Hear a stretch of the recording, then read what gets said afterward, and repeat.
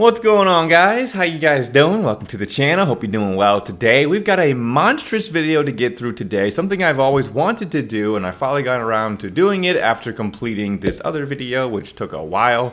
This one took a little bit longer as well, as I'm pretty sure this is going to be the longest video on my channel. What we have today is a comprehensive history versus novel versus video game comparison video of all the major characters, events, and then some of the other like smaller people and events also going to be sprinkled in from here and there. Different terms, different things, and we'll just have a nice overview of all the important things from Dynasty Warriors, Roman to Three Kingdoms, and comparing how they were changed throughout history and in the game. Now the list will be in alphabetical order. You'll see some timestamps on the bottom of the screen, so if you want to jump to a specific character or event or certain thing, just look down below, look for the letter, and you can skip right to that person or event. With that being said, we've got so much to get through here. I hope you guys really enjoyed the video. And just a little disclaimer, I'm not going to cover every piece of each character or event, as I will make separate videos to go deeper into the lore of certain characters or events, but I wanted a basic comprehensive list for every character and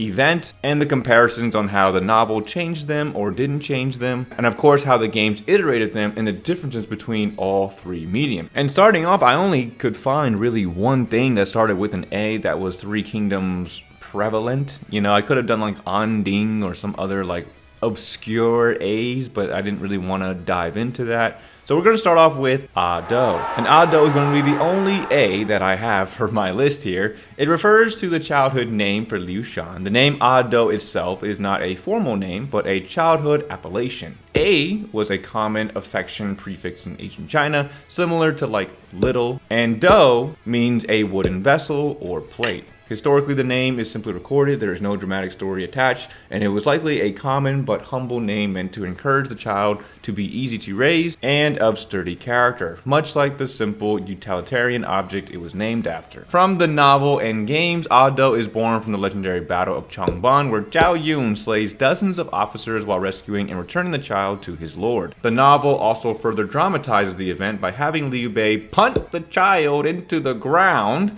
to demonstrate that he values the life of his little general more than the life of his own son. It's a piece of political theater designed to inspire loyalty, and we're going to revisit that point as we go to like Liu Bei, Changban, and Zhao Yun. Moving on to the B category right away, right into Bai Di Castle. This will be the first battle we see the distinct differences between all three meetings. And starting off with the historicalness of Bai Di Castle, it was not a major military fortress in the Three Kingdoms period. It was a strategic location controlling the entrance to the Yangtze River gorges, but its primary significance was as the place where Liu Bei died.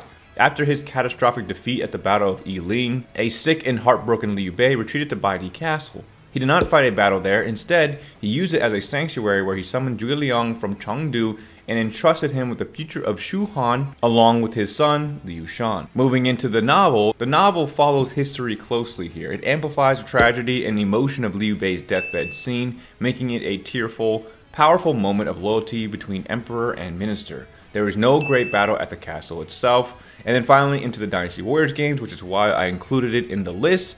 This is where the creative license takes over completely. The games often frame Bai Di Castle as the final stand for the forces of Shu. The game developers needed a climactic, playable level to cap off the Shu story arc in the later years. A slow, political deathbed scene doesn't translate well to their hack and slash gameplay, although they do have cutscenes for it. So instead they created a fictional last stand of the Shu heroes that they inject action into to create one of the most emotionally significant moments in the narrative and to give a nice little cap for the Shu forces. Right after Bai Di Castle we have Bai Luan, who is a unique original character from the Dynasty Warriors Origins narrative, destined to become chief of the fictional Guardians of Peace village, so there is no novel or historical info for this character. His story is a tragic one of loss and radicalization. After the Han army destroyed his village, he survived, forging alliances with northern and southern tribes like the Wuhuan and the Shan Yue. The trauma transformed him from a promising young leader into a figure consumed by a bitter hatred for the Han, leading him to pursue his goal of peace through vengeance from the shadows.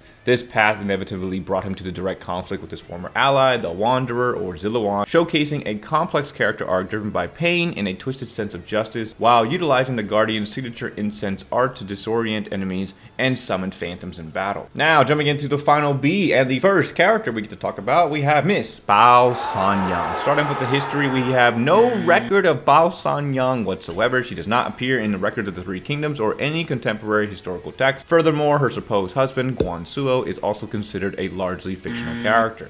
While there are some minor folk tales and theories about a potential historical Guan Suo, he is absent from the primary historical records and is not considered a real son of Guan Yu. Moving into the novel, her appearance is extremely brief and non-existent in the main narrative. She is part of a group of later apocryphal stories that were added to the lore long after the novel was written. In these folk tales, she is introduced as the daughter of Bao Yuan. She is a fierce warrior who challenges Guan Suo to a duel. After a fierce duel in 50 bouts, she is knocked off her horse, resulting in her being smitten and proposing a marriage to him. It is crucial to note that this story is not from Luo Guangzhong's original novel, Romance of the Three Kingdoms, but her character is considered a direct homage to Hu Sanyang, a character from the novel Water Margin, who met her husband in a similar manner. Then moving into the games, this is where Bao Sanyang truly comes to life. Koei Tecmo needed more female characters and was added for the sole purpose of giving Guan Suo a partner in Conquest mode for Dynasty Warriors 7. The games took this obscure, barely mentioned folktale character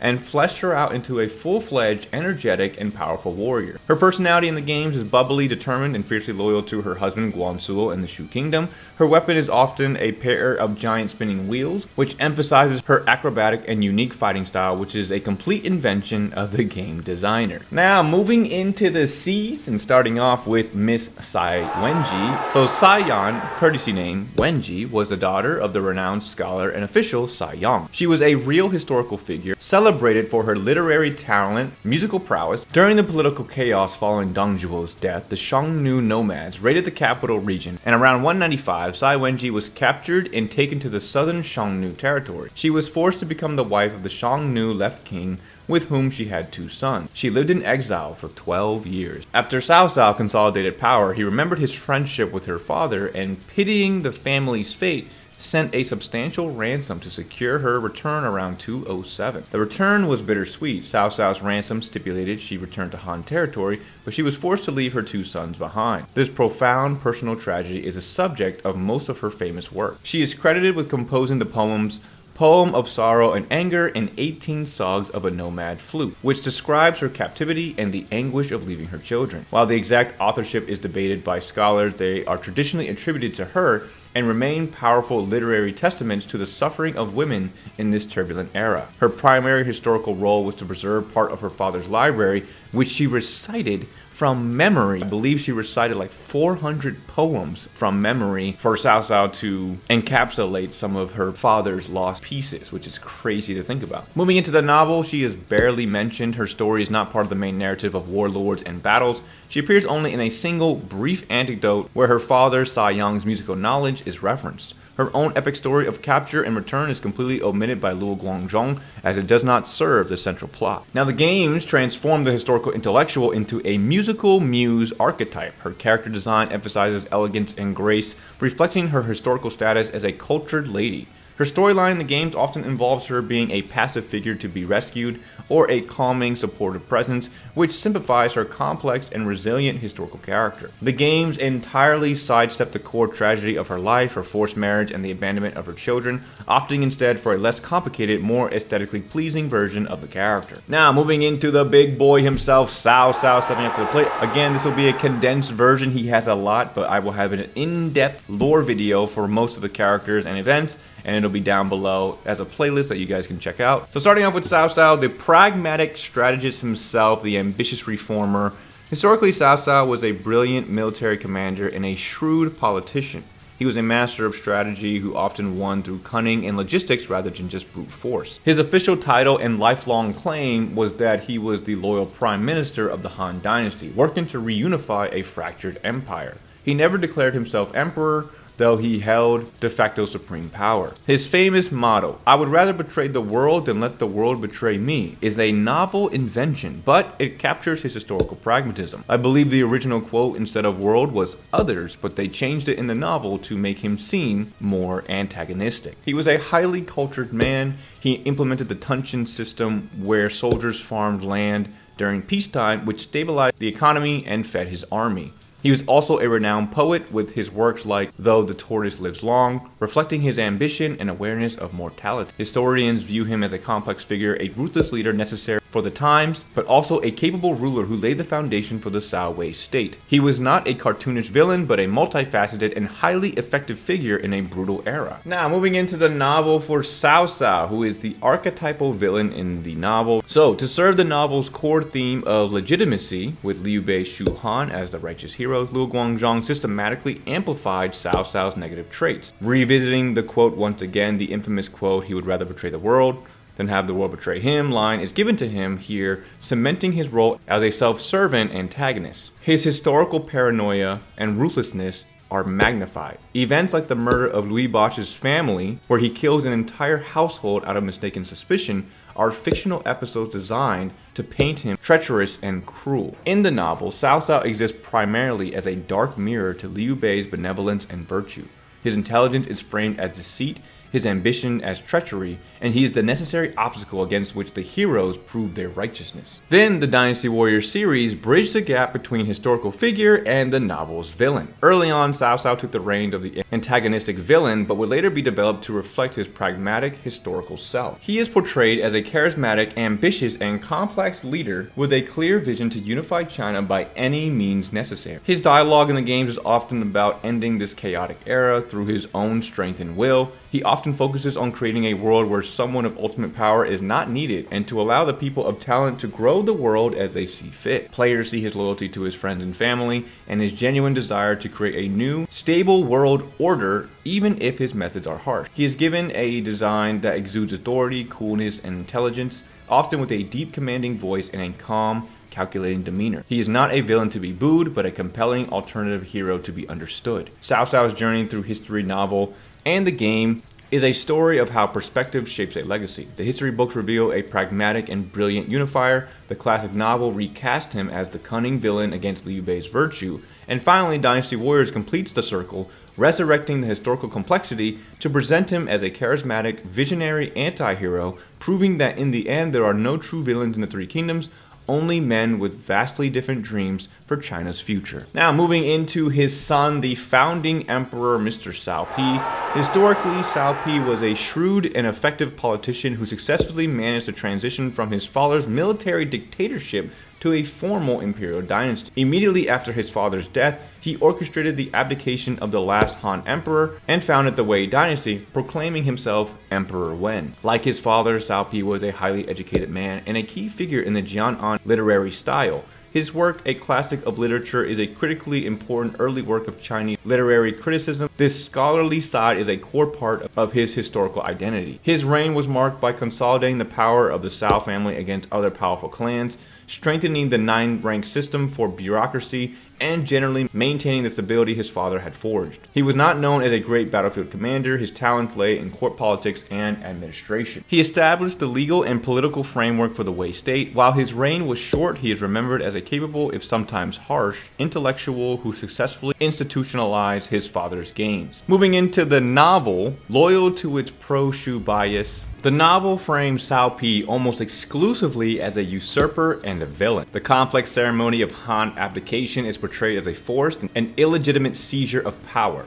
His character is defined by his rivalry with his younger brother, Cao Zhi. The novel dramatizes the famous 7-step poem incident where Cao Pi forces Cao Zhi to compose a poem within 7 steps on the pain of death, intending to kill him out of jealousy. This story, while iconic, is likely apocryphal and serves to paint Cao Pi as cruel, paranoid, and willing to kill his own family to secure his throne. He functions as a symbol of the Cao family's illegitimate ambition. His ascension is the final nail in the Han dynasty's coffin, making him the face of the usurpation that Liu Bei Shu Han righteously opposes. The games brilliantly synthesize his historical intellect and the novel's negativity into a single cohesive personality.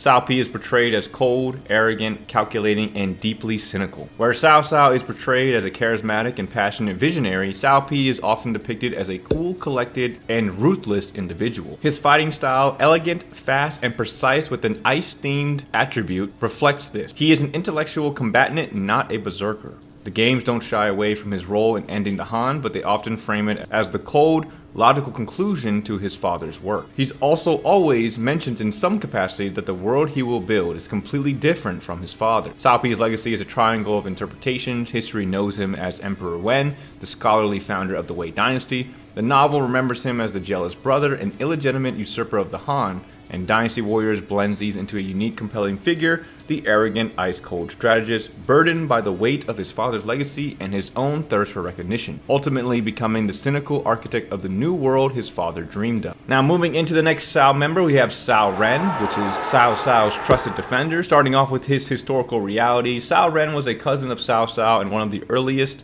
and most loyal commanders, raising a militia of over 1,000 men to join Cao Cao's cause from the very beginning. He was not just a defensive specialist. History records him as a capable cavalry commander in early campaigns and a brilliant defensive strategist in later ones. He played crucial roles in the campaigns against Tao Qian, Lu Bu, and Liu Bei. His greatest achievement was during the Battle of Jiangling against the formidable Zhou Yu. After the defeat at Chirbi, Cao Ren held the strategically vital city of Jiangling for almost a year against overwhelming odds, buying Cao Cao critical time to regroup. His leadership and personal bravery during this siege are heavily emphasized in historical records. He was consistently one of Cao Cao's most trusted generals, eventually rising to the rank of Grand Marshal. He was known for maintaining strict discipline and was respected, even feared, by his troops. He died with high honors as a key pillar of the Cao Wei Foundation. Moving into the novel largely preserves Cao Ren's reputation as a strong general, but he's often used as a measuring stick to showcase the brilliance of Cao Cao's enemies. He is the Cao commander on the receiving end of some famous stratagems. For instance, he is decisively defeated by Zhou Yu in the initial stages at the Battle of Chirbi, and later defeated by Zhu Shu and Liu Bei's forces led by Zhao Yun at Xinye while trying to stop them with the Eight Gates formation. While he remains a respectable and formidable presence, his primary role in the novel is to be a credible threat that makes the victories of the Shu and Wu strategists seem even more impressive. In Dynasty Warriors, the games have drastically reshaped Cao Ren into a very distinct but one-note character. His entire identity is built around the concept of immovable defense. He is often portrayed as slow, overly serious, stoic, and sometimes lacking in social grace or humor. His dialogue is almost exclusively about duty, loyalty, and being an unshakable shield. He is also the main commander for a good amount of battles when fighting the Wei forces early on, leading him to being the commander players normally defeat for victory. Because of this, he was removed from Dynasty Warriors Origins as producer Tomohiko Sho didn't want him to be the losing general for the Wei force. Now, moving into the next Cao member here, Mr. Cao Shu, a pillar of the Cao clan. Cao Shu was a distant nephew of Cao Cao who treated him like his own son. From a young age, he was recognized for his bravery and military talent, earning the nickname the 1,000-Mile Colt from Cao Cao for his endurance. He was a competent and reliable general who held significant commands. He fought under Xiahou Dun and Cao Ren, distinguishing himself in battles against Liu Bei at Hanzhong and Sun Quan's forces at Hefei. His career peaked when Cao Rui appointed him as the Grand Marshal. However, his ultimate legacy is defined by his disastrous defeat at the Battle of Shiting. Lured into a trap by the Wu general Zhou Fang and ambushed by Lu Xun, Cao Shu's army was decimated. Unlike the novel's portrayal, the historical Cao Shu did not die directly from shame. While that may have played a role, he fell ill from a carbuncle, which is a severe boil or infection that developed from wounds sustained during the battle, and died shortly after returning to the capital. Cao Rui, the emperor, expressed great sorrow at his passing. He was remembered as a capable commander who served Wei loyally for decades. In Romance of the Three Kingdoms, Cao Shu is introduced as a capable and active military officer from his first appearance at Cao Cao's archery contest following the completion of the Tongtai. His early career is marked by several key actions. At the Battle of Rushuko, he demonstrated his skill by shooting an arrow that knocked Ling Tong from his horse, nearly leading to the Wu general's death. He later aided Xiahou Dun in suppressing a rebellion and followed Cao Cao to Hanzhong to campaign against Liu Bei. And then finally, the Battle of Shiting plays out dramatically for the novel in similar accounts to history. However, Cao Shu is so humiliated by his defeat that he dies of shame and rage shortly after, versus having the infected wounds that he had in history. And then finally, into the games fully embrace the novel's arrogant interpretation. Cao Shu is characterized by his supreme confidence in Wei's destiny and his own status as a scion of the Cao clan, willing to do whatever it takes for his uncle and Cao Pi, eager, forthright, and endearing towards those goals. Appearing in only one game so far, we see his close relationship with Cao Pi and his unwavering loyalty towards him, willing to do whatever it takes for the kingdom of Wei. Now, moving into the legendary Battle of Changban, we're going to start off with the history side, which can be characterized as a chaotic retreat. In 208, following a surprise attack on Xinye, Cao Cao's elite cavalry pursued Liu Bei. They caught up to his force, which included civilians and his family, at Changban. The battle was less of a battle and more of a rout and rescue mission. Liu Bei's forces were shattered and scattered, and he himself fled with a small group of officers. The heroes of this battle was Zhao Yun and Zheng Fei.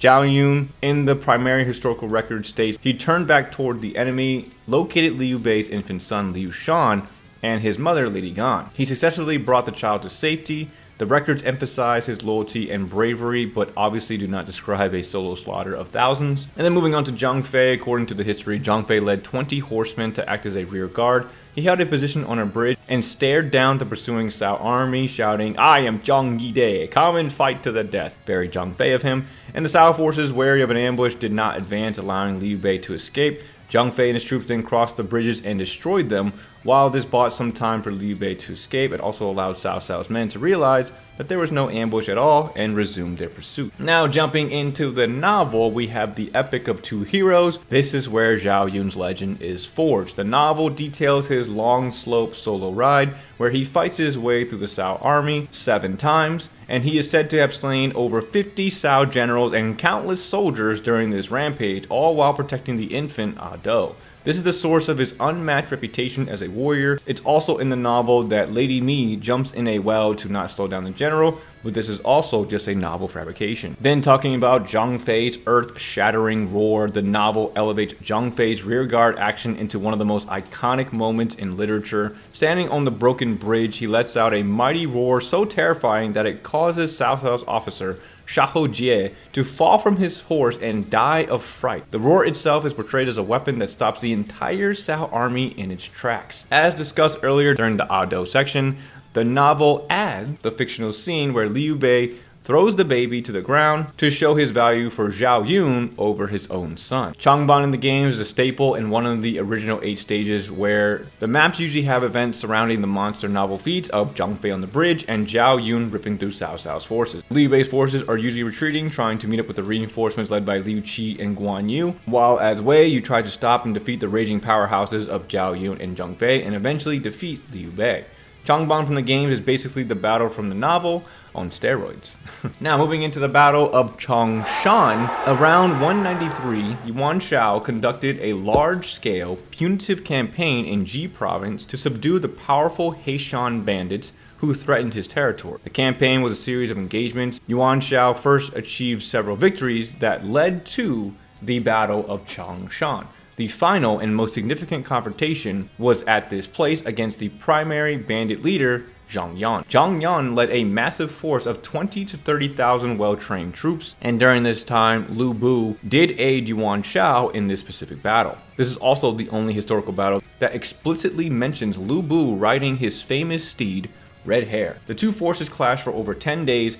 Despite heavy bandit casualties, Yuan Shao's army was exhausted and could not achieve a decisive victory. Both sides withdrew from the battlefield, resulting in a stalemate. The campaign weakened the bandits, but did not eradicate them. The novel iteration is greatly condensed and pretty much omits Yuan Shao's campaign against the Heishan bandits. The narrative focuses on the major warlords' conflicts, and this specific, inconclusive stalemate against bandits does not fit the dramatic needs of the story. Lu Bu's activities during this period in the novel are focused on his conflicts with Cao Cao after leaving Yuan Shao, so not much from the novel perspective. And then moving into Dynasty Warriors, the battle appears in multiple games, not as a main staple, but as a supporting stage, primarily in Lu Bu's story mode, helping to sharpen his narrative. The games use this battle to flesh out Lu Bu's story after the death of Dong Zhuo, showing him as a landless warrior seeking a new master in Yuan Shao. The games often merge factions, portraying Yuan Shao as fighting a combined army of Gong Zun San and the bandit Zhang Yan, which did not happen historically. Similarly, they insert Liu Bei, Guan Yu, Zhang Fei, and Zhao Yun as enemies on Geng Zunzan's side to create more familiar and dramatic boss fights for the player. Overall, a small stage that has an interesting depiction in all three mediums. Moving on to the next one here, we've got Mr. Chen Gong stepping up to the plate. Chen Gong was a minor official in Yan province who in 192 played a crucial role in helping Cao Cao take control of the province. He was an early and important supporter, suggesting Cao Cao's strategic moves to establish a power base. The historical record is unclear on his exact motives to defect to Lu Bu, but a couple years later, while Cao Cao was away on a campaign, Chen Gong rebelled. He convinced other officials to join him and invited the wandering warrior Lu Bu to take control of Yan province. His defection is often interpreted as a loss of faith in Cao Cao's increasingly ruthless methods. However, he never defected to a virtuous lord like Liu Bei, instead aligning with the notoriously unreliable Lu Bu. This suggests his actions were a complex mix of personal principle, political calculation, and perhaps ambition. He served as Lu Bu's chief strategist. History records him as often at odds with Lu Bu, who frequently ignored his sound advice, and after Cao Cao captured them at the Battle of Shapi, Chen Gong refused to surrender and was executed. He accepted his fate, stating he had chosen his path and would remain loyal to it unto death. The novel streamlines his character into a pure man of principle. His entire arc is defined by his initial belief in Cao Cao as a force for good and his subsequent horrified disillusionment. The novel creates a specific dramatic incident to justify his defection. Chen Gong is accompanying Cao Cao when Cao Cao mistakenly murders the entire family of his host, Lu Bash. When Cao Cao later coldly states his famous motto, "I would rather betray the world than let the world betray me," Chen Gong is appalled. He decides Cao Cao is a villain and leaves him that very night. His service under the foolish Lu Bu is portrayed not as ambition, but as a lack of better options and a tragic commitment to his principles. He constantly gives brilliant advice that Lu Bu ignores, leading them both to ruin. His final speech before execution is a powerful moment where he chastises Cao Cao's cruelty and goes to his death with dignity, cementing his role as a tragic figure who chose honor over success. The games fully embrace the novel's tragic interpretation. Chen Gong is portrayed as the long-suffering, brilliant strategist shackled to the brute strength and short-sightedness of Lu Bu. He is typically calm, intelligent, and visibly weary or exasperated. His dialogue is filled with pragmatic plans and sighs of frustration as Lu Bu charges headlong into battle, along with wanting to build a name for himself that will echo throughout history. His story in the games is one of tragedy and respect. The player witnesses his clever strategies being wasted, creating a sense of pity and respect for a man who knows his cause is doomed, but remains loyal to his chosen leader until the very end. Deeming his previous leader not worthy enough to serve, he chooses death, preserving his own integrity. Moving into Chang Pu, the Sun family's steadfast veteran. Chang Pu was a veteran military officer who served under Sun Jian at the very beginning of the uprising against the Yellow Turbans. He was a trusted commander in all of Sun Jian's major campaigns, and after Sun Jian's death, he seamlessly transitioned to serving Sun Ce, acting as a senior mentor and a key commander in the conquest that established the Wu Foundation. He and Zhou Yu were Sun Ce's two most important military leaders. He continued his service under the third generation Sun Quan. His most famous historical achievement was his role as the joint commander-in-chief with Zhou Yu at the Battle of Chirbi.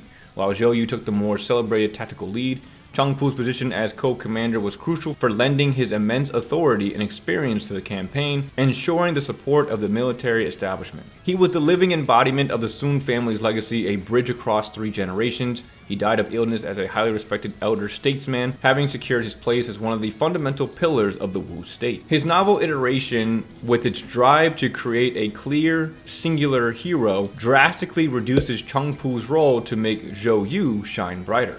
At the Battle of Chirbi, the novel removes his status as co-commander. He is demoted to a supportive, often skeptical subordinate who questions Zhou Yu's plans, only to be won over by Zhou Yu's brilliance. This serves to highlight Zhou Yu's genius by having him convince a seasoned veteran. He functions as a sounding board and a representative of the old guard within Wu. His presence adds weight to Zhou Yu's decisions, but he is rarely the one making them. The complex real-world dynamic of a shared command is simplified into a clear hierarchy with Zhou Yu at the top. The games portray him as the epitome of the stoic, loyal, and sometimes blunt veteran. He is fiercely dedicated to the Sun family and the state of Wu, often expressing this through a no-nonsense military demeanor. They lean heavily into the old veteran general who distrusts and dislikes the new age of leaders, specifically Zhou Yu, lauding him as arrogant and naive on how battle actually works. Just like the novel, Zhou Yu eventually wins over Changpu's loyalty, dedication, and friendship. Next up on the list, we've got the Battle of Chen Song, and in the reality of the history, it was a failed siege. This battle took place during Zhuge Liang's second northern expedition against Wei. He launched a surprise attack on the strategic fortress at Chen Song.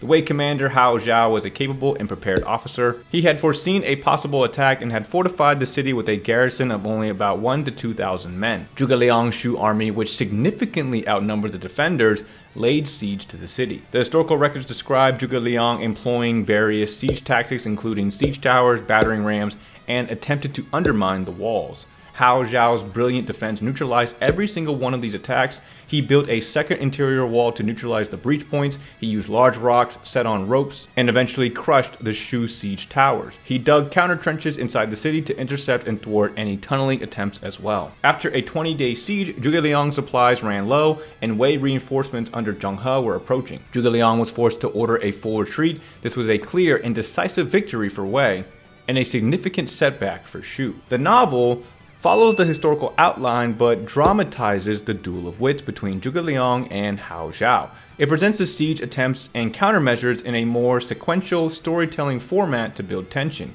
The key point is that the core tactics, the towers, rams, and tunnels are based on the history, but the narrative framing is enhanced for drama. This back and forth serves to make Zhuge Liang's eventual failure more understandable and dramatic. He is not defeated by a mere garrison, but by the unexpected genius of a lone commander. It also heightens the tragedy, showing that even the great Zhuge Liang could be thwarted. The games turn this into a complex, multi-phase battle. In Dynasty Warriors 5, the battle serves as Jiang Wei's debut as a commander for Shu, showing his integration into the army. The stage design perfectly captures the difficulty of a siege. Players must manage multiple fronts, protect siege ramps and rams from officers, navigate a maze of gates and walls, and destroy internal weapons to allow the siege to progress. The games make Sima Yi as the strategic opponent, predicting the player's moves and setting ambushes on the mountain pass. The battle is reused and adapted across games. In Dynasty Warriors 8, it's used to create a branching narrative where the player's actions determine the survival of Zheng Bao. In Dynasty Warriors 9, it's merged with other campaigns and has Yue Ying leading the assault, showing different character-focused perspectives on the same historical event. Overall, the battle through all the three mediums seem relatively similar.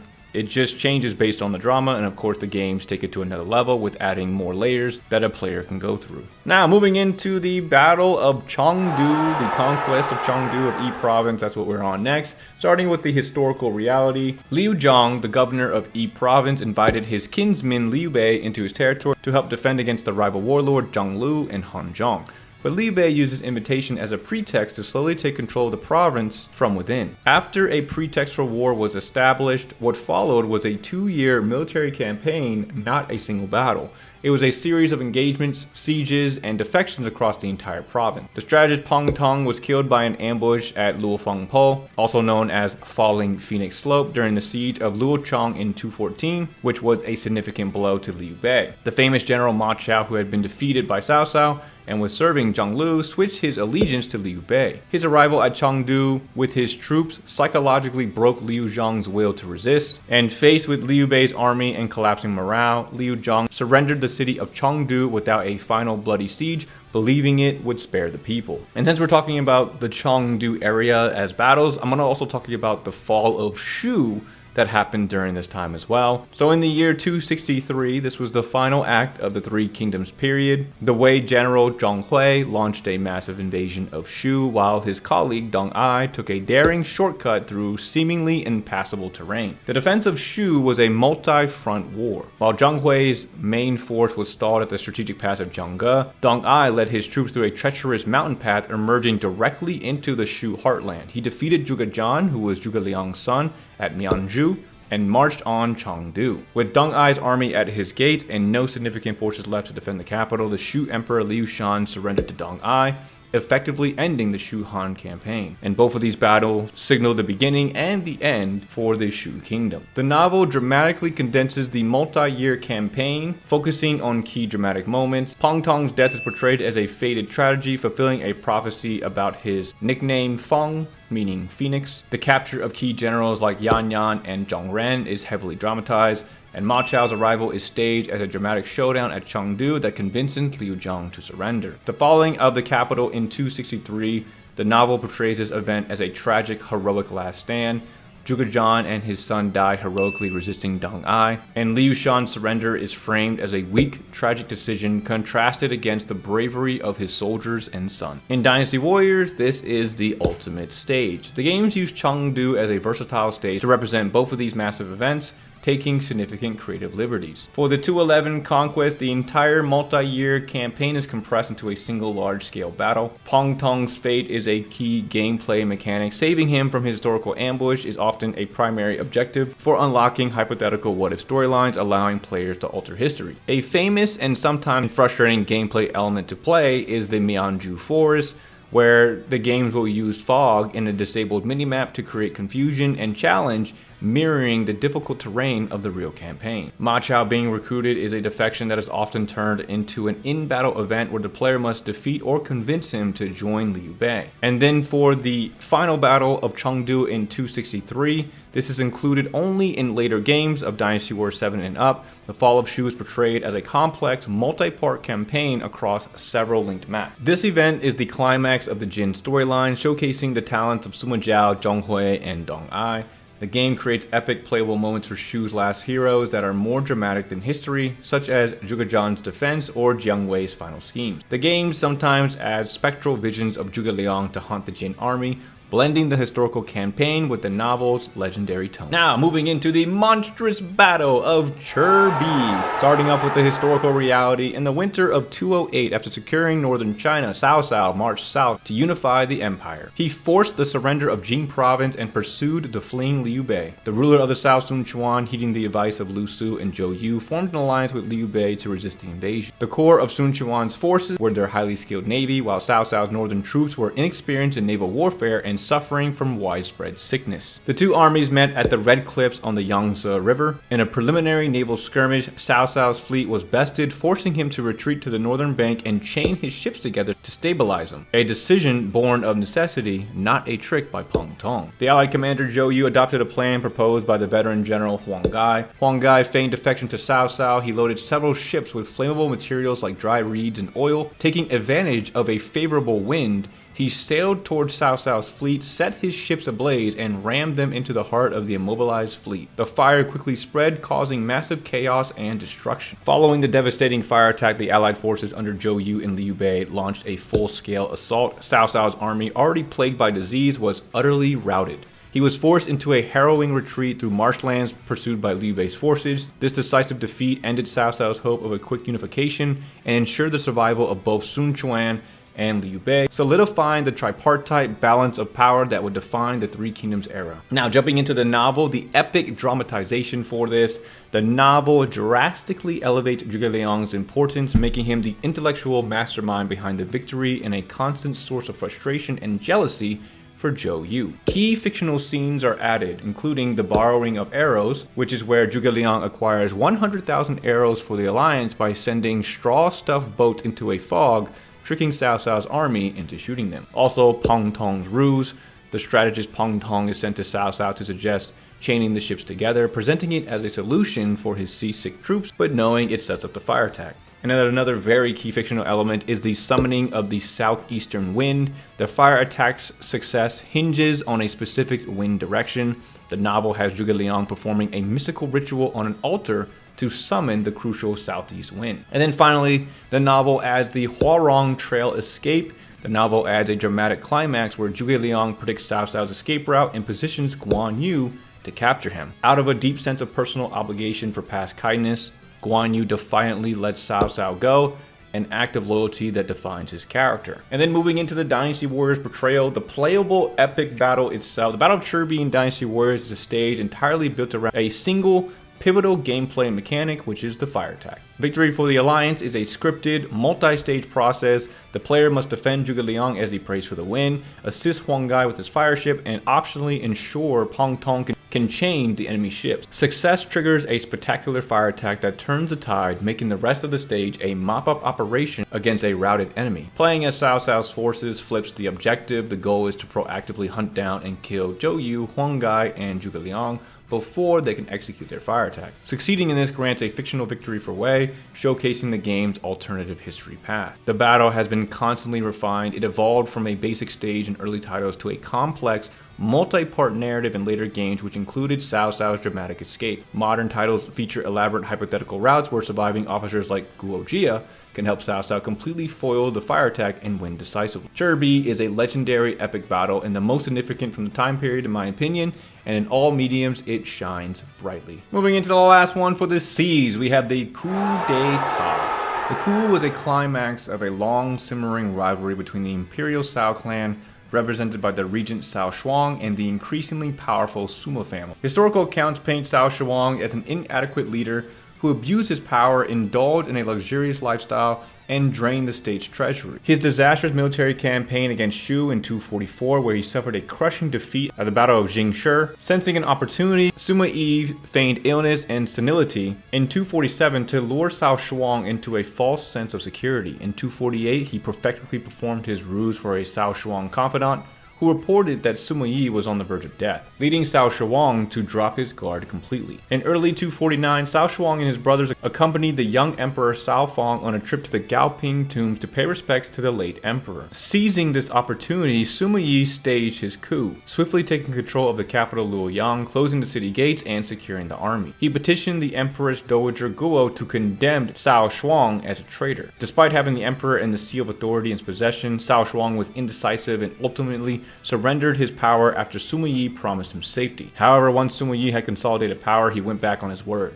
Cao Shuang and his brothers were arrested, charged with treason, and executed along with their entire clan, effectively eliminating Sima Yi's primary rivals and allowing the Sima clan to dominate the Wei government. The novel builds upon the historical narrative, dramatizing the conflict to create a clearer moral story. The novel initially describes Cao Shuang as a diligent and favored official. However, after being influenced by an associate of his, he undergoes a sudden change, becoming power-hungry and decadent. The novel heightens the drama of the coup, particularly Cao Shuang's hesitation at the tombs and the tragic irony of his execution after being promised mercy by Sima Yi. This serves to highlight the ruthlessness of political power struggles and the consequences of incompetence. The game series simplifies a complex political intrigue into an actionable battle stage, using the coup to establish the founding narrative for the Jin faction. The coup is often simply called coup d'etat. It is a central stage in Jin story mode, first introduced in Dynasty Warriors 7. It is portrayed as Sima Yi's necessary move to save Wei from the corrupt and incompetent rule of Cao Shuang. The games exaggerate Cao Shuang's flaws for narrative effect.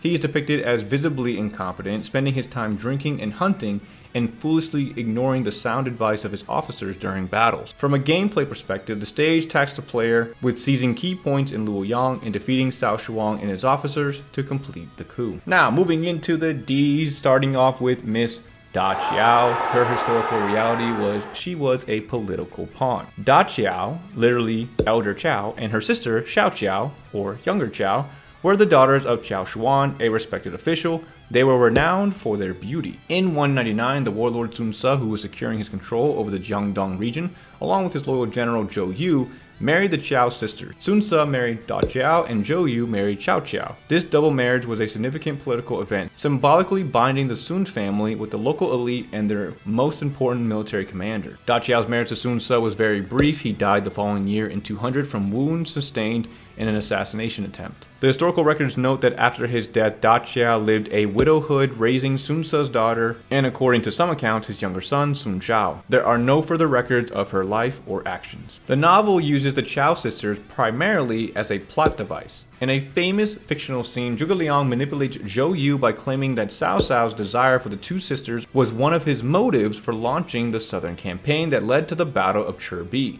He quotes two fictional lines from Cao Cao's son, Cao Zhi's poem, describing how Cao Cao sought to embrace the two Qiaos and live in pleasure in his late years. The novel provides no personality or dialogue for Da Qiao. She remains an abstract symbol of beauty and a political justification for the conflict, serving to enrage Zhou Yu and solidify the anti-Cao Cao alliance. The games take this historical phantom and create a full, gentle personality for her. Da Qiao is consistently portrayed as mature, kind, graceful, and somewhat melancholic, often acting as a calming influence on her more energetic and impulsive younger sister, Xiao Qiao. Her story in the games is deeply tied to Sun Ce. She is portrayed as his loving wife, who is deeply affected by his untimely death. This tragedy often defines her character's motivation, portraying her as fighting to protect the land her husband dreamed of unifying. Her fighting style is typically elegant and graceful, and often involving fans, ribbons, or floral motifs. This contrasts with the more direct and powerful styles of other warriors, emphasizing her non-martial origins and gentle nature. Now, moving into Mr. Deng Ai and starting off with his historical reality. Deng Ai began his career as a minor agricultural official, overcoming a speech impediment to rise through the ranks through his brilliant understanding of warfare and logistics. Before the conquest of Shu, he made his name by tirelessly developing military agricultural settlements in the hostile border regions between Wei and Wu, which secured the frontier and supplied the army. In 263, during the final campaign against Shu, the Wei forces were stalled at the formidable Zhengge Pass. Deng Ai proposed a legendary high-risk plan to traverse the seemingly impassable Yinping Mountains with a small force. He and his men descended the cliffs by rolling down with blankets tied around them, emerging directly into the Shu heartland behind the enemy line. This maneuver completely bypassed Shu's main defenses. He would go on to fight and defeat Zhuge Zhan, who was Zhuge Liang's son, at Mianzhu, and marched on Chengdu, shocking the Shu Emperor Liu Shan into surrender. However, his success made him a target for political rivals. After the conquest, he was framed for treason by Zhang Hui and killed by a Wei officer during his imprisonment. In the novel, Deng Ai is positioned as the primary rival to Shu's last great general, Zheng Wei.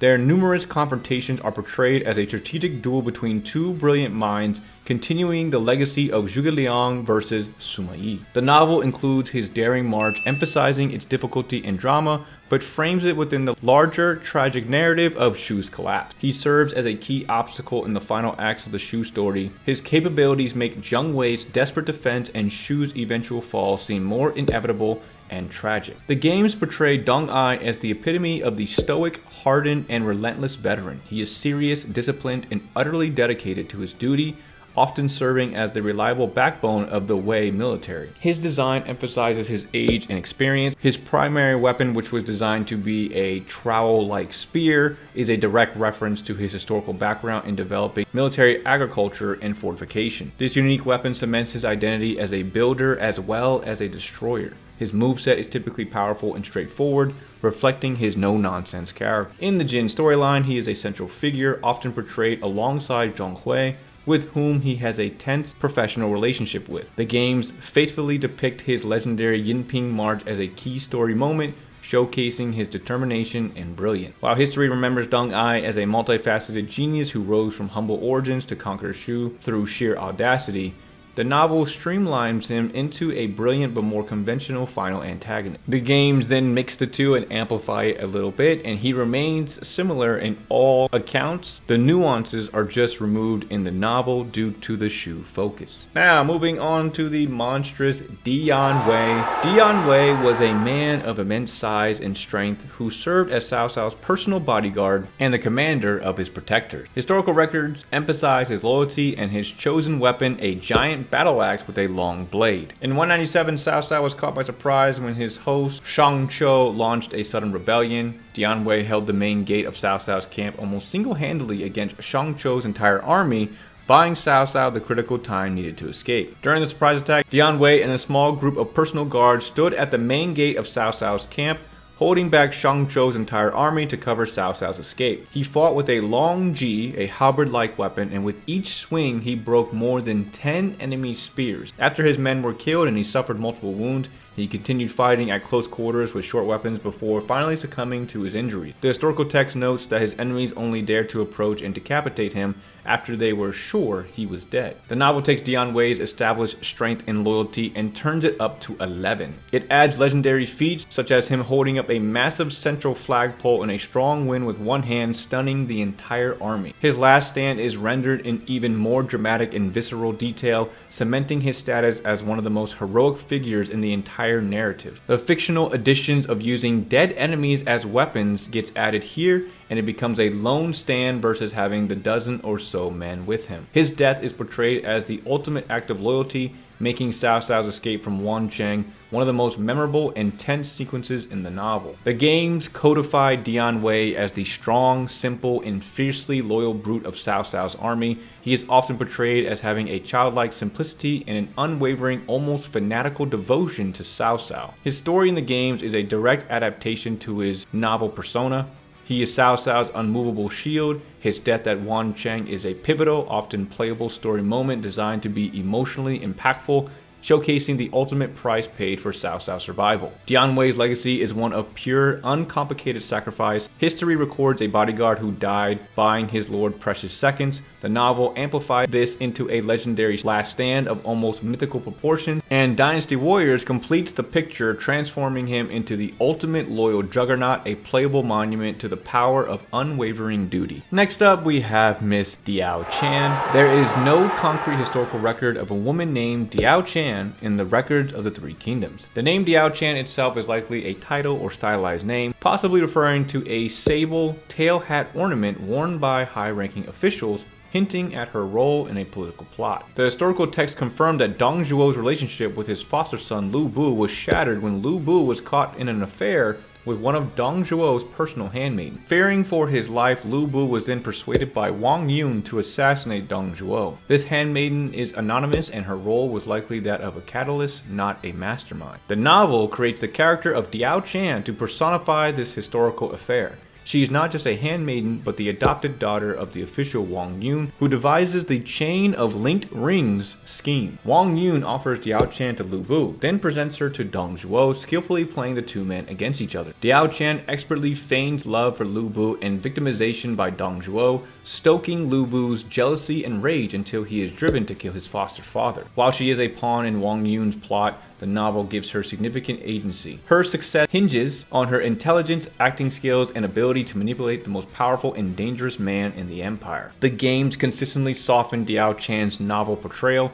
While she almost always begins as a part of Wang Yun's plot, her character arc is defined by her evolving feelings for Lu Bu. Her motivation transforms from purely political, in destroying Dong Zhuo, to deeply personal, to protect and stay with Lu Bu. This creates a more sympathetic and tragic figure, a woman caught between her duty and her genuine love. She is a graceful, fast fighter, often using dance-like movements, and her story mode is almost exclusively focused on the Dong Zhuo arc and her relationship with Lu Bu, making her a central figure in his faction's narrative. Diao Chan is the ultimate phantom. History knows only an anonymous handmaiden who sparked a feud. The novel conjured a brilliant, tragic heroine from that spark, a master manipulator who brought down a tyrant, but Dynasty Warriors chose to tell a love story, transforming the calculating novelistic spy into a more romantic figure whose initial deception blossoms into genuine devotion, forever tying her fate to the mighty Lu Bu. Moving into Mr. Ding Fong. Ding Fong was a formidable military general whose career spanned several decades, serving under all three Wu emperors, Sun Quan, Sun Liang, and Sun Shu. He participated in many of Wu's most significant battles, often in a commanding role. His most famous historical achievement was his decisive victory at the Battle of Dongxing in 252, where he led a successful defense against a massive Wei invasion, securing Wu's border. Beyond the battlefield, Ding Fong was a key player in Wu's internal politics. He was instrumental in the overthrow of the corrupt regent Sun Chen, installing Sun Shu as emperor and helping to stabilize the kingdom in its later years. The novel maintains Ding Fong's role as a reliable and brave general, but gives him a specific dramatic feat to cement his legacy. In a significant departure from history, the novel credits Ding Fong with killing the legendary Wei general Zhang Liao. During the Battle of Dongkou, he shoots Zhang Liao with an arrow, leading to the latter's death from the wound. This act serves to elevate Ding Fong's status by having him defeat one of the era's most iconic figures. figures. The games brilliantly synthesize his historical longevity and the novel's warrior spirit into a unique, gentle giant archetype. He is portrayed as a tall, intimidating figure with a deep, fearsome voice, but with a hidden, poetic soul. This contrast is his defining trait. He fights to protect the peaceful landscapes he loves to write about. He appears as a loyal and powerful supporter of the Sun family, fighting in key battles like Chirbi, Hefei, and Yiling. He becomes a symbol of Wu's enduring spirit, one of the last surviving veterans from its golden age. He relentlessly defends his homeland against Jin, leading reinforcements for various rebellions and making his final stand at battles like Dongxing, embodying the old guard of Wu. He is designed as a super muscle character wielding massive gauntlets to emphasize his raw power and veteran status. Now moving into Dongbai. Historically, Dongbai was a real person, the granddaughter of the tyrannical warlord Dong Zhuo. Beyond this familial connection, the historical records grant her no role, personality, or story. She is a mere mention existing solely to establish Dong Zhuo's lineage. The novel, which focuses on the grand political and military narratives, makes no mention of Dongbai whatsoever. She's completely absent from the story, leaving her character a blank slate. In the game, Dongbai is a character almost entirely developed by Koei Tecmo. She was introduced as a generic officer and later evolved into a unique NPC and eventual playable character, with a fully fledged storyline in Dynasty Warriors 9. She is crafted as a cute and cruel figure. She is spoiled, haughty, and sadistic, mirroring her grandfather's worst traits, but reserves a genuine affection and loyalty solely for him. Her primary motivation is a relentless personal quest for vengeance against Lu Bu, Diao Qian, and Wang Yun for Dong Zhuo's assassination. Dongbai is the ultimate deep-cut creation, a historical ghost and novel non-entity. Dynasty Warriors painted a vivid and tragic portrait on that blank slate. And right after that, we have her grandfather, Dong Zhuo. Dong Zhuo was a powerful general from the frontier province of Liang. In 189, he was summoned to the capital during political turmoil and swiftly seized control.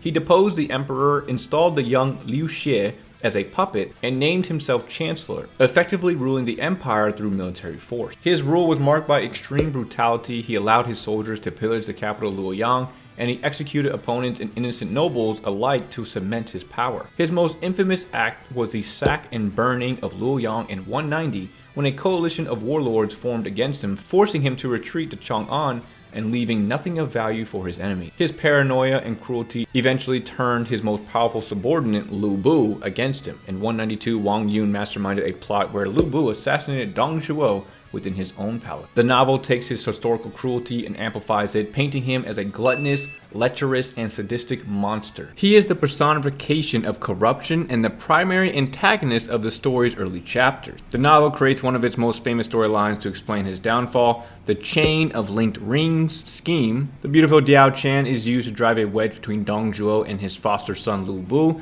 making his assassination a personal betrayal fueled by jealousy. He serves as the necessary evil that unites the other warlords. His tyranny justifies the rise of the heroic coalition and makes his eventual murder by Lu Bu a moment of poetic justice and catharsis for the reader. In the games, they fully embrace the novel's depiction, casting Dong Zhuo as a brutal, hedonistic, and cowardly tyrant. His defining motivations are his desire for a personal grand paradise of wealth and women, and his habit of insulting his enemies as vermin or insects. He is the central antagonist of the early game, with the Battle of Hulao Gate serving as the climactic confrontation against his forces. And in Dynasty Warriors 9, the game shows his one genuine soft spot, his affectionate, grandfatherly relationship with his granddaughter Dongbai.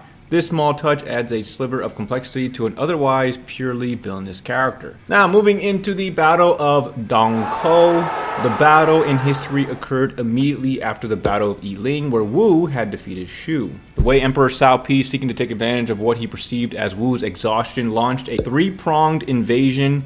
Dongkou was on the eastern front. The conflict was primarily a naval and coastal engagement. The Wei invasion was repelled. It was a defensive victory for Wu. Furthermore, the legendary Wei general Zheng Liao was present but died of illness during the campaign. The novel does not dramatically embellish this battle. It follows the historical outline fairly closely, depicting it as one of the most failed fronts of Cao Pi's Three Routes campaign against Wu. It is a minor event that underscores Cao Pi's inability to capitalize on the situation after Yiling, but fictionalizes Zhang Liao's death by arrow from Ding Fong. The battle is only really available in Dynasty Warriors 7. It might be in Dynasty Warriors 8 and 9, but it was mainly featured in Dynasty Warriors 7. Historically a defensive battle, the game turns it into a daring counter-invasion of Wei, led by Sun Quan himself. This serves to showcase Sun Quan's growth into a confident and decisive leader in the later Wu era. The game creates a legendary fictional showdown where Sun Quan, with the help of Ding Fong and Lian Shi, personally defeats and kills the aging hero Zhang Liao. This serves as a symbolic passing of the torch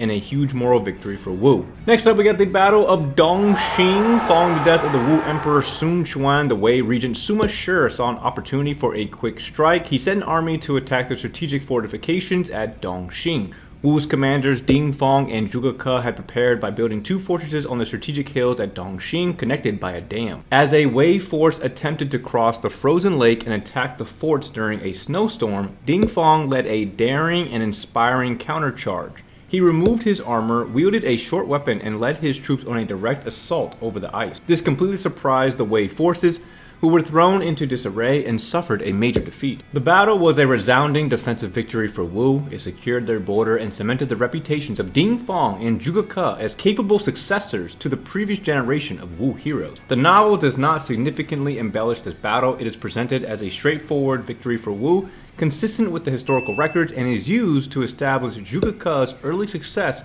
before his later failures. The games take the historical defensive victory and transforms it into a large-scale offensive battle for Jin. The goal shifts from repelling an attack to completely annihilating the invading army as it retreats. In Dynasty Warriors 7, Ding Fong's destruction of the bridge to isolate Zhuge Dan's forces is a classic example of the games creating a dramatic environmental event that dictates the flow of the stage.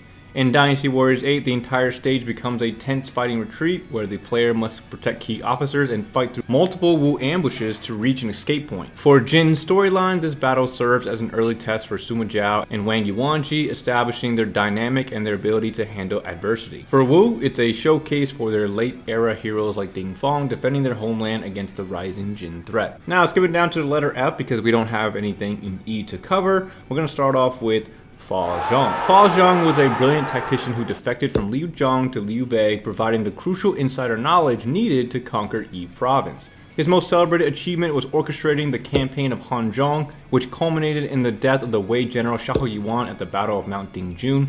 It was his strategies that secured this vital territory for Shu. Historically, Fa Zhang was known for his sharp, sometimes vindictive personality. He held grudges and rewarded loyalties in equal measure. Despite this, or perhaps because of it, he enjoyed a uniquely close and frank relationship with Liu Bei. It's recorded that Liu Bei trusted him implicitly on the battlefield, and Fa Zhang was one of the few who could speak his mind to the emperor without fear. He died relatively young in 220, and Zhuge Liang later lamented that if Fa Zhang had been alive, he could have either dissuaded Liu Bei from launching the disastrous invasion of Wu, or ensured its success, highlighting the immense value placed on his strategic mind. The novel significantly reduces Fa Zhang's prominence. While he is present for the capture of Yi province and the Hanzhong campaign, his role as the primary architect of these victories is largely overshadowed by Zhuge Liang and Peng Tong. He serves more as a narrative device to justify Liu Bei's takeover of Yi province by providing a righteous defector, rather than being portrayed as the strategic genius he was in history. His complex personality and unique bond with Liu Bei are not explored in depth. The games perform a major rehabilitation of Fa Zhang's character. Fully embracing the historical accounts of his complex personality, they cast him as the deviant trickster of Shu, a cunning, pragmatic, and openly vengeful strategist who operates on a different moral wavelength than his peers. His character is defined by his philosophy of repaying debts both by kindness and for slights. This makes him a double-edged sword, fiercely loyal to Liu Bei, but willing to employ ruthless, morally questionable tactics that Zhuge Liang would avoid. And while the games try to portray his evil, vindictive side, I've yet to really see it. He needs more moments similar to Jia Chong for me to see that wicked side of him. He is often the strategist behind key Shu victories in the game, such as the capture of Chengdu and the Battle of Mount Dingjun for the games that he's a part of, accurately reflecting his historical importance. His heroic death in Dynasty Warriors 8 Extreme Legends, where he sacrifices himself to take an arrow meant for Liu Bei, is a fictional invention that cements his ultimate loyalty and serves as a powerful, tragic moment. The game also explores what-if scenarios where he survives, outlining his hypothetical strategies for averting the disaster at Yiling or even completing the northern campaigns, playing on Zhuge Liang's historical lament. Next up, we have the Battle of Fan Castle.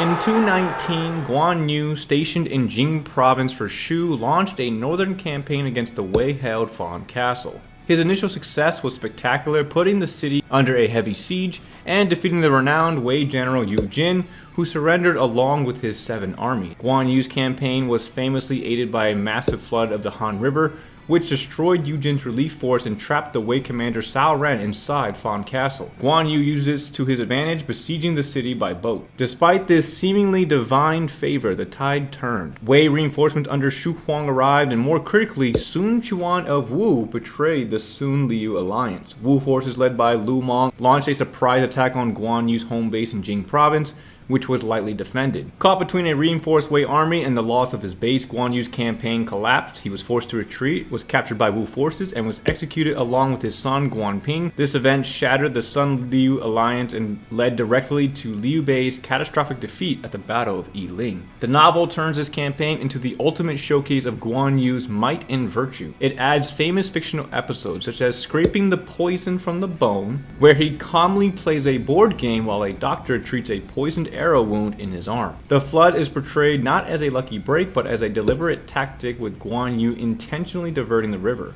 His capture and execution are framed as a tragic end for a hero who was undone by betrayal in his own unwavering sense of honor, rather than strategic error and perhaps arrogance. The games present Fan Castle as a massive, multi-stage battle that is often playable from the perspectives of all factions. For Shu, the stage is a race against time. The player as Shu must press the attack on Fan Castle while fending off Wei reinforcements.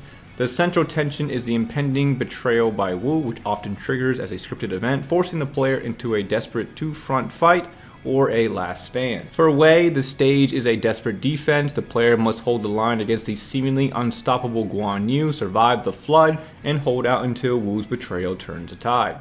And then for Wu, the stage is about stealth and speed. The player leads the surprise attack on Jing province, often requiring them to neutralize guards and signal the assault, and then advance to defeat Guan Yu. The battle serves as the tragic climax of Guan Yu's story arc. It's designed to be an epic, heroic last stand for Shu players and a pivotal strategic victory for Wei and Wu players, perfectly capturing the historical and legendary weight of the event. Now moving into G, we're going to start off with Mr. Gan Ning. And Gan Ning began his career as a notorious pirate leader along the Yangtze River, known for his flamboyant style and ruthless efficiency. He and his band of followers were feared along the waterways that wore bells on their bodies and feathers in their hats. The sound served as a terrifying warning that he and his gang were approaching, a tactic so effective that is still remembered nearly 1800 years later. He eventually entered the service of the Jing province warlord Liu Biao, specifically under the general Huang Zu. However, he felt undervalued and defected to Sun Quan in 208, bringing his intimate knowledge of the Yangtze River with him. His most famous historical feat, leading only 100 horsemen, was during the night raid at Rushuko. He launched a surprise night raid on Cao Cao's camp that caused massive chaos and casualties without losing a single person. This single act broke the enemy's morale and became legendary. He was a bold and often unorthodox general, crucial in many of Wu's campaigns, including the defense of Yiling and the battles for Jing province. He died of illness during Liu Bei's invasion of Wu at the Battle of Yiling. The novel takes Gan Ning's flamboyant historical persona and turns it up to 11. He's the epitome of the dashing rogue, complete with his signature bells and vibrant attire. The novel creates a deep personal feud with Ling Tong, whose father, Ling Sao, was killed by Gan Ning while he served under Huang Zu. This animosity adds significant drama to Wu's internal dynamics. Historically, Ling Tong never forgave Gan Ning for his father's death, and Gan Ning actively avoided him. The novel gives him a more dramatic end than dying of illness. He is killed during the Battle of Yiling by the barbarian King Shamok, who shoots him in the head with an arrow. This gives him a warrior's death on the battlefield. The games fully embrace the novel's dashing pirate archetype. Gan Ning is portrayed as wild, cocky, reckless, and fiercely independent. He loves a good fight and often clashes with authority, but his loyalty to Sun Quan and his adopted Wu family is unquestionable. He's one of the most iconic characters in the roster due to his unique gameplay. and his fraught relationship with Ling Tong is a recurring subplot, often showing a progression from bitter enemies to respectful comrades. His legendary night raid at Rushuko is a highlight stage for his character in Dynasty Warriors 8 alongside allies, and his death at Yiling, when shown, is often a pivotal emotional moment in Wu's storyline, though some games offer what-if scenarios to save him. Gan Ning's story is one of the most dramatic transformations in the era. He went from a historical pirate king to a revered Wu general. The novel sharpened him into the flamboyant rogue with a heart of gold and a tragic end, and Dynasty Warriors perfected this image, turning him into the ultimate speed demon, a playable force of nature whose chaotic energy and unbreakable loyalty make him the wild soul of the Wu army. Now moving into Mr. Guan Ping. The historical Guan Ping is a shadowy figure. The primary historical text, the Records of the Three Kingdoms, only confirms two crucial facts. One, he was Guan Yu's son. The nature of their relationship, biological or adopted, is not specified in the record. And two, he was captured and executed alongside his father after the fall of Fan Castle in Maicheng in 219. Beyond this tragic end, history grants him no deeds, no personality, and no recorded dialogue. He is a casualty of one of the most significant turning points in the era, but his own story is lost. The novel takes this historical blank slate and creates a loyal, brave, and tragic character. He is explicitly portrayed as Guan Yu's adopted son, a detail that adds to the drama of their bond. He serves as a steadfast right hand to his father throughout the novel's Shu narrative, frequently fighting by his side. His purpose is to amplify the tragedy of Guan Yu's downfall. He is not just a general, but a son who shares his father's fate, making the event even more poignant. The novel closely follows history in his capture and execution with Guan Yu, cementing his role as a key figure in the most tragic chapter of the Shu story. The games fully embrace and expand upon the novel's characterization. Guan Ping is portrayed as the honorable, diligent, and sometimes insecure eldest son, constantly striving to be worthy of his father's colossal legacy. He is the calm, responsible counterbalance to his more impulsive younger brother, Guan Suo. His story arc is consistently about proving himself. He fights not just for Shu, but for his father's approval and to uphold the family name. His death at Fan Castle is a pivotal emotional moment in the Shu storyline. Games often give the player a chance to alter history in what-if scenarios, but in the historical route, his shared fate with Guan Yu is presented as a profound loss. The games develop his relationships beyond his father, most notably a close, sometimes romantically hinted bond with Xing Sai, and a protective, brotherly dynamic with Guan Suo. And speaking of Guan Suo, let's go ahead and move on to him. Guan Suo is not mentioned at all in the primary historical source, the Records of the Three Kingdoms. There is no credible evidence that Guan Yu had a second son who survived infancy or played any role in the events of the Three Kingdoms. He is a figure born entirely from later folklore and local legends, likely created to add more depth and tragedy to the Guan family lineage after the popularity of Guan Yu's story soared. The novel, which consolidated many folktales, includes Guan Suo, but his role is extremely minor. He is briefly mentioned as a son of Guan Yu who is sickly and remains at home, not participating in his father's campaign. He serves no narrative function in the novel's main story. His inclusion is little more than a footnote to establish that Guan Yu had more than one son, and he makes a brief appearance for the Nanman campaign, but that is pretty much it. The games perform a complete reinvention of Guan Suo, transforming him from a sickly non-entity into a central playable hero of the late Shu storyline. He is crafted as a contrast to his stern father and serious older brother. Guan Suo is portrayed as a more lighthearted, earnest, and sometimes insecure, but with a fierce determination to avenge his family and protect Shu. His design often incorporates floral motifs. Suo can be associated with a chain or lock, but the games lean into a pretty boy aesthetic with flowers. His key role begins at the Battle of Fan Castle. While his father and brother die, the games often have Guan Suo survive, either being knocked out or carried to safety, and he becomes a key figure in the subsequent Battle of Yiling and the Nanman campaign, fighting to avenge his father and secure Shu's southern flank. His relationship with Bao Sanyang is fully developed from obscure folktales into a major character dynamic, often with a comedic twist where he is oblivious to her obvious affection. He is typically a very fast and agile character, often using nunchucks or other swift weapons, differentiating him from the powerful, heavy-hitting styles of his father and brother. Moving on to the next member of the Guan family, we have Guanxing.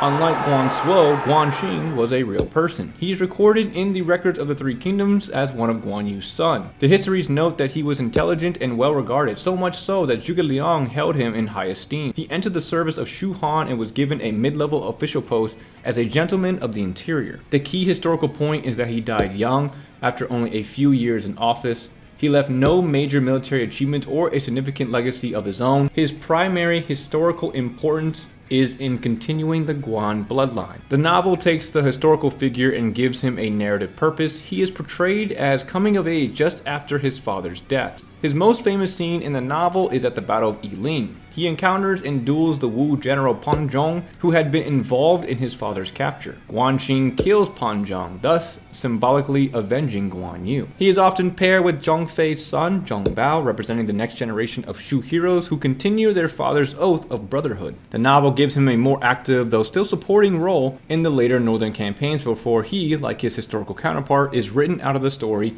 with an early death. The game synthesizes his historical intellect and his novel role as an avenger into a new archetype, the calm, stoic, and strategic younger son. He is a clear contrast to his more hot-headed and physically oriented sworn brother Zhang Bao and his more earnest older brother Guan Ping. Like Guansuo, he's often portrayed as surviving the fall of Fan Castle, becoming one of the carriers of his father's legacy and a driver for the revenge narrative at Yiling. He is frequently given a tactical mind, sometimes even earning the respect of Zhuge Liang. This allows him to fulfill a role that differentiates him from simply being another mighty Guan warrior. His sworn brotherhood with Zhang Bao is a central part of his character, creating a duo that mirrors the original oath between Liu Bei, Guan Yu, and Zhang Fei. The games often follow the history and novel by having him die young, typically before or during the final phases of Zhuge Liang's northern campaigns, adding to the tragedy of Shu's eventual failure. And the games never go into explicitly how he dies, he usually just kind of slowly fades away. Next in the Guan family, we have Guan Yinping. Similar to Guansuo, there is no mention of a daughter of Guan Yu in the records of the Three Kingdoms or any other credible historical source from the era. While the idea of Guan Yu having a daughter appears in some later local operas and folktales, the character of Guan Yinping as she is known today is almost entirely a creation of the modern era, popularized by video games and other media. In the stories where she does appear pre-Dynasty warriors, for example, in the novel, she is not a warrior. In the novel, she is a political bargaining chip.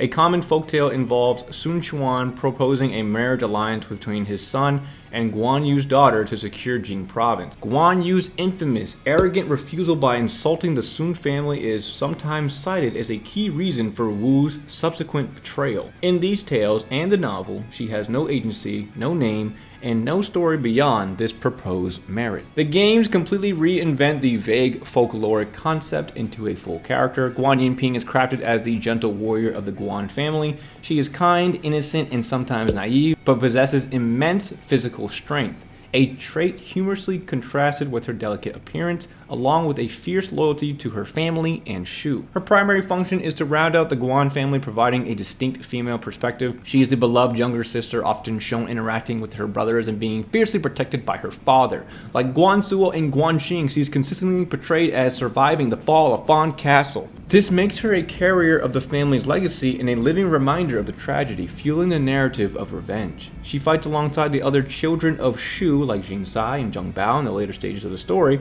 representing the hope and continuation of the kingdom after the deaths of their father. Her design often incorporates elements that homage her father, such as her color scheme and long hair, while maintaining a distinctly feminine and youthful aesthetic. Her gameplay frequently involves a large, heavy weapon that she wields with unexpected ease, reinforcing her gentle giant or strong girl archetype. Now, moving into the legendary Guan Yu. Historically, Guan Yu was indeed a mighty general, renowned for his bravery and strength. The histories recorded his pivotal role in the early victories of Liu Bei's faction. His most celebrated military achievement was his campaign at Fan Castle, where he besieged Cao Ren, defeated and captured the Great Wei general Yu Jin, and executed Peng De, causing a tremor through Cao Cao's domain. The records of the Three Kingdoms contains a famous description of him and Zhang Fei as being capable of facing 10,000 enemies, cementing his legendary martial status from a historical baseline. The historical Guan Yu was also prideful, arrogant, and a poor diplomat.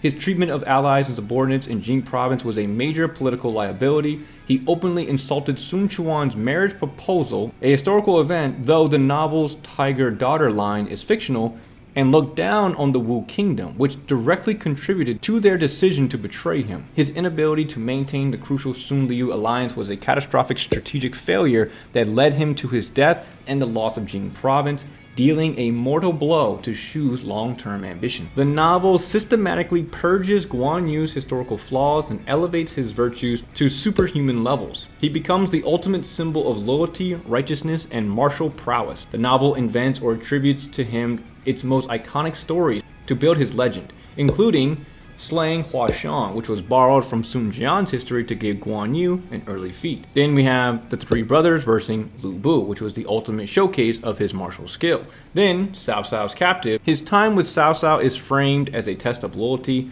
He performs great services like slaying Yan Liang and Wen Chou, but remains unwavering in his devotion to Liu Bei. While he did slay Yan Liang historically, he did not slay Wen Chou. Then we have the 1,000-Mile Journey, which is a fictional journey through 5 passes, slaying 6 generals to rejoin Liu Bei, which showed the ultimate testament to his loyalty. Then we have the scraping of the poison on the bone, which depicts his superhuman tolerance for pain and unwavering focus. And then we have the release of Cao Cao at Huarong Trail, which shows an act of repaying a debt even at a great strategic cost, cementing his complex, honor-bound morality. His downfall in the end is not framed as a strategic failure born of arrogance, but as the tragic fate of a hero betrayed by lesser men, undone by his own unwavering virtue in a corrupt world. The Dynasty Warriors game synthesized the historical general and the novel's god. He is portrayed as dignified, supremely confident, fiercely loyal, and unshakably calm in the game. His pride is present but is portrayed as earned and noble rather than a political flaw. And Guan Yu is the quintessential power character, with his moveset being a slow, deliberate, and devastatingly powerful, often using his iconic Green Dragon Crescent Blade to do devastating attacks.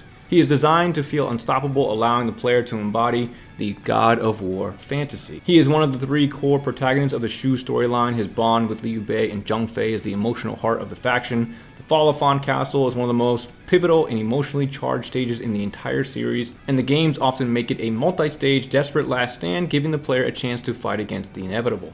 The games also explore his unique relationships, particularly his deep respect for his friend Zheng Liao and his complicated sense of obligation to Cao Cao, whom he respects but could never serve. Many games offer hypothetical paths where the player can save Guan Yu from his fate, allowing Shu to achieve ultimate victory, a testament to his perceived importance to the kingdom's success. Guan Yu's journey is the story of the 3 kingdoms itself, transforming from history into legend. The historical record shows a formidable but flawed general whose pride cost him everything. The novel purified him into an archetype of loyalty and righteousness, and a tragic hero for the ages. And Dynasty Warriors completes this image by turning him into the playable God of War, allowing us to step into the boots of the legend himself and experience both his glorious triumphs and his tragic destined fall. Now, quickly talking about Guan Yu's escape and how it is different in all 3 mediums. First off, historically, Guan Yu's departure from Cao Cao was a straightforward affair. After learning of Liu Bei's whereabouts, Guan Yu chose to leave. The core historical truth is that Cao Cao, admiring Guan Yu's loyalty, expressly forbade his officers from pursuing or stopping him. There was no order to apprehend him. The entire epic saga of fighting through 5 passes and slaying 6 commanders is a complete novelistic invention. Historical records show no battles occurred during Guan Yu's journey. The commanders he supposedly killed were either fictional for the novel, died at different times, or never held the posts described.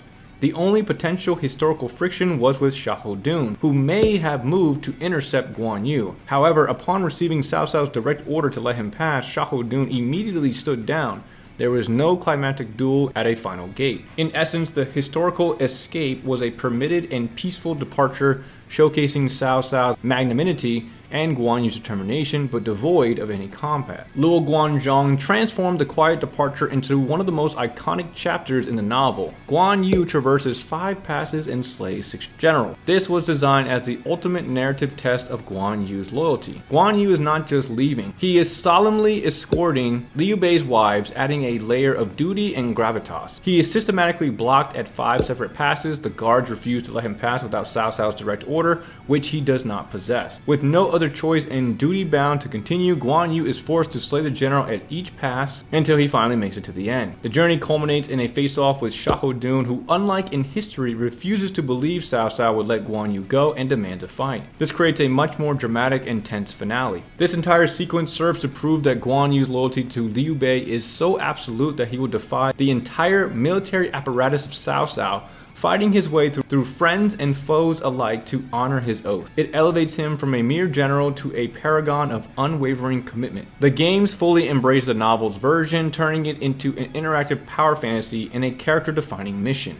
The primary objective is to protect the carriage carrying Liu Bei's wives, making the player directly responsible for Guan Yu's historical and novelistic duty. The map is often a straightforward line, perfectly mirroring the novel's concept of passing through a series of gates. Each pass is guarded by a named general, creating a series of boss battles that the player must overcome, directly simulating slaying the sixth general. The games often introduce dialogue to justify the fighting. Generals express shock and disbelief, and many, like Xiahou Dun, actively disbelieve Cao Cao's orders, providing a gameplay reason for the conflict that didn't exist in history. The stage is used to highlight Guan Yu's key relationships. His respectful parting with Zheng Liao reinforces their deep friendship, while his fierce battle with Xiahou Dun emphasizes their rivalry. The stage almost always ends with Guan Yu reuniting with a waiting Liu Bei and Zhong Fei, providing a powerful emotional conclusion to the gameplay struggle and reinforcing the core bond of the Oath of the Peach Garden. Now moving on to the Battle of Guandu. Historically, the battle was a pivotal, desperate struggle for survival. Cao Cao, controller of the Han Emperor, was surrounded by rivals. The most powerful was Yuan Shao, who ruled the 4 northern provinces with a massive army and vast resources. The historical records portray this as a classic case of a smaller but more brilliant force overcoming a larger, poorly led one. The two armies faced each other across fortifications for months, leading to supply shortages and war weariness on both sides. Yuan Shao's advisor, Shu You, defected to Cao Cao, revealing that Yuan Shao's supply depot was weakly guarded at Wu Chao and commanded by the incompetent Chen Yuqiong. In a high-risk operation, Cao Cao personally led a light, fast-moving force on a night raid to Wu Chao.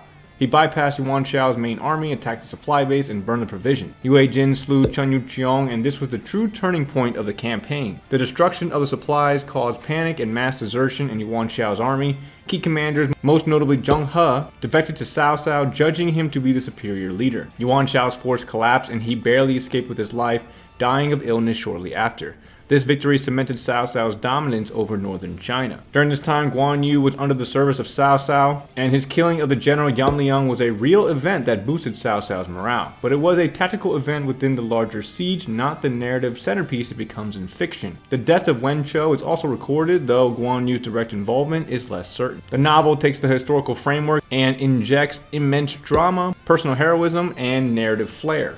The novel turns Guan Yu's historical deeds into a defining personal trilogy. His 3 conditions upon surrender to Cao Cao, his spectacular slaying of Yan Liang and Wen Chou to repay Cao Cao's kindness, and his ultimate departure are all stretched and dramatized to occur within the context of the Guandu campaign, making him a central figure in a battle where he was historically a supporting character. His fictional Thousand Li journey is directly triggered by learning of Liu Bei's whereabouts during this campaign, tightly weaving his personal saga into the grand battle. The novel exaggerates Yuan Shao's incompetence and suspicion. He is portrayed as easily manipulated, executing his own competent advisors and falling for every one of Cao Cao's tricks. The Wu Chao raid is dramatized, with Cao Cao facing near capture and his men fighting desperately within the camp itself. It's portrayed as a bold, cinematic stroke of genius rather than a calculated military operation. The novel frames the battle as a victory of cunning and righteousness, Cao Cao as the clever, if ruthless, protector of the Central Plain, over arrogant hereditary power, with Yuan Shao as the indecisive, entitled noble. The games synthesize history and novel into a large-scale interactive battle that emphasizes strategy and key character moments. The stage often begins with Cao Cao's forces on the back foot. The player must defend key points against relentless attacks from Yuan Shao's superior numbers, creating a sense of desperation. The core strategic objective is almost always the raid on Wu Chao. Finding it, fighting through its guards, and defeating Chen Yuqiong to trigger the fire is the pivotal moment that turns the tide.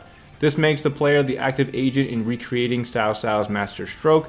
After the fire, their morale plummets, they become weaker, and historical defections like Zheng He's are triggered, allowing Cao Cao's army to switch from defense to an overwhelming offense. The games faithfully adapt the novel's focus on Guan Yu. His scripted duels and kills of Yan Liang and Wen Chou are major events. and his subsequent departure is a key narrative beat, often causing Liu Bei and Zheng Fei to also withdraw from the battle. Playing from Yuan Shao's side offers a what-if scenario where the player must race against time to stop Cao Cao's ploys and prevent the burning of Wu Chao, showcasing the pressure and mistakes of his command. All in all, this significant battle has transcended all mediums with a sense of flair that makes it stand out as one of the biggest battles of the time. Next, we have the Battle of Guangling. The historical Battle of Guangling is far less dramatic than its Dynasty Warriors portrayal, but its core is the same, a brilliant psychological victory for Wu without a major battle. After the death of Liu Bei, Cao Pi saw an opportunity to invade Wu. He personally led his navy and army to the southern front, with Guangling being a key strategic point opposite of the Wu stronghold of Jianye. The historical records state that the Wu general Zhu Shang did indeed orchestrate a massive deception. He ordered the construction of fake fortifications along the riverbank. This wasn't just a single fake castle, but a long series of fake battlements, towers, and floating islands designed to mimic a massive, well-defended front. The ruse worked perfectly. Faced with what appeared to be an impregnable defensive line, adverse weather conditions that hampered his fleet, and a lack of clear weak points, Cao Pi abandoned the large-scale invasion, recognizing that a direct assault would be too costly. The quote-unquote battle was won by Zhu Shang's cleverness before the main fighting even began. The novel gives the Battle of Guangling very little attention. The event is mentioned in passing, acknowledging Cao Pi's aborted campaign and the general effectiveness of Wu's defenses. Unlike the epic set pieces of Bi or Wu Zhong, the novel does not dramatize Zhu Shang's ruse, create dialogue for the commanders, or invent any of the heroic duels seen in the games. It remains a historical footnote, not a narrative centerpiece. With little historical or novelistic narrative to work with, Dynasty Warriors uses the core concept of Zhu Shang's fake fortresses as a foundation to build an entire stage, often serving as a crowning moment for Wu's second-generation generals. The battle is the defining moment for Zhu Shang in the games. It transforms him from a generic officer into a clever, strategic leader worthy of his place in Wu's roster. The games often pair Zhu Shang's strategic mind with Ding Feng's brute force, creating great moments for the characters within Dynasty Warriors 8 and 9. It is a smaller battle in the games and novel, and while impressive in history, still is not enough to make the battle more than just a side battle, if anything. Next up, we're going to talk about Mr. Guo Huai here. Historically, Guo Huai was a highly respected, effective, and long-serving military commander for the state of Wei during its later years and the transition into the Jin dynasty. Guo Huai's career was defined by his long-term defense of Wei's western borders against the northern expeditions of both Zhuge Liang and Jiang Wei. He was not a frail man constantly on death's door. He was a resilient and strategically astute commander who held a critical military governorship for years. He was instrumental in several victories against Shu. He correctly predicted Zhuge Liang's movements at Qishan, suppressed Qiang tribal revolts, and scored a significant victory against Jiang Wei at the Battle of Taoyang. Historical records note he was too ill to participate in one campaign and missed Cao Pi's coronation due to illness. However, this was an occasional issue, not a defining constant trait. He lived a long and active military life, eventually dying of natural causes. His deep admiration for Xiahou Yuan is historical.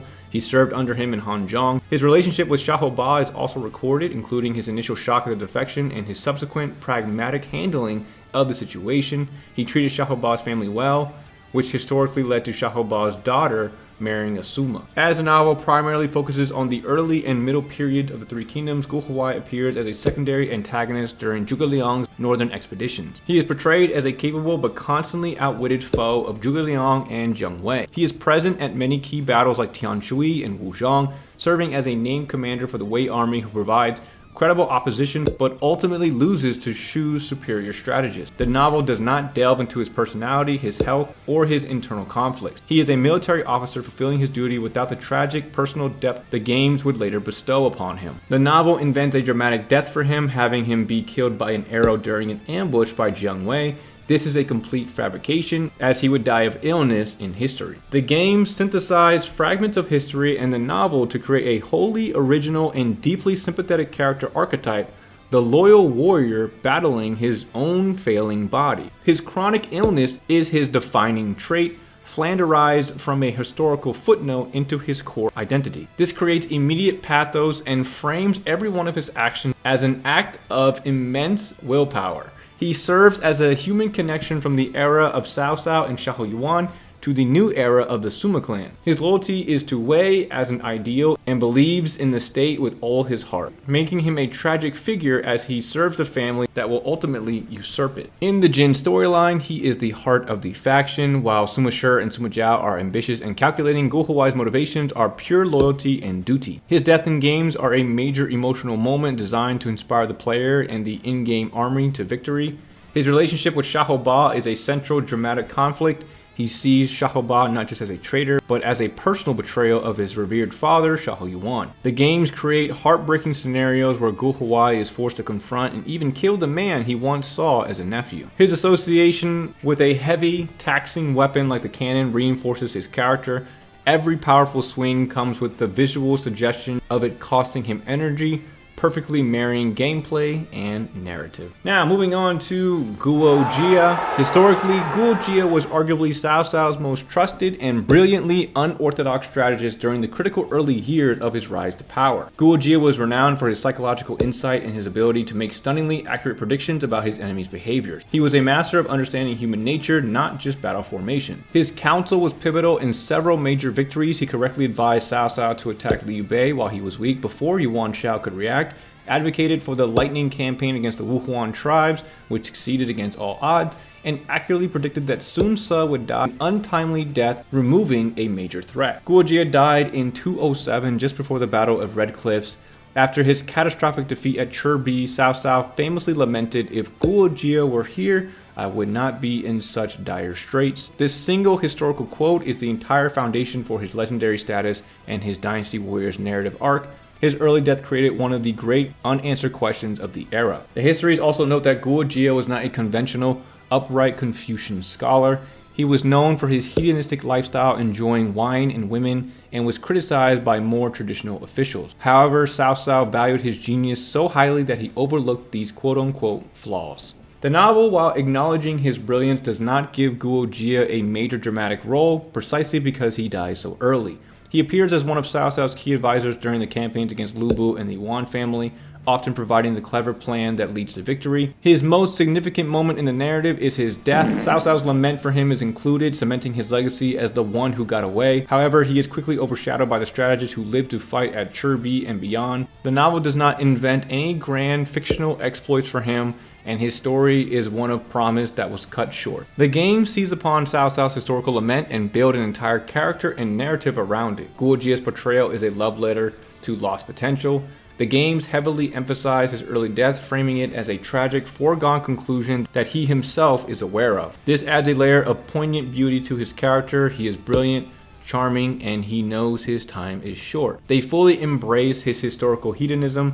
He is portrayed as calm, playful, and almost permanently smiling, often with a cup of wine in his hand. This contrasts sharply with the more serious and rigid officers around him, making him uniquely charismatic. His in-game dialogue often focuses on reading the enemy's mind and predicting their moves, faithfully reflecting his historical strength. Guo Jia is the central figure of Wei's what-if scenarios. His survival past 207 is the key variable that allows for Wei's ultimate victory. The games dedicate entire storylines to exploring a world where Guo Jia lives to counsel Cao Cao at Chirbi and beyond. He represents the optimistic, ambitious early days of Cao Cao's cause. His death in the historical routes marks a tonal shift for the Wei storyline, from triumphant expansion to a more complex and often tragic narrative. Now jumping into the H's and starting off with Han Dong.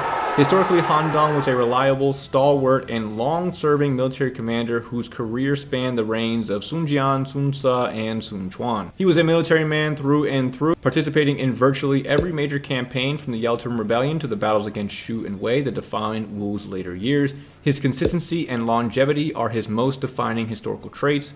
The historical records highlight his particular skill in commanding hard-striking, disciplined infantry and archers. He was known for leading troops who could stop a charge and whose archers never missed their mark, a testament to his abilities as a drill master and field commander. He was present at nearly every major event: the early campaigns against Dongzhuo and Huangzhou, the Battle of Chirbi, the capture of Jing, and the Battle of Yiling. However, he was rarely the sole architect of victory. He was a crucial component of the machine, not the master strategist driving it. The historical Han Dong was a respected and trusted general. There is no indication in the record of the deep-seated insecurity or fear of being forgotten that the games assigned to him.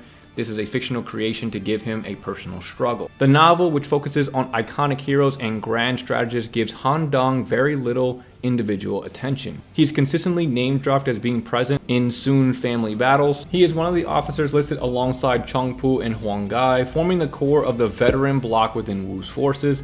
He has no dialogue of significance and no story arc. He is part of the backdrop, a recognizable name used to flesh out the ranks of Wu's army and lend a sense of continuity to the Sun family's endeavors. In the games, his defining trait is the fear of being forgotten and his jealousy of the more flamboyant officers.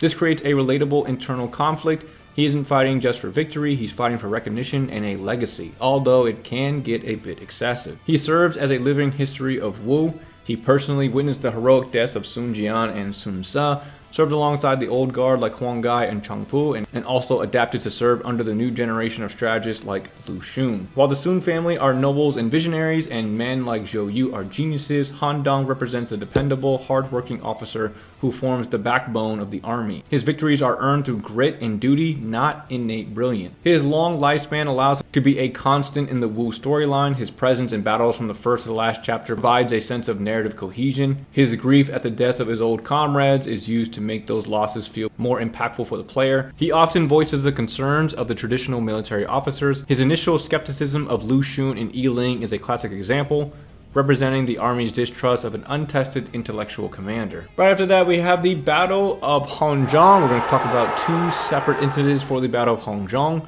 First off, we got the campaign against Zhonglu, where Cao Cao was aiming to subdue the theocratic state of Zhonglu in Hongzhong, a strategically vital valley that served as the northern gateway to Yi province. The campaign was a swift and decisive success for Cao Cao. Zhonglu surrendered without a protracted fight, handing control of Hongzhong to Wei. This placed Cao Cao on the direct border of Liu Bei's newly acquired territory in Yi, creating a massive strategic threat. He withdrew his main force, leaving a garrison behind, giving Liu Bei the opening he needed. A couple years later, Liu Bei's campaign to capture Hongzhong was launched. This was a multi-year war of attrition.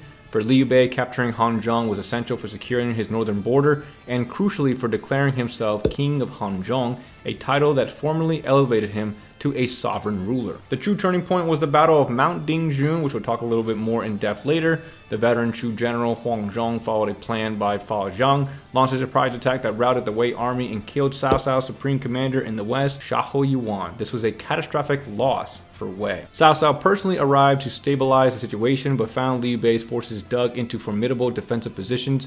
After months of failing to dislodge them and suffering from supply issues, Cao Cao withdrew, ceding Hongzhong to Liu Bei. A famous historical and later novelized anecdote during this campaign involved Zhao Yun. When Cao Cao's vanguard approached his camp, he opened the gates, creating the illusion of an ambush, and the cautious Wei forces retreated, and Zhao Yun would attack them as they began to withdraw. The novel compresses and dramatizes the long campaign, highlighting Zhuge Liang a lot more than he was in history, and it does remain pretty close to the historical events, and Fa Zheng's involvement and importance is definitely there. However, the novel elevates Zhuge Liang's importance to this campaign that it almost overshadows Fa Zheng. In the novel, Zhuge Liang is the narrative pillar of Shu's success. The campaign's triumph is framed as the fulfillment of his Longzhong plan and a testament to his governance, keeping him as the strategic figurehead in the reader's mind. The novel elevates historical events into legendary tales. Huang Zhong's victory is framed as a deliberate ruse, and Zhao Yun's empty fort strategy is fully dramatized, becoming one of his most famous feats of cool-headed bravery. In the novel, the fall of Hongzhong is the direct prelude to Liu Bei's coronation and the absolute peak of Shu's power and fortune, immediately before the tragic chain of events involving Guan Yu's death. And then for the subjugation of Zhonglu in the novel, while it does have a full chapter to itself, it is quickly resolved and then moved along as the novel doesn't spend too much time on it. There are some really cool moments in there with Peng De and some other moments with the other generals of Wei, but I will go more in depth with those things for those characters in their lore videos, as this is just a comprehensive overview. So if you want to check that out down below, make sure to do that. The game synthesized the two historical campaigns and the novel's drama into a series of intense battles that serve as Shu's narrative climax. Cao Cao's campaign against Hongzhong is often underrepresented or merge into fictional stages. When it does appear, it's a straightforward Wei victory march, lacking the dramatic weight of the later conflict. And then for Liu Bei's campaign, this is the definitive Hanzhong experience in Dynasty Warriors, and is usually broken into iconic stages. First off, the Battle of Mount Dingjun. This stage is almost always the first act, or it's the only real battle that is around this piece to signify this large campaign, where the primary objective is to reenact Huang Zhong's legendary slaying of Xiahou Yuan. This is treated as a major scripted event, which we will revisit later on. Then we have the Battle of Han River, or Han Shui, where the stage focuses on Zhao Yun, casting him as the unbreakable defender. The player must hold key points against overwhelming forces, embodying the empty four legend through gameplay of desperate defense. The campaign is used as a showcase for Shu's heroes in Zhuge Liang's omnipresent strategy. It's framed as the underdog Shu overcoming a numerically superior Wei force dug into formidable defensive position. Now, moving into the legendary Battle of Hefei. Historically, the Battle of Hefei in 215 was a definitive defensive victory for Wei, defined by one of the most celebrated tactical raids in Chinese history. Sun Quan led a massive Wu force to besiege the fortress of Hefei, which was defended by a vastly outnumbered garrison under Zheng Liao, Li Dian, and Yue Jin. The core historical event recorded in the records is Zheng Liao's daring raid. On the night before the planned siege, Zheng Liao recruited 800 volunteers. At dawn, he led them in a direct charge into the heart of Sun Quan's unprepared army. He fought his way directly to Sun Quan's command, forcing the Wu lord to flee to a hilltop and surrounded by his own panicked troops. This single act of immense bravery shattered Wu's morale and besieging momentum before the siege could even properly begin. Despite the shock of the raid, Sun Quan continued the siege for over 10 days. However, disease was breaking out in his armies, and the defenders, their morale sky high from Zheng Liao's action, held firm. Sun Quan was ultimately forced to withdraw. During his retreat, Zheng Liao again attacked the rear guard. Sun Quan was nearly captured and was only saved by the efforts of his officers, including Ling Tong. It's important to note that there was another less important, less flashy Battle of Hefei in 208 immediately after Sun Quan's victory at Chirbi. The result of the battle was inconclusive and really uneventful, leading to Sun Quan retreating. Now, the novel takes the historical framework and amplifies the drama and heroism to its peak. The novel dramatizes the 800-man raid, making it even more central to the narrative and cementing Zheng Liao's status as a peerless hero of Wei. The novel creates the iconic scene where the retreating Wu army finds the Shaoshi Bridge destroyed by Wei forces. To escape Zheng Liao's pursuit, Sun Quan is forced to whip his horse and jump across the gap, a moment that becomes a defining, if slightly embarrassing, part of his legend. And then also the novel invents a dramatic death for Taishitsu here, having him be mortally wounded by Zheng Liao's ambush during the first Battle of Hefei in 208, which is why I mentioned it. I'll go into details during Taishitsu's section, but this serves to add a tragic cost to Wu's defeat and provide a heroic end for a beloved character. Now, the games fuse history and novel into the ultimate playable test for both Wei and Wu, making Hefei one of the most iconic and consistently thrilling stages in the franchise. The Zheng Liao is invincible trope is the battle's defining feature. Zheng Liao is almost always placed in a temporary state of hyper mode or immense power, making him a terrifying raid boss-like figure that Wu players must avoid or strategically defeat.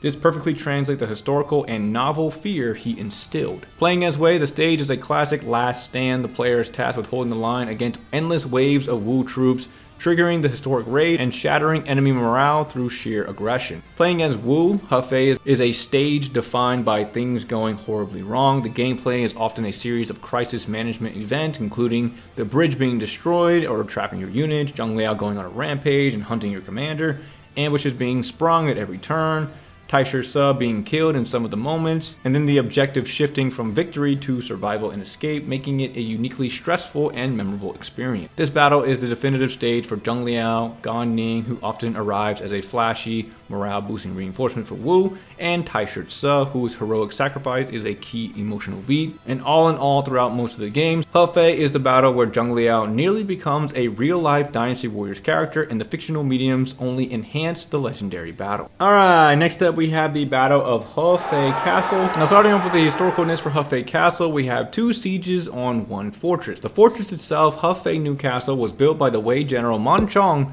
around 230 specifically to counter Sun Quan's repeated invasions. It was a strategic masterpiece that forced Wu to engage in difficult sieges rather than the quick mobile warfare they preferred. The siege of 234 was a part of a grand coordinated strategy between Shu and Wu. While Zhuge Liang launched his 5th northern expedition against Wei, Sun Quan led a massive army to besiege Hefei Castle. The goal was to stretch Wei's defenses to the breaking point. However, the siege would end up failing. Sun Quan's forces were plagued by disease and struggled against the castle's robust defenses.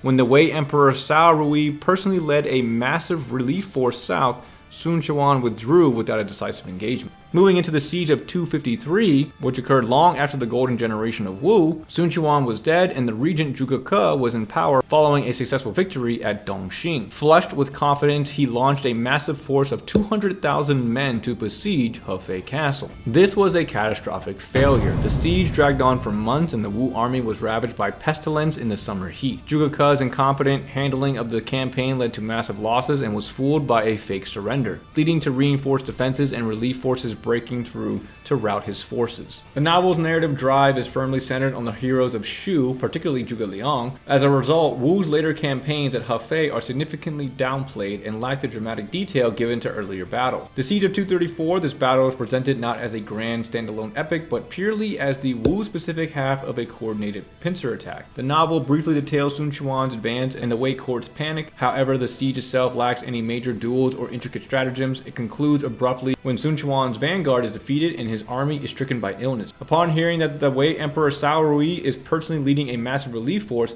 Sun Quan orders a full retreat. The Siege of 253, the novel completely omits the dramatic siege of this battle. Zhuge Ke's campaign is covered, but the narrative jumps directly from his victorious high at the Battle of Dongxing to his arrogant low and subsequent political downfall. The catastrophic failure at Hefei, the event that historically triggered his assassination, is only alluded to as the reason for his unpopularity. The battle itself, with its prolonged siege and tragic cost, is erased from the narrative, making Zhuge Ke's arc one of political folly rather than military tragedy. The games use the same castle to tell two distinct stories, separating them by timeline and tone. Starting with 234, the legendary stage from the early games, this is the climactic battle for Wu's story in games like Dynasty Warriors 3, 4, and 5. It represents the peak of Sun Quan's ambition and the full might of his veteran officers, testing them against Wei's ultimate defense. The battle is a grand, epic siege. Focus is on overcoming the castle's formidable static defenses, breaking gates, deactivating traps, such as the fire statues, wind generators, arrow ambushes. The Hefei castle battles can get pretty crazy, and then fighting through a gauntlet to reach the commander. It's a classic large-scale battle. Then we have the Siege of the 253 Castle, which is the Jin era stage in later games, introduced in Dynasty Warriors 7 and beyond. This battle is used to showcase the decline of Wu and the rise of Jin. The legendary figures are gone. The commander is the arrogant Zhuge Ke, and he faces the new generation of Jin leaders like Sima Shi and Sima Zhao. The stage has a desperate, tragic struggle feel to it. The tone is different. Wu is often on the back foot, and the narrative emphasizes their desperation and the high cost of failure. It's no longer a triumphant climax, but a somber epilogue to Wu's story, often running parallel to Jin's ascendance. Hefei Castle is less of a single battle and more of a monument to Wu's unfulfilled ambition. The games show us two different sieges on the same map to tell a complete story. The castle itself remains a constant, stubborn obstacle that Wu could never overcome, and the games use it to perfectly bookend their rise and fall. Now, moving into the legendary Hex Mark, starting off with the historical account for the horse. From the Records of the Three Kingdoms and its annotation, Hex Mark is a story of superstition and political intrigue. Liu Biao would go on to give the distinctively marked horse to Liu Bei while Liu Bei was taking refuge with him. A namesake advisor warned Liu Bei that the horse's physical markings, the tear grooves, indicated it was a Dailu, a horse that would bring disaster to its master. He urged Liu Bei to get rid of it. To test the omen, Liu Bei gave the horse to a subordinate, Kuai Yue. Kuai Yue would soon be killed in battle after. This event spooked Liu Biao, who grew suspicious of Liu Bei and distanced himself from him, fearing the omen might extend to him. The novel took the historical anecdote and crafted one of the novel's most iconic sequences in the book. The novel includes the warning about the horse being a rider killer. When urged to get rid of it, Liu Bei delivers a famous rebuke, stating that a man's fate is his own, and he would not be so selfish as to offload a supposed curse onto another. The novel invents the epic scene where Liu Bei, fleeing from Sai Mao and trapped at the wide river Tan, cries out to Hexmark. The horse then makes a miraculous, life-saving leap across the river, carrying Liu Bei to safety. This act transforms Hexmark from a bringer of doom into a steed of destiny. It proves that Liu Bei's virtue and his destined path are powerful enough to overcome any ill omen. In a tragic twist of fate, the Horde later indirectly caused the death of Liu Bei strategist Pong Tong. Mistaken for Liu Bei while riding the distinctively marked hex mark, Pong Tong was targeted and killed in ambush at Fallen Phoenix Slope. The game synthesized the novel's triumphant version, completely sidestepping the historical omen to present Hexmark as a fitting mount for a virtuous lord. Hexmark is permanently and exclusively linked to Liu Bei as his default mount, instantly identifying him on the battlefield and reinforcing his iconic status. It is consistently a top-tier horse, often second only to Red Hair in speed. This directly reflects its legendary river jumping feat from the novel, and the games ignore the cursed aspect entirely. Hexmark is portrayed as a sleek, powerful, and noble steed, a pure symbol of Liu Bei's righteousness and his destined rise. Right after that, we have Mr. Huaxiong. Historically, Huaxiong was a relatively minor officer under the tyrannical warlord Dong Zhuo. His name appears in the historical text records of the Three Kingdoms, but only in the biography of Sun Jian. The records state clearly that Sun Jian, the origin of Wu, defeated and killed Huaxiong during the coalition's campaign against Dong Zhuo. There was no epic duel at the gate. It was a military engagement where Sun Jian's forces crushed Huaxiong's army. The historically celebrated event of Guan Yu slaying Huaxiong is a complete fabrication by the novel. Guan Yu was not present at this battle. The novel took this obscure officer and turned him into a terrifying force to showcase the might of the coalition's heroes, most notably Guan Yu. In the novel, Huaxiong is portrayed as a nigh unstoppable warrior. He bursts forth from Sishui Gate, swiftly beheads several coalition generals, and throws the entire alliance into a panic, which leads into the wine it's still warm moment. This is one of the most iconic scenes in the entire novel. With the coalition leaders fearful, the low-ranking Guan Yu steps forward and arrogantly offers to bring back Huaxiong's head. To emphasize his speed and power, Guan Yu leaves his wine cup offered by Cao Cao, rides out, and returns with Huaxiong's head before the wine has even turned cold. This single act establishes Guan Yu as a legendary warrior. Huaxiong's entire role is to be a fearsome obstacle whose defeat serves as a launching point for a hero's legend. The games fully adopt the novel's version of Huaxiong as a formidable early game boss and later expand him into a unique playable character with his own personality. In early games, he serves his novel role perfectly. He is a powerful, often unplayable officer who acts as a major obstacle at Sishui Gate, requiring skill to defeat. The scripted event where Guan Yu kills him is sometimes preserved as a key story moment. As the roster expanded, Huaxiong was promoted to a playable general. The games gave him a distinct personality, portraying him as a boastful, brutish, and simple-minded warrior who lives for battle. A nice game invention is his one-sided rivalry with Lu Bu. He constantly tries to prove he is the strongest in Dong Zhuo's army, only to be comically or tragically overshadowed by Lu Bu's sheer power. This adds depth and humor to the Dong Zhuo faction. Then moving into Huang Gai. Historically, Huang Gai was a cornerstone of the Sun family's military from its very inception, serving Sun Jian, Sun Ce, and Sun Quan with distinction. He was a capable administrator and a fierce general, participating in nearly all of the Sun family's early campaigns, from the Yellow Turban Rebellion to the suppression of the Shan Yue tribe. His most celebrated historical achievement was his pivotal role at the Battle of Chirbi. The plan to feign defection and launch a fire attack was his idea, as recorded in the records of the Three Kingdoms. He personally wrote the fake surrender letter to Cao Cao and then led the fireship assault that crippled the Wei fleet. This was not just an act of bravery, but one of high-level strategy. The records confirm that Zhou Yu publicly beat Huang Gai to sell the ruse, a testament to his toughness and dedication. He was a key reason for one of the most decisive victories in Chinese history. The novel takes the historical Huang Gai and makes him the physical embodiment of the sacrifice necessary for Wu's survival. The novel dramatizes the beating he endures, making it a visceral and powerful scene that highlights the extreme lengths Wu was willing to go to win. Huang Gai's willingness to be brutally flogged for the sake of the plan cements his status as the ultimate loyal veteran. While the fire attack idea is attributed to Zhou Yu or Zhuge Liang in the novel's narrative, Huang Gai remains the indispensable instrument of the plan. His role is to be the reliable, tough-as-nails executor of the brilliant strategy. The game synthesized history and novel to create a beloved, charismatic character who is both a powerful warrior and the emotional heart of the old guard. Huang Gai is the gruff but lovable veteran. He is loud, boisterous, fond of explosions, and has a playful, almost fatherly relationship with the younger generation of Wu officers often testing and training them. He is one of the most visually distinct characters, emphasizing his raw, unrefined power and his connection to the Navy. He serves as a direct link to Wu's founding, constantly reminiscing about Sun Jian and Sun Ce. His presence provides continuity and emotional depth to the Wu storyline.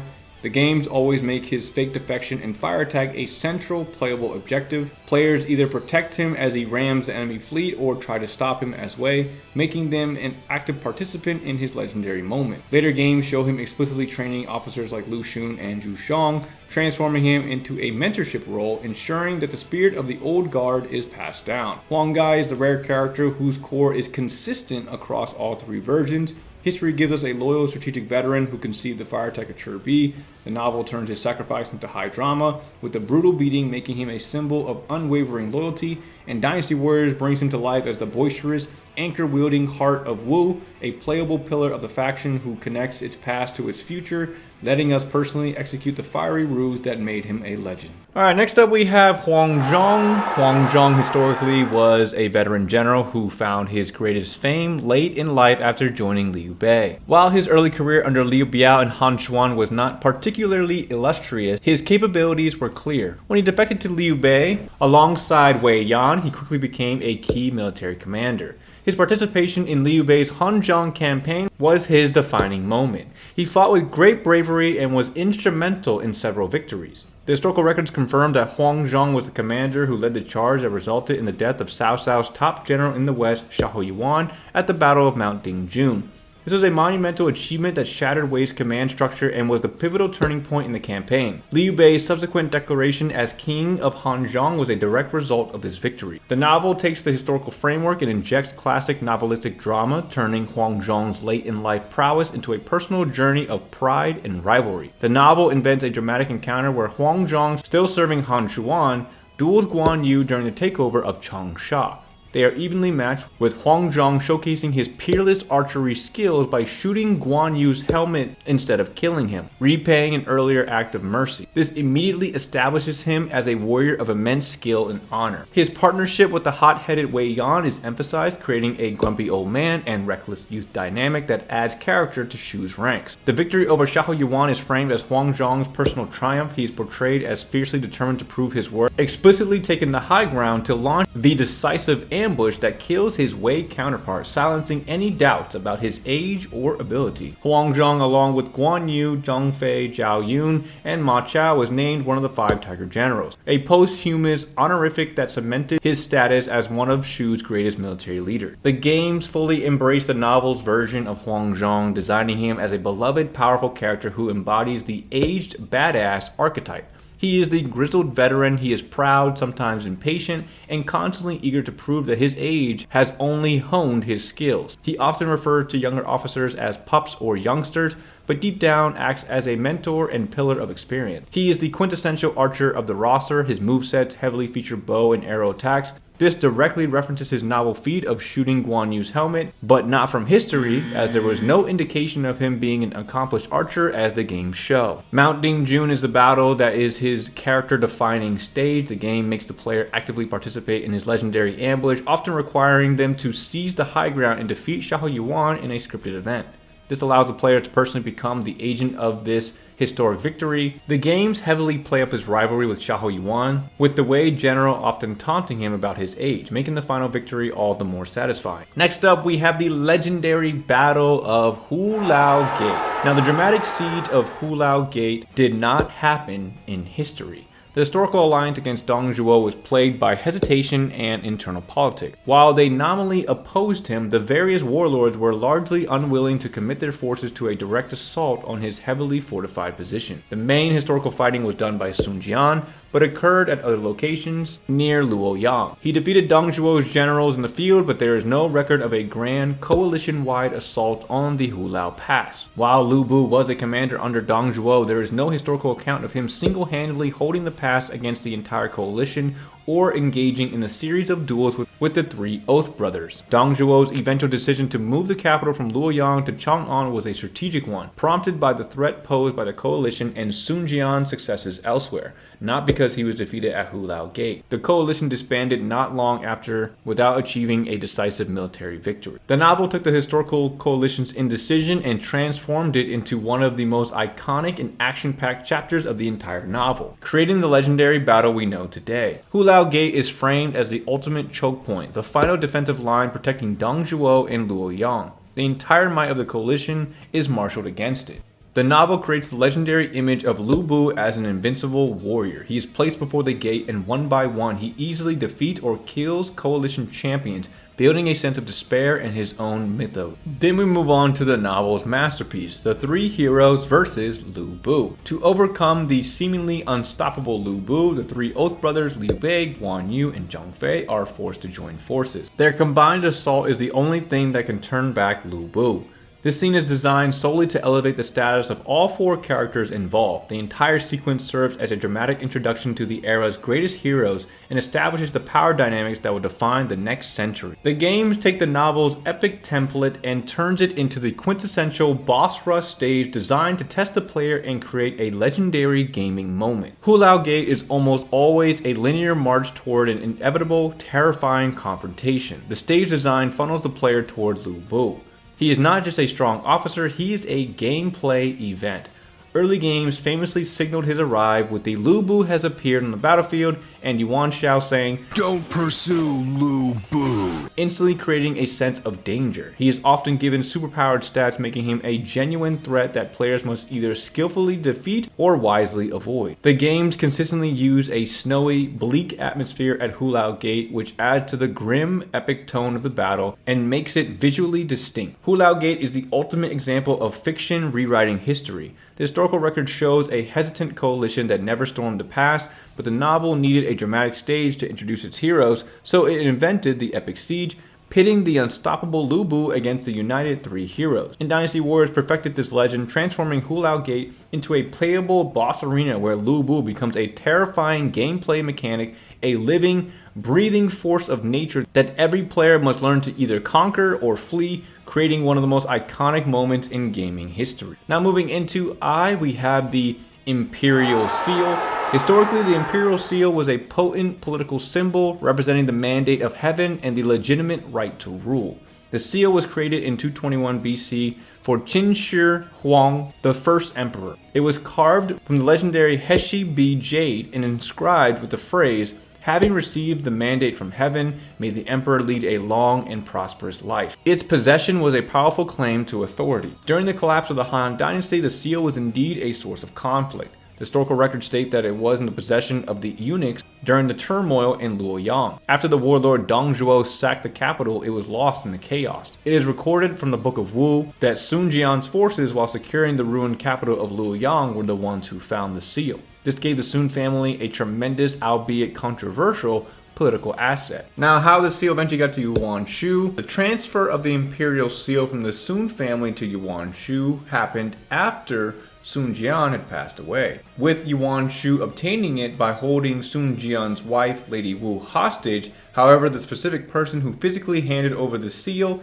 is not recorded. The novel takes the historical seal and transforms it into a classic MacGuffin, an object that drives the plot forward and brings out the best and worst in the characters. The novel dramatizes the discovery. Sun Jian finds the seal and, swayed by ambition, decides to conceal it from the coalition and return to his home to build his own power, breaking the alliance's trust. The seal becomes a symbol of corrupted ambition. Its path is littered with tragedy. Sun Jian's possession of the seal is directly linked to his untimely death in the novel, framed as a punishment for his greed and betrayal. Yuan Shu, with his foolish declaration of emperor, fueled by having the seal, led to his complete and utter destruction. The novel uses the seal to frame the early power struggles, particularly the tension between Sun Jian and the other coalition members, especially Liu Biao and Yuan Shao, providing a tangible reason for the alliances to fracture. And then finally, the novel creates the passing of the seal from Sun Ce to Yuan Shu in exchange for troops in order for Sun Ce to go on his campaign for the Wu territory. In the games, the seal is stripped of its complex historical role, and in the context of a battle, it doesn't grant you legitimacy to rule China, it grants you the power to unleash a devastating Muso attack. Its function is consistently to supercharge the player's character. In most games, picking it up fully replenishes the Muso gauge and makes it unlimited for a short period of time, allowing for a glorious screen-clearing rampage. While its primary role is gameplay, its appearance in certain stages is a subtle nod to its historical and novelistic significance. Moving into the J letters, we're going to start off with Mr. Jia Chong.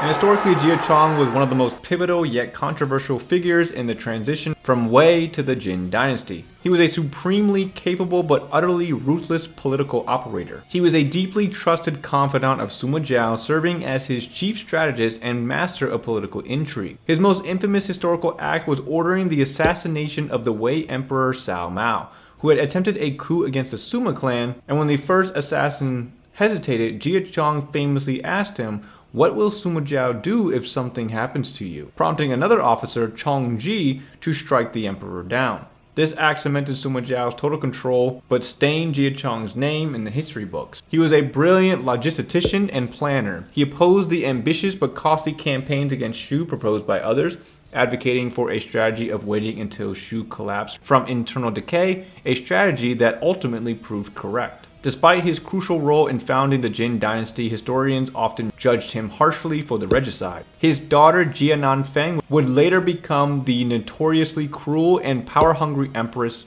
who plunged the Jin Dynasty into the War of the Eight Princes, further darkening his family's name. The novel gives Jia Chong a much smaller and less nuanced role, framing him purely as a villainous agent of the usurping Sima family. He appears primarily as a loyal follower of Sima Zhao who carries out his master's dirty work. The novel includes the assassination but frames it as a straightforward evil act, solidifying his role as a treacherous minister in the eyes of the reader. The novel does not explore his complex motivation, his political genius, or his close relationship with Sima Zhao. He is a plot device to show the Sima clan's corruption of the Wei state. The game synthesized history and the novel to create a full-fledged, charismatic anti-hero who serves as the dark yin to Sima Zhao's bright yang. He is the pragmatic loyalist, calm, cryptic, and unflinchingly ruthless. He believes that any action, including assassination, framing, and manipulation, is justified if it ensures the stability and victory of the Sima clan, and by extension, the unification of China. His design is explicitly based on shadows, bats, and snakes. He is clad in black with asymmetrical clothing and concealed weapons, perfectly visualizing his role as an operative who works in the shadows. His relationship with Sima Zhao is central. He constantly pushes his more easygoing lord to be more decisive and ruthless, acting as the voice of cold pragmatism. Despite their opposing natures, they share a deep, unshakable bond of respect and loyalty. Moving on right after that, we have Jia Shu. Historically, Jia Shu was a brilliant strategist renowned for his almost supernatural foresight and his unparalleled ability to navigate treacherous political waters, always emerging on the winning side. His loyalty was not to a person or a dynasty, but to pragmatic success and self-preservation. He served multiple masters, Dong Zhuo, Li Jue, Shang Chou, and finally Cao Cao, and offered devastatingly effective counsel to each one. After Dong Zhuo's death, he advised the fleeing officers Li Jue and Guo Se to turn back and seize the capital, preventing their dissolution and plunging the empire into further chaos, but securing their power. His advice to Shang Chou led to the surprise attack that killed Cao Cao's son Cao Ong, his nephew Cao Anmin, and beloved bodyguard Dian Wei. This was one of Cao Cao's most painful defeats. And then when he defected to Cao Cao, he correctly judged that Cao Cao was the most capable lord of the era. He advised Shang Chou to surrender to Cao Cao after having killed his son, a move that required immense political courage and insight. Cao Cao, valuing talent above all else, welcomed him, and he became one of his most trusted advisors. He played a critical behind-the-scenes role in ensuring Cao Pi would succeed Cao Cao, solidifying his position in the new regime. And unlike many advisors, Jia Shu lived a long life and died of natural causes, having maintained high office and favor under Cao Cao and Cao Pi by being discreet and avoiding the center of political storms he himself could foresee. The novel preserves Jia Shu's core identity as a cunning strategist, but simplifies his motivations and integrates him into its more moralistic framework. He appears primarily as the clever brain behind Shang Chou and later as a valued member of Cao Cao's camp. His most famous novelistic moment is orchestrating the Wan Cheng trap that kills Dian Wei. The novel does not delve into his internal pragmatism. He is portrayed as a loyal and slightly sinister servant to whichever master he serves at the time, rather than as a free agent navigating the era for his own survival. His genius is used to create challenges for the novel's protagonists like Cao Cao and to move the plot forward in key moments, but he lacks the deep personal characterization given to figures like Zhuge Liang or Guo Jia. The game sees upon his historical pragmatism and unique personality, turning him into a charismatic and memorable playable character. He is the cynical strategist. He is calm, amused, and brutally pragmatic. His loyalty is to sound strategy and interesting outcomes, not necessarily to virtue or blind loyalty. His signature chuckle and rhythmic speech pattern emphasize his detached, observant nature. His design leans into his shadow agent persona, often featuring Middle Eastern-inspired attire, a sickle and chain weapon, and concealed daggers reflecting his deceptive and deadly strategy. The game faithfully adapts his most famous stratagems, particularly the trap at Wan Cheng. Playing through this stage often involves overcoming the clever defenses and ambushes he has laid for the player. His relationship with other characters is defined by his intellectual curiosity. He is impressed by Cao Pi's ambition, enjoys teasing the serious Xun You, and shares a mutual respect with fellow geniuses like Guo Jia. He serves as a walking embodiment of the game's more morally complex later stages. He represents the idea that winning a war requires not just heroic strength, but also cunning, manipulation, and a willingness to get one's hands dirty. Moving on to Jiang Wei. Historically, Jiang Wei was a talented and driven general whose unwavering commitment to Zhuge Liang's goal ultimately contributed to the collapse of the state he sought to save. Jiang Wei started out as a Wei officer who defected to Shu, and the main cause being circumstantial, incited by suspicion and abandonment by his commander Ma Zun. After Zhuge Liang's death, Jiang Wei became the primary military leader for Shu's northern expeditions against Wei. He was a skilled tactician and led numerous campaigns. His relentless campaigning was a source of major internal strife. Many in the Shu court, including Emperor Liu Shan and the eunuch Huang Hao, opposed his constant wars, which drained the state's already limited resources and manpower. Following the fall of Shu, Jiang Wei pretended to surrender to the Wei general Zhong Hui. He then masterfully manipulated Zhong Hui into rebelling against the Sima clan in a desperate last-ditch uprising of the three courts to restore Shu. The plan failed and Jiang Wei was killed along with Zhong Hui. His actions, while brilliant, were a final catastrophic gamble. The novel streamlines Jiang Wei's story to fit its theme of tragic, virtuous loyalty, downplaying his responsibility for Shu's decline. He is portrayed as the perfect, hand-picked successor to Zhuge Liang, inheriting not just his military strategies, but also his unwavering loyalty to the Shu Han cause. The novel places the blame for Shu's fall squarely on the cowardice of Liu Shan and the corruption of the eunuch Huang Hao. Jiang Wei's campaigns are framed as a noble, if desperate, struggle against fate rather than a strategic misjudgment. His manipulation of Zhong Hui is presented as a final, brilliant act of loyalty, a clever plan that almost worked to restore his kingdom. He dies a hero, having done everything humanly possible for Shu. The game synthesized the history and novel to create a deeply sympathetic and tragic character arc, focusing on the psychological weight of his inheritance. He is the eager disciple who evolves into the burdened successor. He is formal, polite, and driven by a deep desire to prove himself worthy of Zhuge Liang's legacy. This often manifests as an inferiority complex and a tendency to apologize for failure. His defection from Wei at Tianshui is a key stage, often playable stage in Shu's storyline, allowing the player to be the agent who secures this vital asset for Zhuge Liang. After Zhuge Liang's death, the games make you feel the shift from the golden age of Shu to its desperate later years. You are tasked with continuing the northern campaigns against increasingly impossible odds. Dynasty Warriors 9 explicitly shows his political struggles with the anti-war faction under Huang Hao, making the player feel the internal decay of Shu from within. His partnership with Zhong Hui is portrayed as a tragic and cynical last resort, showcasing how far the idealistic young officer has fallen in his desperate attempt to fulfill his master's dream. Jiang Wei's story is a tragedy of inheritance. History gives us a brilliant but stubborn general whose loyalty to a dream blinded him to the reality of his kingdom's exhaustion, leading to its downfall. The novel purifies him into an unwavering hero, betrayed by his court but loyal to the very end.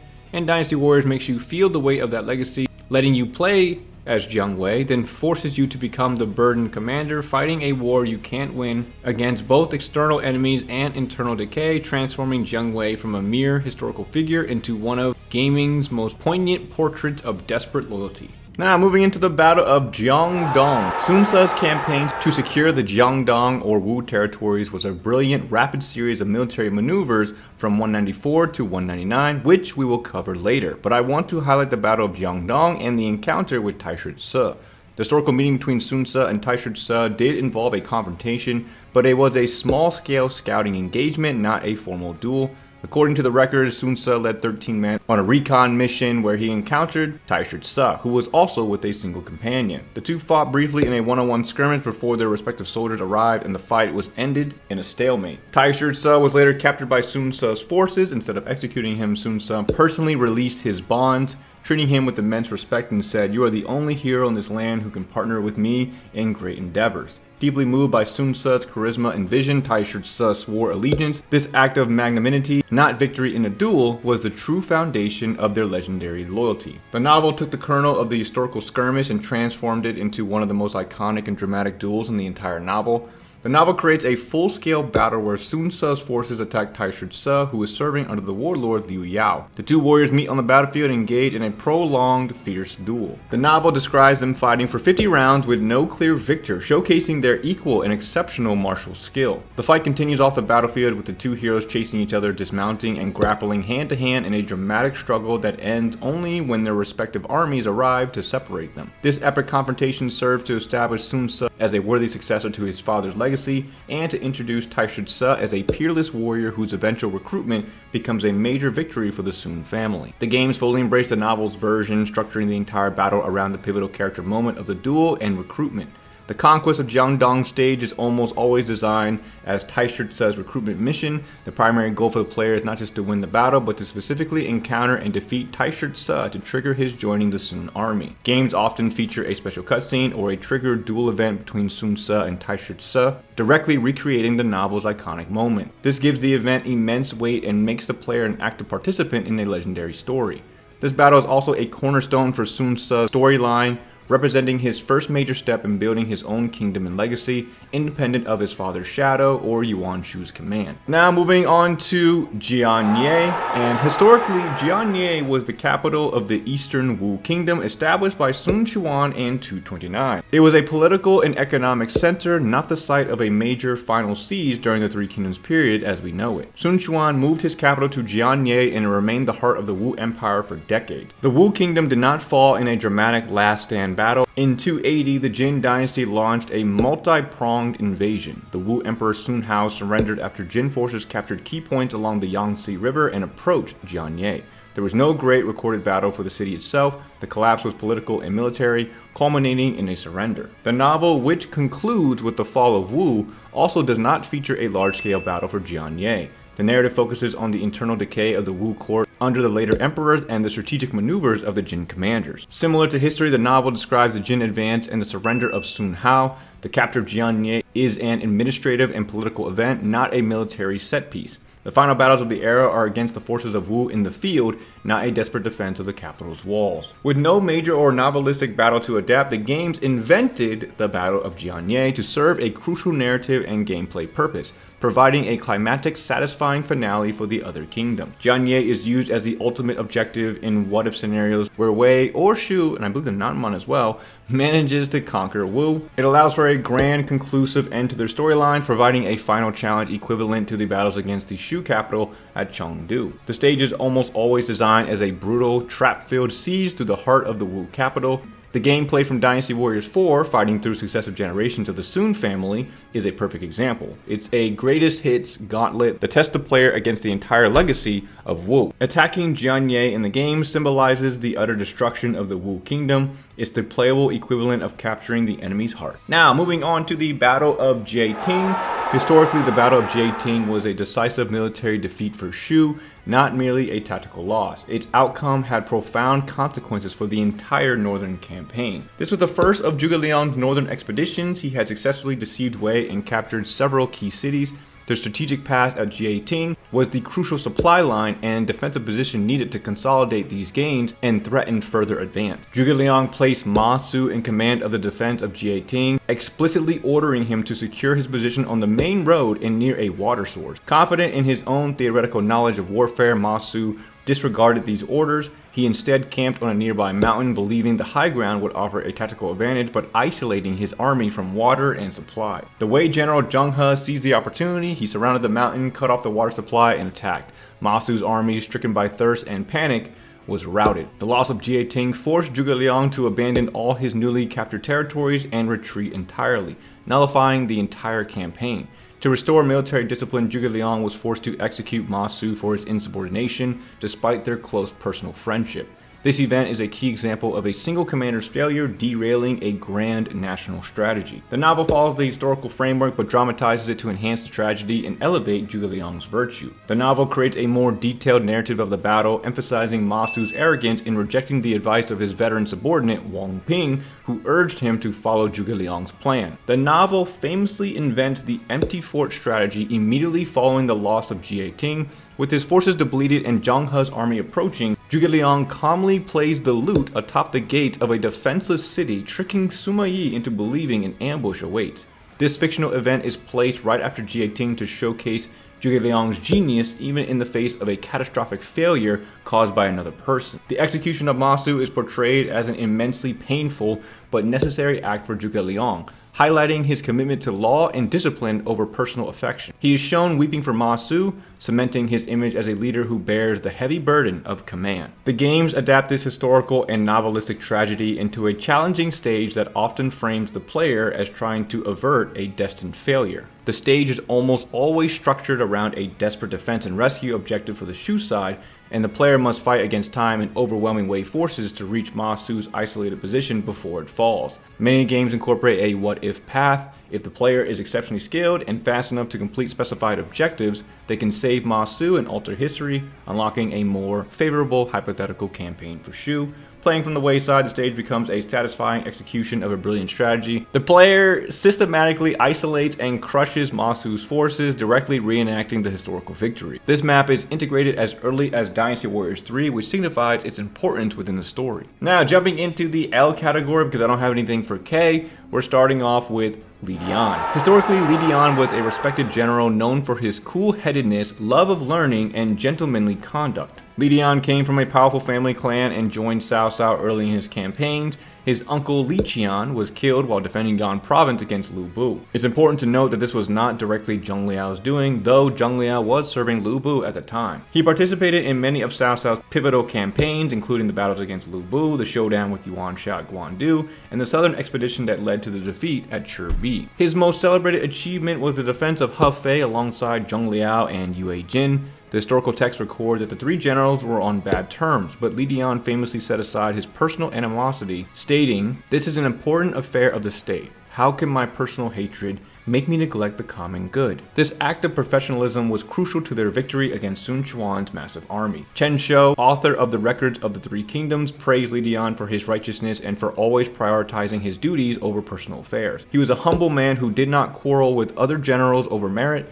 He died relatively young and was posthumously honored by Cao Pi. The novel takes the historical foundation and adds narrative flair, though Li Dian's portrayal remains largely consistent with his historical persona. The novel includes Li Dian in the same major battles as history, such as Guandu, Chibi, and Hefei. The novel expands his role at the Battle of Hefei by crediting him with the destruction of the Jiaoshi Bridge, an action that adds a concrete dramatic feat to his name within the story. The novel retains his core trait of being a calm and careful commander. His historical friction with Zheng Liao at Hefei is used in the narrative, but it is softened from a deep-seated hatred into a professional reluctance rooted in the death of his uncle, which he ultimately overcomes for the sake of victory. Then the games take the essence of Li Dian and builds a unique playable character around it, heavily influenced by fan demand. Li Dian was a non-playable character for many years before his popular debut as a playable warrior in Dynasty Warriors 8. The developers specifically highlighted his historical contributions at Hefei as a reason for his inclusion. The games craft a distinct identity for him, a laid-back, witty, and incredibly intuitive individual. His calm and cautious historical persona is translated into a character who often chides his most impulsive comrades like Yue Jin and Zheng Liao, for their lack of restraint. He's got key relationships with Yue Jin and Zhang Liao. Yue Jin is portrayed as a close friend and partner in arms to Li Dian, with the two almost always appearing together in early battles. And with Zhang Liao, the games dramatize the historical tension by directly linking Zhang Liao's past service under Lu Bu to the death of Li Dian's uncle. This creates a clear character arc where Li Dian must overcome this personal history to fight effectively alongside Zhang Liao at Hefei. And then for his visual design, the designers created a memorable look with a large, wild hairdo, but intentionally scaled it back to better reflect his level-headed personality. And that's all I have for Mr. Li Dian. Moving on to Miss Lian Shi, starting off with her historical reality. Historically, very little is concretely known about Lian Shi, with her existence primarily noted through her relationship to Sun Quan. She was recorded as one of Sun Quan's consorts and the mother of his two daughters, Sun Luban and Sun Luyu. Her father was Bu Zhi, a respected official in Sun Quan's court. Her most significant historical note is that she was posthumously honored as an empress by Sun Quan after his own ascension as emperor in 229. This indicates she held a place of significant affection and respect in his life, even after her death. Beyond these basic facts, her personality, her role in court, and her involvement in military or political affairs are lost to history. She is a silhouette defined more by her familial connections and posthumous title than by her own documented action. Luo Guanzhang's epic novel, focused on the grand dramas of war, politics, and male heroism, offers no substantial portrayal of Lian Shi. The novel does not develop her character or give her any dialogue or narrative purpose. She is at best a name in the background, one of the many consorts of the ruling families who remain outside the scope of the story. The primary female characters in the novel, like Sun Xiangzhang, are themselves vehicles for political alliances. A figure like Lian Shi, whose historical significance was personal and posthumous, had no place in Luo Guanzhang's narrative structure. Dynasty Warriors performs a remarkable act of creation, building a fully realized character from the little historical framework. They use her known relationship with Sun Quan as the foundation for her entire identity. They designed Lian Shi to be the mature and adult female character, both in physique and personality, acting as a calm, stabilizing force. Her entire character is built around her bonds with the Sun family, starting off with being Sun Quan's confidant and love interest. She was developed specifically for this role. She's the one person who can break Sun Quan's formal and often insecure demeanor, causing him to fluster. She gently teases him but always redirects his focus to his duties and the well-being of his kingdom, acting as his emotional anchor. And then she also serves as a loyal maid and close friend to Sun Xiangzhang, providing a mature counterpoint to the princess's more fiery and impulsive nature. Her decision to stay in Wu when Xiangshang leaves for Shu is a key character moment that solidifies her loyalty to Sun Quan and the state. She embodies the archetype of the strong, supportive woman who fights alongside her lord, not just with force, but with wisdom and emotional intelligence. And right after that, we have Mr. Ling Tong. The historical Ling Tong, as recorded in the records of the Three Kingdoms, was a respected general known for his filial piety, bravery, and profound sense of duty. He began his service under Sun Ce, following his father Ling Sao. When Gan Ning, who was serving Huangzu at the time, killed Ling Sao with an arrow, it defined Ling Tong's life. He took command of his father's troops and carried this grief throughout his career. His hatred for Gan Ning was a serious political issue. Historical texts state that they openly clashed, most famously at a banquet where they nearly dueled. Sun Quan was forced to intervene, eventually stationing Gan Ning away from the capital to keep them apart. There is no historical record of a reconciliation. Their cooperation in battles was a matter of professional duty, not friendship. Beyond the feud, Ling Tong was a brilliant military leader. His most celebrated act was his heroic self-sacrificing defense of Sun Quan at the Battle of Hefei, where he fought a desperate rearguard action to allow his lord to escape. He was known for being generous, caring deeply for his soldiers, and died young, and was deeply mourned by Sun Quan. The novel uses Ling Tong's story to create a powerful narrative arc about redemption and brotherhood, explicitly inventing a reconciliation that never happened historically. The novel amplifies Gan Ning's and Ling Tong's early clashes, making them more frequent in public to build narrative tension. Eventually, a turning point comes during a battle where Gan Ning saves Ling Tong's life by shooting an enemy commander who had Ling Tong at his mercy. Yue Jin was dueling Ling Tong where Cao Shu covertly shot and killed Ling Tong's horse, leaving him vulnerable. Gan Ning would shoot and kill the encroaching Yue Jin, and Sun Quan would later report that to Ling Tong. Overwhelmed with gratitude, Ling Tong apologizes, and the novel states they became life and death friends from that day forward. The invented ending serves the novel's themes. It transforms Gan Ning from a mere rogue into a redeemed hero, and shows Ling Tong as capable of great personal growth, prioritizing brotherhood in arms over a blood feud. The game series takes the novel's fictional friendship and makes it into the central pillar of Ling Tong's character arc, developing it over a full playable journey. The games show the entire evolution. It starts with pure hatred, moves through reluctant cooperation, and culminates in a deep, respectful rivalry and explicit friendship. They are shown saving each other, playing Go, and mourning when Gan Ning passes before Ling Tong. The games give him a vibrant identity, energetic, witty, and sarcastic, but deeply loyal, which is expressed through his acrobatic fighting style. While his relationship with Gan Ning is central, the games also highlight his lifelong loyalty to the Sun family and his role in all of Wu's major battles, making him a well-rounded and constant hero in the faction story. Now, moving on to the paragon of virtue, Mr. Liu Bei stepping up, starting off with his historical reality. The historical Liu Bei, as recorded in the records, was a charismatic and resilient warlord whose claim to benevolence was a key part of his political strategy, but not the full picture of his often ruthless climb to power. He was a distant scion of the Han imperial house, a claim he leveraged for legitimacy, though its veracity is debated. His greatest strength was his charisma, which attracted a formidable core of loyal, talented followers like Guan Yu, Zhang Fei, Zhuge Liang, and Zhao Yun. Contrary to his benevolent image, Liu Bei switched allegiances frequently and betrayed hosts when it was convenient. He abandoned Cao Cao when the opportunity arose, left Yuanshao after a time, seized Jing province and held it after being lent it, and most notably seized Yi province from his distant relative Liu Zhang, whom he had been invited to protect.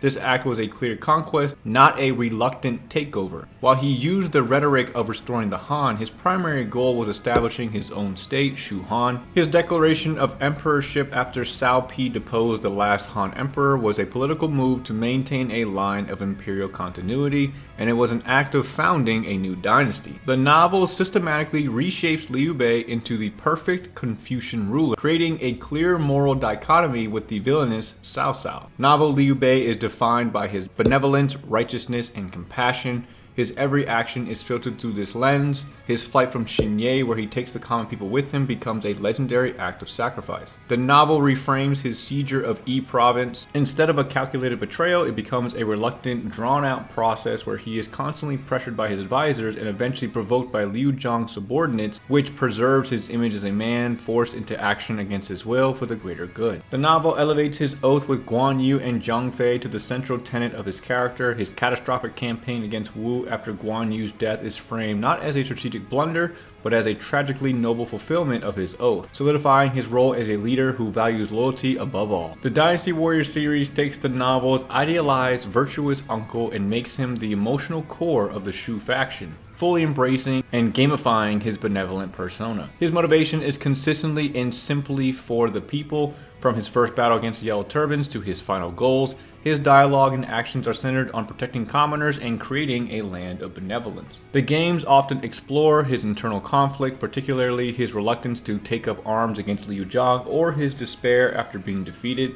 This internal struggle is a key part of his playable story, making his eventual resolve to fight all the more heroic. His relationship with Guan Yu and Zhang Fei is a constant gameplay and narrative element. They fight together in iconic missions, and their deaths drive the final emotional act of his story. The hypothetical routes where his brothers survive and they achieve victory together fulfill the ultimate player fantasy for Shu. The games visually and musically code him as the pure, green-clad hero in direct opposition to the ambitious, blue-clad Cao Cao and the passionate, red-clad Sun Quan, simplifying the complex three-way conflict into a clear moral framework. For Liu Bei, we have three distinct rulers. The historical figure was a pragmatic and charismatic survivor who used his imperial surname and reputation for virtue as tools to build a kingdom, even through acts of betrayal.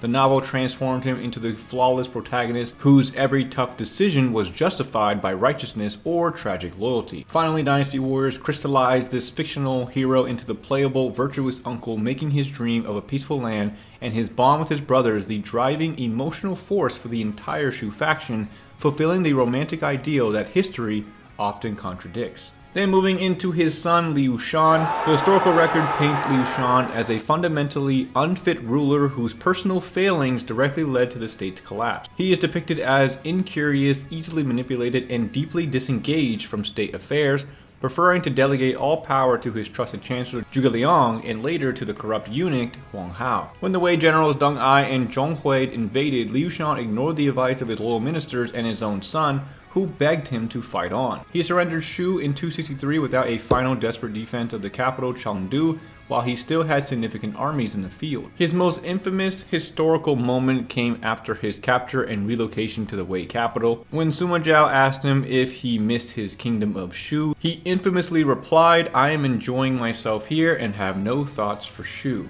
This cemented his posthumous reputation as a heartless fool who failed to honor the sacrifices of his father and Zhuge Liang, but it could be argued that he did it out of necessity to survive, as being a deposed monarch, showing any signs of longing for his former kingdom would be a death sentence. The novel takes the historical foundation and sharpens it into a powerful narrative of tragic irony. The novel heightens his foolishness to make him a clear narrative counterpoint to his father's virtue and Zhuge Liang's wisdom. He is the unworthy son who squanders his inheritance. And to showcase the amplified incompetence, the novel has Huang Hao, the corrupt eunuch, get in Liu Shan's ear about Jiang Wei's relentless pushes to the north in Wei, leading him to be susceptible to being corrupted by the advisor that would eventually force Jiang Wei to be recalled from a successful campaign, which would add on to the tragic flaw that he had that would end up thwarting Shu's destiny. His surrender is the final heartbreaking betrayal of the Shu Han ideal. The novel uses his story to lament how the grand dream of Liu Bei and the Oath of the Peach Garden was ultimately undone not by external enemies alone, but by the weakness at its very core. The Dynasty Warriors series performs a radical reinterpretation, transforming Liu Shan from a simple fool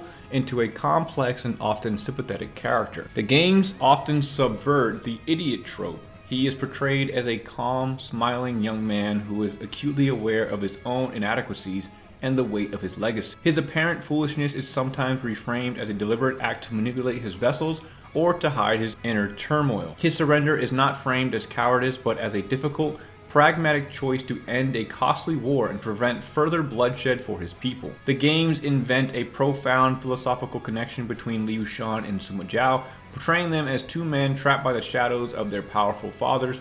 This adds a layer of modern psychological depth and tragedy to his character that is absent in earlier sources. By giving him a playable story, secret training, and a genuine relationship with Jing Sai, the games make him a relatable human being struggling with impossible expectations rather than just a historical example of incompetence. For Liu Shan, we have three distinct failures. Historically, he was an apathetic and incompetent ruler whose personal failings and surrender doomed his state. The novel turned this historical figure into a narrative device of tragic irony, the unworthy heir who undermined the heroes of Shu.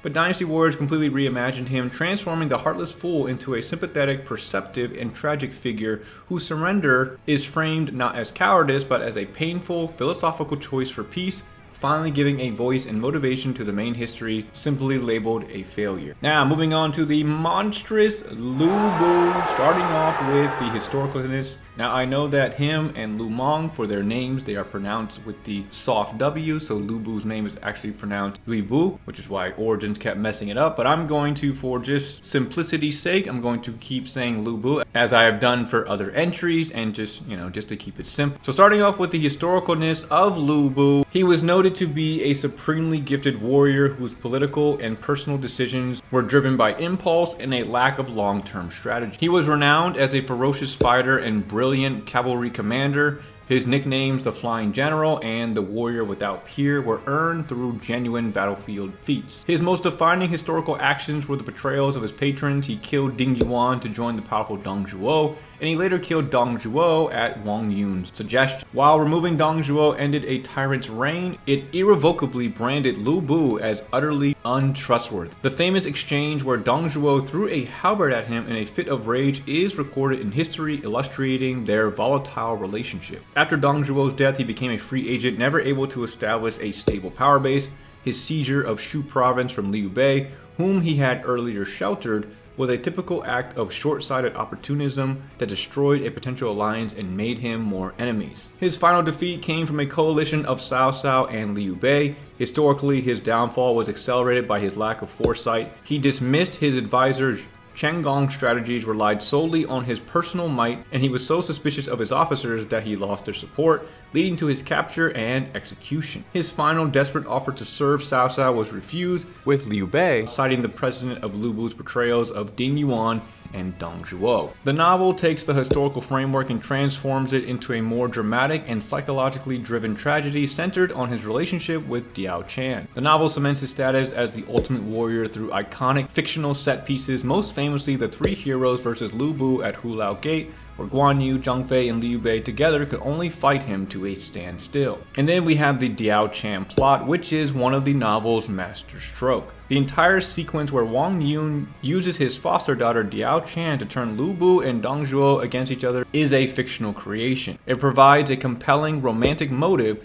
for his most famous betrayal, transforming a political assassination into a passionate crime of love and jealousy. The novel retains his historical flaws, his pride, his poor judgment, his suspicion of Chen Gong, but frames him as more of a pawn in a larger game and a victim of his own simple-minded obsession with strength and love, making his end feel more tragically inevitable than justly deserved. The Dynasty Warrior series seizes upon the novel's Ultimate Warrior concept and elevates it to a gameplay and narrative archetype, often sidelining his historical complexity to pure power fantasy. Lu Bu is designed as the ultimate in-game challenge. His appearances are heralded by warnings, his own unique theme music, and an aura of invincibility. He exists as a walking test of the player's skill. The game streamlined his character to a single driving desire to find the ultimate battle. His famous line, "Can anybody provide me with a decent challenge?" perfectly encapsulates this role. He betrays not for complex political or romantic reasons, but because his current master can no longer provide him with worthy opponents. His story mode allows players to explore hypothetical routes where his sheer might alone can conquer the land. This completely inverts his historical fate, fulfilling the what-if fantasy of his potential. The game expands his relationships beyond the source material, giving him a loyal daughter in Lu Lingqi and a more developed, often exasperated dynamic with his strategist Chen Gong. This adds layers to his character without erasing his core brutishness. For Mr. Lu Bu, here we have three distinct legends. The historical general was a peerless warrior whose fatal flaw was a treacherous and politically short-sighted nature, leading to his predictable downfall. The novel romanticizes this figure, giving his betrayals a tragic romantic motive with Diao Chan and cementing his might in iconic fictional duels. But Dynasty Warriors fully embraced the myth, transforming him into the ultimate boss character, an unstoppable gameplay-defining force of nature whose primary motivation is a pure, simple, and overwhelming desire for battle, allowing players to either fear him or fulfill the fantasy of being him. Now, moving into his daughter, Lu Lingqi. The historical existence of Lu Bu's daughter is limited to a single vague mention. The records notes that Lu Bu once considered marrying his daughter to Yuan Shu's son as a way to secure a political alliance. This plan was ultimately abandoned. Beyond this proposed marriage, there is no record of her name, her personality, or her involvement in any military or political event. She is a complete non-entity in the historical narrative. Her fate after her father's execution at Shapi is unknown and unrecorded. The novel does not develop her character beyond her historical footnote. She is mentioned only in the context of a proposed marriage to Yuan Shu's son. The novel uses her as a token in Lu Bu's political machinations, but she is given no dialogue, no personality, and no agency. She is functionally an unnamed daughter, existing only to illustrate a single event in her father's life. With almost no source material to contradict, Dynasty Warriors had complete freedom to invent Lu Lingqi as a fully realized character, using her to explore new themes within Lu Bu's story. She is portrayed as a capable and courageous fighter who actively participates in her father's campaigns. She defiantly insists on fighting alongside him, creating a new dynamic where the brutish Lu Bu must grapple with paternal concern. Her primary narrative function is to reveal a more complex side to her father. His often violent objections to her joining battles, his protective nature, and his final wish for her to escape and survive at Shapi adds a layer of humanity and vulnerability to his character that is absent in other portrayals. Her story arc is about inheriting her father's legacy while forging her own path. This is powerfully illustrated in Dynasty Warriors 9, where after his death, She vows to continue fighting and surviving, honoring his weapon but making her own choices. The games create her entire social world. She has a one-sided rivalry with Guan Yinping, complex feelings towards Diao Chan, and a mentor-student relationship with the loyal Zhang Liao, who helps preserve her father's legacy. And then next up we have Mr. Lu Meng coming in. Lu Meng was a formidable general whose dedication to self-improvement was legendary and directly ordered by his lord Sun Quan. The core historical event is Sun Quan advising the young battle-focused Lu Meng to educate himself. Lu Meng initially resisted, claiming military duties kept him too busy. Sun Quan famously retorted that he didn't want Lu Meng to become a scholar but to learn from the past, to become a more effective commander. Lu Meng took this to heart and embarked on a rigorous course of study. His greatest achievement was the capture of Jing province from Guan Yu. Historically, this was a masterstroke of deception. Lu Meng feigned illness and stepped down from his command, luring Guan Yu into a false sense of security. He was then reinstated secretly, and his army, disguised as merchants, infiltrated and captured key cities with minimal fighting, effectively cutting off Guan Yu's retreat and supply line. After the successful campaign and the execution of Guan Yu, Lu Meng fell gravely ill.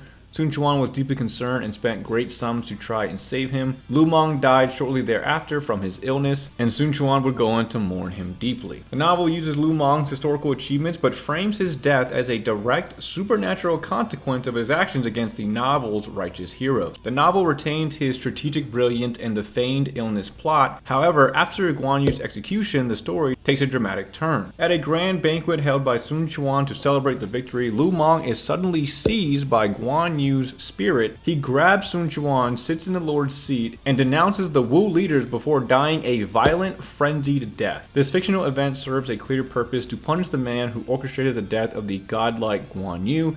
It reinforces the novel's theme that harming the righteous heroes of Shu will bring about a terrible, supernatural retribution. The Dynasty Warriors series synthesizes the history and the novel, creating a nuanced character who embodies the theme of growth and bears the weight of his action. The games show his evolution from a pure warrior to a studious commander. This journey is a core part of his character, highlighted by his interactions with Sun Quan and his predecessors Zhou Yu and Lu Su. The games often elevate his confrontation with Guan Yu to a level of mutual respect. In some scenarios, he is portrayed as a worthy executioner, granting a noble enemy's last request, far removed from the novel's vengeful spirit. The games typically blend the cause of his death. He often succumbs to the illness he originally feigned, or to wounds sustained in the campaign, making his end a tragic sacrifice for Wu's success. A key addition in the game is his role as a mentor and stabilizing force for the next generation, particularly for Lu Xun.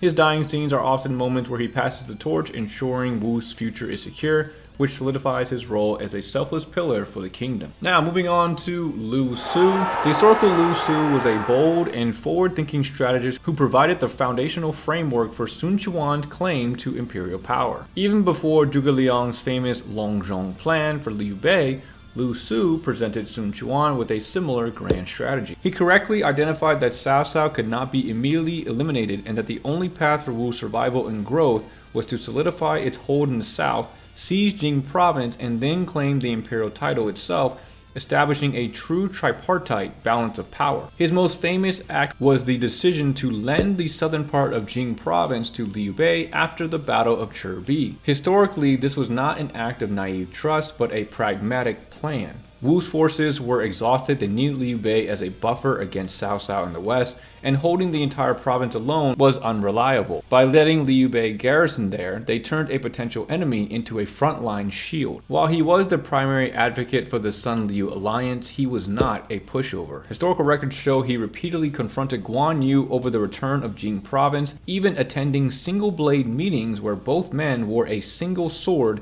that were tense and dangerous. He would go on to die of illness in 217, still fiercely defending Wu's territorial interests. And one small footnote I want to add is, although the games portray him as a strategist mainly, Lu Su was a competent archer and a skilled martial artist, which contrasts with his later image as a refined strategist. I'll go more into it during his lore video, but a fascinating discovery in my opinion. The novel systematically reshapes Lu Su into a character who serves the novel's pro-Shu, pro-Zhuge Liang narrative. The novel strips him of his grand strategic vision. He is portrayed as an honest, somewhat simple-minded, and often anxious figure. He primarily exists as a straight man for Zhuge Liang's brilliance. He is constantly outwitted by Zhuge Liang, who manipulates him and the loan of Jing province to Shu's advantage. Where the historical Lu Su was a strategic peer, the novelistic Lu Su is a pawn.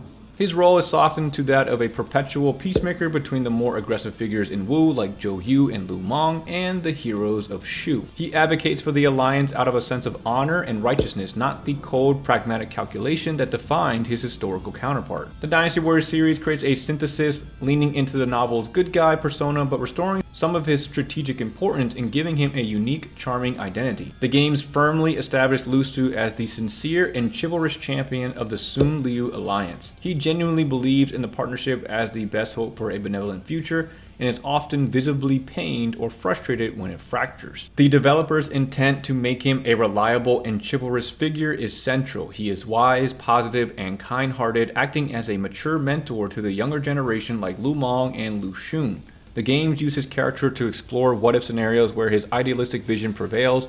In these routes, he survives his illness, helps Wu achieve victory, and sees the alliance with Shu renewed and strengthened, fulfilling his dream of cooperation against Wei. While still an advocate for peace, the games often show him as a capable commander on the battlefield and a shrewd political mind, bridging the gap between the novel's naive fool and history's sharp strategist. Now moving into Mr. Lu Xun. The historical Lu Xun was a towering figure in later Wu, whose career arc is one of the most dramatic. His defining moment was the Battle of Yiling against Liu Bei. He was a young, relatively untested commander whose appointment was met with skepticism from Wu's veteran general. He correctly identified the fatal flaw in Liu Bei's extended encampment along the Yangtze River, which was its lack of mobility. His devastating fire attack crippled the Shu army, securing Wu's western border and cementing his status as a preeminent strategist. Unlike the novel and games, which often imply an early death, the historical Lu Xun lived for decades after Yiling.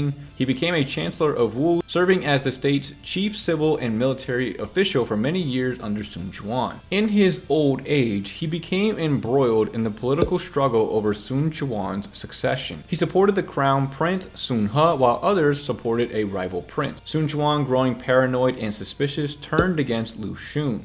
He was publicly humiliated, stripped of his post, and his associates were purged. Historical accounts state he died of humiliation and anger in 245, a tragic end for the man who saved Wu at its most perilous moment. The novel uses Lu Xun primarily as a vehicle to deliver one last triumph for the novel's true hero, Zhuge Liang. The novel includes his great victory at Yiling, but its most famous fictional addition is the Stone Sentinel Maze. After his victory, Lu Xun pursues the retreating Shu forces and is lured into a stone maze created by Zhuge Liang. He is trapped and on the verge of disaster until Zhuge Liang's father-in-law shows him the way out. This sequence serves one purpose: to demonstrate that even the brilliant victor of Yiling is no match for Zhuge Liang's wisdom. The novel later includes Lu Xun's victory at the Battle of Shiting against Cao Shu, by once again using a brilliant stratagem of feigned retreat. This battle serves to prove that his success at Yiling was not a fluke, cementing his status as a consistently genius-level strategist in the narrative before the story moves on. The novel completely omits his long, successful career and his tragic political downfall, ending his story on the high note of Yiling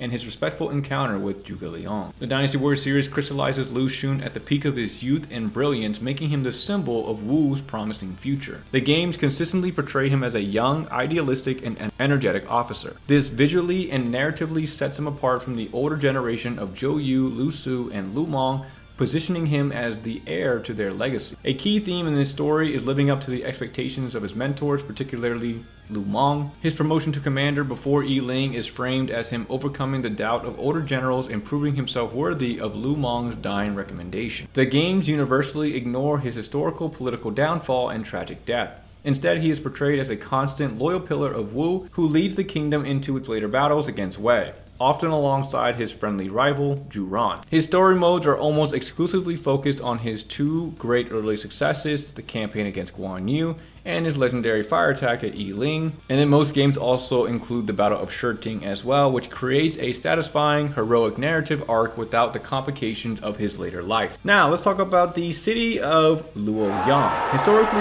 Luoyang's significance is defined by its role as the imperial capital and the pivotal events that took place there, which shattered the central government's authority. In 189, there was a crisis known as the 10 Attendance Crisis that was going on.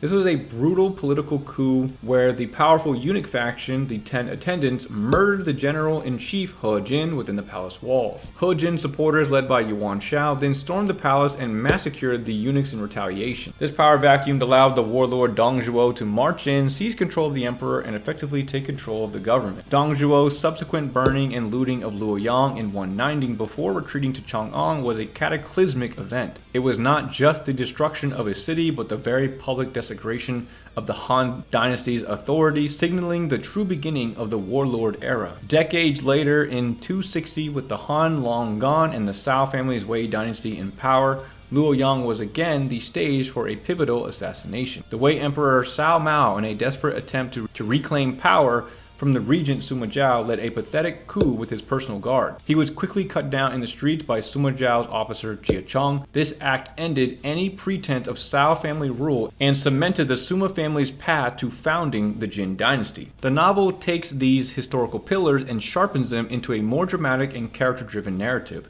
The novel turns the 10 Attendants crisis into a more extended, chaotic battle within the palace grounds, emphasizing the treachery and violence. A major alleged fictional addition is the story of the Imperial Seal, lost in the well during the chaos of Luoyang sacking and burning. Sun Jian's discovery of it and the subsequent conflicts it causes are a novel invention and suggested to be propaganda that would make Sun Jian look better and more legitimate as a successor that creates a tangible symbol of the mandate of heaven for the warlords to fight over. The novel also uses Dong Zhuo's burning of Luoyang as the ultimate act of a tyrant, framing him as a villain beyond redemption. Similarly, Cao Mao's death is portrayed to highlight the tragic nature of a noble emperor cut down by usurpers. The Dynasty Warriors series uses Luoyang as a flexible map to represent decades of conflict, often compressing or rearranging history for gameplay and character focus. The same Luoyang map is used for entirely different conflicts: the 10 Attendants, Cao Cao's assassination attempt, the coup against Cao Shuang, and the suppression of Cao Mao's rebellion. This makes it a consistent visual anchor for the narrative of power struggles at the capital. Historical events are repurposed as gameplay objectives. The search for the Imperial Seal in Dynasty Warriors 4 became a treasure hunt. The escape of Cao Cao in Dynasty Warriors 7 and 8 is turned into a thrilling survival mission against Lu Bu. And the battles are framed around personal stories, like Diao Qian's flight, the Suma family's rise, and Cao Mao's rebellion are all presented as personal confrontations against a backdrop of imperial architecture. The complex politics are simplified into clear good versus evil, or rival versus rival conflicts within the castle wall. Now, moving into the M letter, we're starting off with Mr. Ma Chao, the rebellious warlord. And historically, Ma Chao was a formidable but politically reckless commander whose actions directly led to the destruction of his entire clan. The conflict with Cao Cao was not a simple, unprovoked massacre by Cao Cao. It was a direct result of Ma Chao's rebellion. While Ma Chao's father Ma Teng was in Ye as a virtual hostage to ensure peace, Ma Chao ignored his father's safety and joined a coalition against Cao Cao, starting the war at Tong Pass. In response, Cao Cao executed Ma Teng and his entire family in Ye. After his defeat, Ma Chao did not wander seeking justice. He fled to the warlord Zhang Lu, but his arrogant and untrustworthy nature made him a liability. He eventually betrayed Zhang Lu and defected to Liu Bei's side during the siege of Chengdu, using his fearsome reputation to intimidate Liu Zhang into surrendering. His service under Liu Bei was brief and relatively inactive due to his history of rebellion and the sheer independence of his power base. Liu Bei largely kept him in prestigious but powerless post, a caged tiger used for his name and to placate the Qiang tribe. He died just a few years after joining Shu, a shadow of his former self. The novel completely rewrites Ma Chao's character to fit the novel's moral framework, turning a flawed warlord into a tragic hero. The novel invents a premise where Cao Cao first kills Ma Teng after discovering that Ma Teng was plotting to assassinate him, making Ma Chao's subsequent rebellion a righteous quest for filial vengeance. This completely reverses the historical timeline and motivation. His martial prowess is elevated to legendary status, most famously in his epic duel with Zhang Fei at Jiameng Pass, a fictional event designed to showcase two peerless warriors. His joining of Liu Bei is portrayed as a meeting of righteous minds impressed by Liu Bei's benevolence rather than a desperate betrayal of Zhang Lu. He becomes a loyal and celebrated member of the Five Tiger Generals. His past recklessness erased. The Dynasty Warriors series synthesizes the novel's heroic portrait with a more personal character arc, focusing on his emotional journey from vengeance to redemption. His story is a journey from being consumed by a tainted justice, which was pure hatred for Cao Cao, to finding a true justice under Liu Bei's benevolent cause. This internal conflict is his primary driver. The games heavily focus on the Battle of Tong Pass as his personal vendetta, fully adopting the novel's framing of Cao Cao as the unambiguous aggressor who slaughtered his family. The games make him an active, passionate, and constant presence in Shu's later campaign from Hanzhong to the Northern Expedition. This dramatically extends his role and importance far beyond his historical service. He is characterized as loud, straightforward, and fiercely proud, with a key friendship with Zhao Yun based on shared martial ideals. His complex history with Peng De, who leaves him to join Cao Cao, adds drama and personal stakes to his story. Then moving on to his cousin Ma Dai. The historical Ma Dai was a competent and trusted general who served Shu with distinction for decades. He was a cousin of Ma Chao who faithfully followed him into the service of Shu. After Ma Chao's early death, Ma Dai continued to serve under Zhuge Liang and Jiang Wei. His career was long and stable, spanning from the conquest of Yi through Zhuge Liang's northern expedition. He held important military titles and was considered a reliable commander. His most famous historical act was carrying out the execution of Wei Yan in 234. After Zhuge Liang's death, Wei Yan refused to retreat and clashed with Yang Yi, leading to a brief civil conflict within the Shu army. Ma Dai pursued Wei Yan, defeated his forces, and beheaded him. This was presented as carrying out the state's order against a rebellious general, not a personal vendetta. The novel takes Ma Dai's historical role and sharpens it for more dramatic effect, making him a direct instrument of Zhuge Liang's posthumous will. The novel frames Wei Yan's rebellion as something Zhuge Liang predicted from beyond the grave. Ma Dai is specifically positioned by the novel's plot to be the man who fulfills Zhuge Liang's final plan to eliminate Wei Yan. The execution is portrayed as the climax of Wei Yan's character arc, with Ma Dai acting as the swift and decisive hand of justice for Shu. He gained Wei Yan's favor and would only strike him down when Wei Yan would yell, "Who dares to slay me?" Wei Yan would go on to proclaim it, and Ma Dai would take his life thereafter. The Dynasty Warriors series builds an entire personality around Ma Dai, using his historical loyalty as a foundation for a unique and complex character. He is characterized by his sunny, cheerful, and optimistic disposition. This serves as a direct contrast to his brooding cousin Ma Chao and the volatile Wei Yan. He acts as a moral support and a peacemaker within the Shu army. The games heavily play on the contrast between his cheerful exterior and his deadly seriousness in duty. The games expand his role significantly. He does not carry out Wei Yan's death. He's often given a full narrative arc where he tries to reason with Wei Yan and really be of like a friend to him. His relationships are fleshed out, showing his deep familial loyalty to Ma Chao, his attempts to befriend Wei Yan, and his great respect for Zhuge Liang, who trusts him with the most sensitive tasks. Now moving on to Mai Castle. Now historically, Mai Castle was the final stage of a catastrophic military defeat for Guan Yu, defined by betrayal and strategic collapse. This was not a standalone battle, but the culmination of Guan Yu's defeat at Fan Castle. After his campaign north failed and his base in Jing province was stealthily captured by Lu Meng, Guan Yu was caught between the armies of Wei and Wu. He retreated to Mai Castle in a desperate attempt to hold out. The historical record emphasizes that Guan Yu's army disintegrated around him due to Lu Meng's excellent treatment of their families back in Jing. His soldiers deserted him, leaving him isolated and without hope of reinforcement. Guan Yu did not make a legendary last stand at the castle walls. Realizing his position was hopeless, he and his son Guan Ping broke out of the siege and attempted to flee west to Yi province. They were both captured alive in an ambush by Wu forces and subsequently executed on Sun Quan's orders. The novel will go on to change these events to serve its core theme. Starting off with Guan Yu to create a tragic hero, Guan Yu's character flaws like his arrogant and insulting Sun Quan's marriage envoy are downplayed.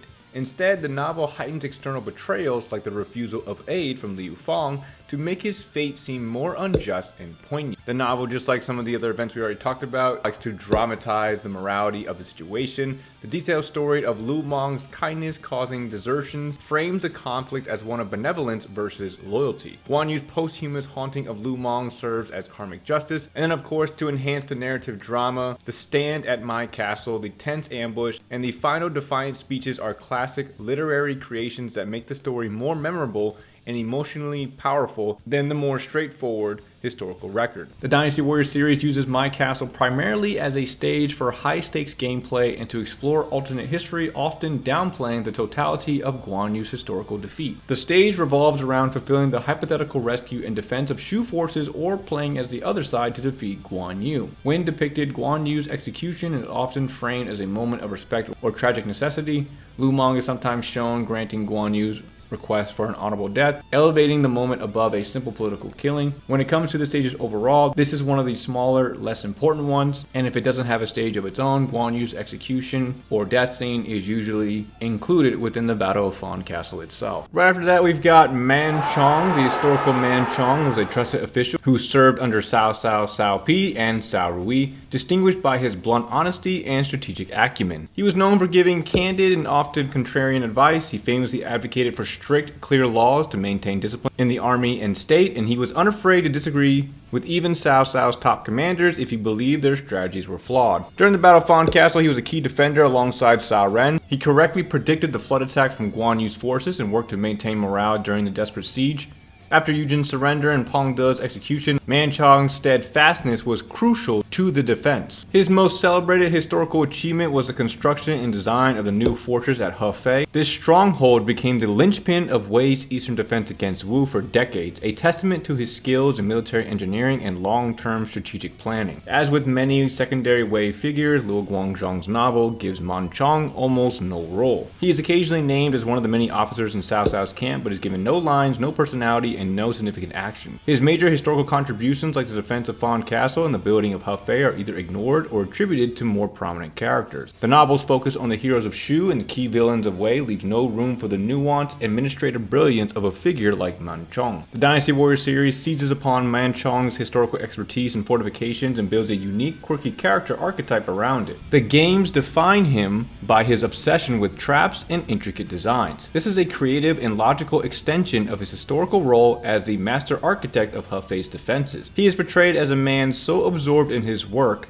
that he becomes indifferent to everything else, including his personal appearance, which creates a distinct and memorable visual and personality among Wei's often more serious or flamboyant strategists. He is frequently tied to defensive battles or scenarios involving fortresses, most notably Hefei and Fan Castle. His strategies in-game often involve ambushes or triggering defensive mechanisms, directly translating his character trait into gameplay mechanic. The game invents dynamics for him, such as his friendship with Shu Huang and his playful intellectual rivalry with other strategists like Sima Yi, whom he tests with his trap designs. Next up, we've got Meng Huo. The historical existence and role of Meng Huo are subjects of significant debate among historians. The figure of Meng Huo is not mentioned in the most authoritative historical source, the records of the Three Kingdoms. He appears in later secondary texts such as the Chronicles of Huayang, leading many modern historians to believe he may be a composite character or a literary creation. Zhuge Liang's southern campaign against the rebellious tribes of Nanzhong is a historical fact.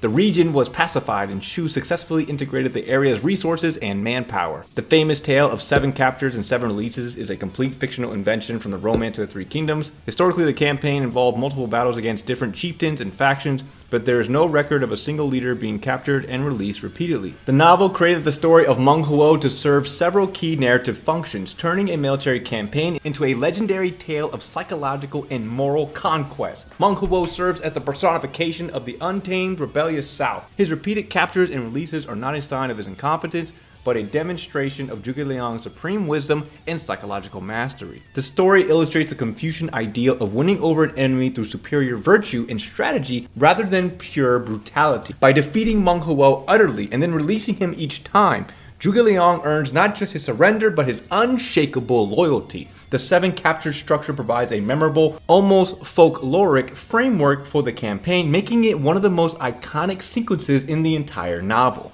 The Dynasty Warriors series takes the novel's character and amplifies his personality, making him a beloved and recurring figure of comic relief and fierce loyalty. Meng Huo is characterized as a boisterous, hot-headed, but incredibly loyal and kind-hearted king. His simple-mindedness and short temper are played for comedy, but his love for his people and his wife Zhu Rong is his core noble trait. His dynamic with Zhu Rong is a central focus. The games fully embrace the trope of the physically powerful but simple-minded husband who is utterly devoted to his more clever and aggressive wife. itself. The games often integrate the Nanman into the main narrative far beyond their historical or novelistic role. They appear as allies for Shu in hypothetical routes, fighting in tons of major battles. This fulfills the what-if fantasy of a fully united China, including its southern tribes. His large, powerful physique and wild grappling-based fighting style makes him a distinct power character on the battlefield, visually reinforcing his barbarian king persona. Alright, next up we got the Battle of Mount Bailong. Historically, the Battle of Mount Bailong in 207 was a masterstroke of speed, deception, and tactical brilliance against the Wuhuan tribe. After the deaths of Yuan Shao and Yuan Tan, Yuan Shang and Yuan Shi fled to join the Wuhuan chieftain Ta Dun. Recognizing this lingering threat to his northern border, Cao Cao embarked on a grueling and unexpected march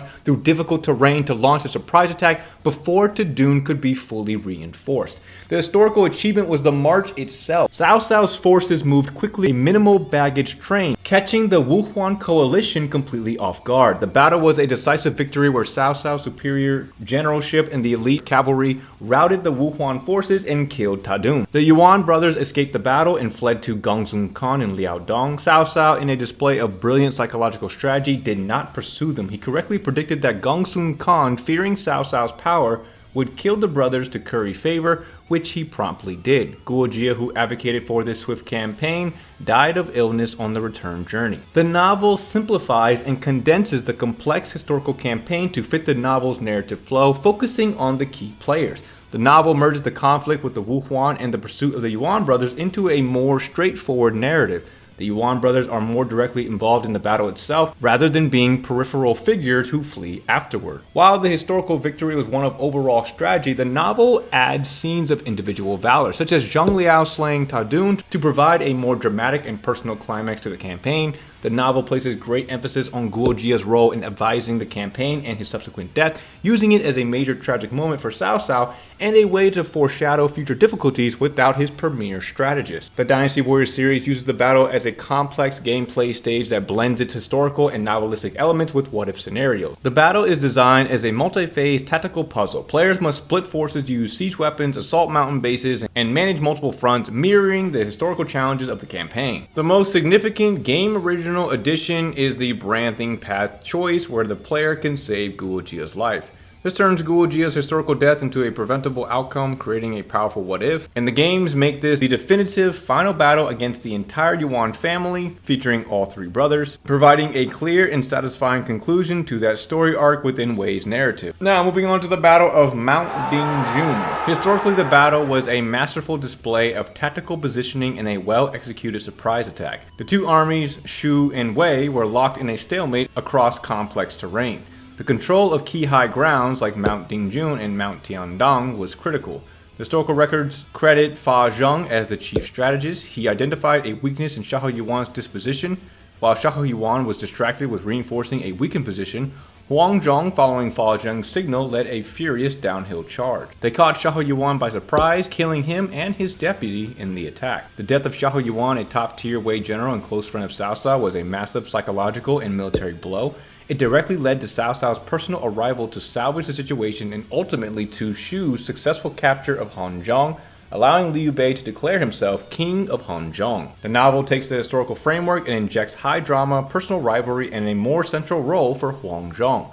The novel creates a direct personal feud between Huang Zhong and Xiahou Yuan. A fictional addition is the detailed ruse used to lure Xiahou Yuan. Huang Zhong repeatedly feigns weakness and retreats, making Xiahou Yuan lower his guard over several days. This makes the final ambush feel like the climax of a personal chess match between the two generals. The novel focuses intensely on Huang Zhong's perspective, making his victory the crowning achievement of his long career and solidifying his place as one of the 5 Tiger generals. The Dynasty Warriors series uses the battle as a complex stage that emphasizes the rivalry and introduces pivotal what-if scenarios. The games codify the Huang Zhong versus Xiahou Yuan rivalry into the stage's core mechanic. Their positions are tracked and their encounter is often a triggered event that can sway the battle's momentum. The level design faithfully recreates the historical importance of controlling the high ground. The games rightly emphasize Fa Zheng's crucial role as the mastermind, often giving him command and having him deliver the orders that set the famous ambush into motion in the games he became playable. Then moving on to the Battle of Mount Qi. The historical records point to a fatal order during a tactical retreat resulting in an unexpected and costly tragedy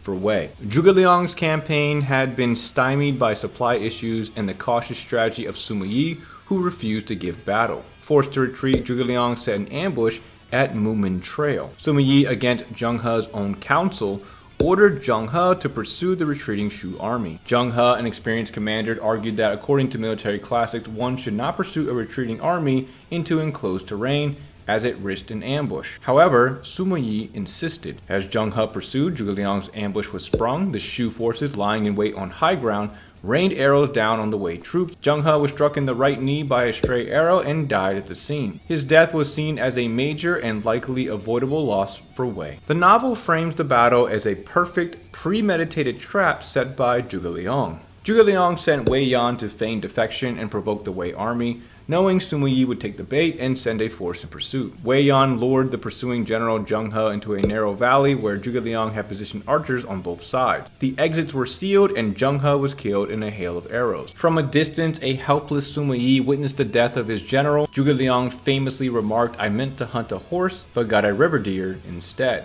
expressing satisfaction at killing the valuable Zheng He, even though his ultimate target was Sima Yi. The Dynasty Warriors series builds entire gameplay stages around the novel's version of this trap, making the player an active participant in the drama. The Mount Chi stage is designed as a classic gauntlet level that the player is lured deep into a narrow path and must survive a devastating ambush featuring arrow towers, landmines, and ambushing officers. The game codifies the personal conflict with Wei Yan and Zheng He, often trading taunts. The objective is to survive his folly, or from the Shu perspective, to successfully spring the trap and eliminate the prize Wei general. The map is not a significant inclusion in the games, but has its shining moments when included. Moving into the Battle of Mount Jingshi, the historical battle in 244 was a brilliant defensive campaign that showcased Shu's strategic prowess after Zhuge Liang's death. This battle occurred years after the classic era of the Three Kingdoms was established, pitting Shu commander Fei Yi against the Wei regent Cao Shuang. The Shu forces led by Wang Ping and Fei Yi used the treacherous terrain of Mount Jingshi to their absolute advantage. They fortified key positions, allowing them to block the Wei advance and threatened their supply lines. Cao Shuang's army, suffering from hunger and casualties in the difficult terrain, was forced into a disastrous retreat. The defeat was so comprehensive and humiliating that it significantly weakened Cao Shuang's political position back in Wei, paving the way for the Sima family's eventual coup. The novel, focused on the earlier epic struggles, gives this later battle little attention. The novel completely omits the Battle of Mount Jingshi. The battle's absence highlights the novel's declining narrative focus on military campaign after the death of its primary heroes. Later events are often covered in a more summary fashion to reach the conclusion of the era. Cao Shuang does appear in the novel's later chapters as an incompetent regent of Wei, consistent with his historical reputation. However, the specific event that historically crippled his power, the defeat at Mount Jingshi, is not the focus. The narrative shifts directly to his political struggle with Sima Yi. In the Dynasty Warriors series, needing to flesh out its Jin narrative, takes this battle and transforms it into a character-driven drama centered on the incompetence of Wei's new leadership. The games use Mount Jingshi primarily to portray Cao Shuang as a foolish and arrogant commander. The stage is designed as a chaotic retreat mission where the player must constantly rescue Cao Shuang from his own poor decision. The games populate the Shu defense with an anachronistic but popular cast of officers from the earlier era to create a more engaging and recognizable conflict for the player, blending timelines for the sake of fan service and gameplay variety. It is one of the more under-the-radar type of battles used to fill the Jin narrative. Now jumping into the end, starting off with Nanjun. Historically, the capture of Nanjun was a protracted and costly campaign led by Wu's commander Zhou Yu, demonstrating his military brilliance. The battle against Cao Cao's general Cao Ren was not a single engagement, but a grueling, year-long siege of the Jiangling fortress, which was the core of Nanjun. During the campaign, Zhou Yu was severely wounded by an arrow and forced to withdraw temporarily.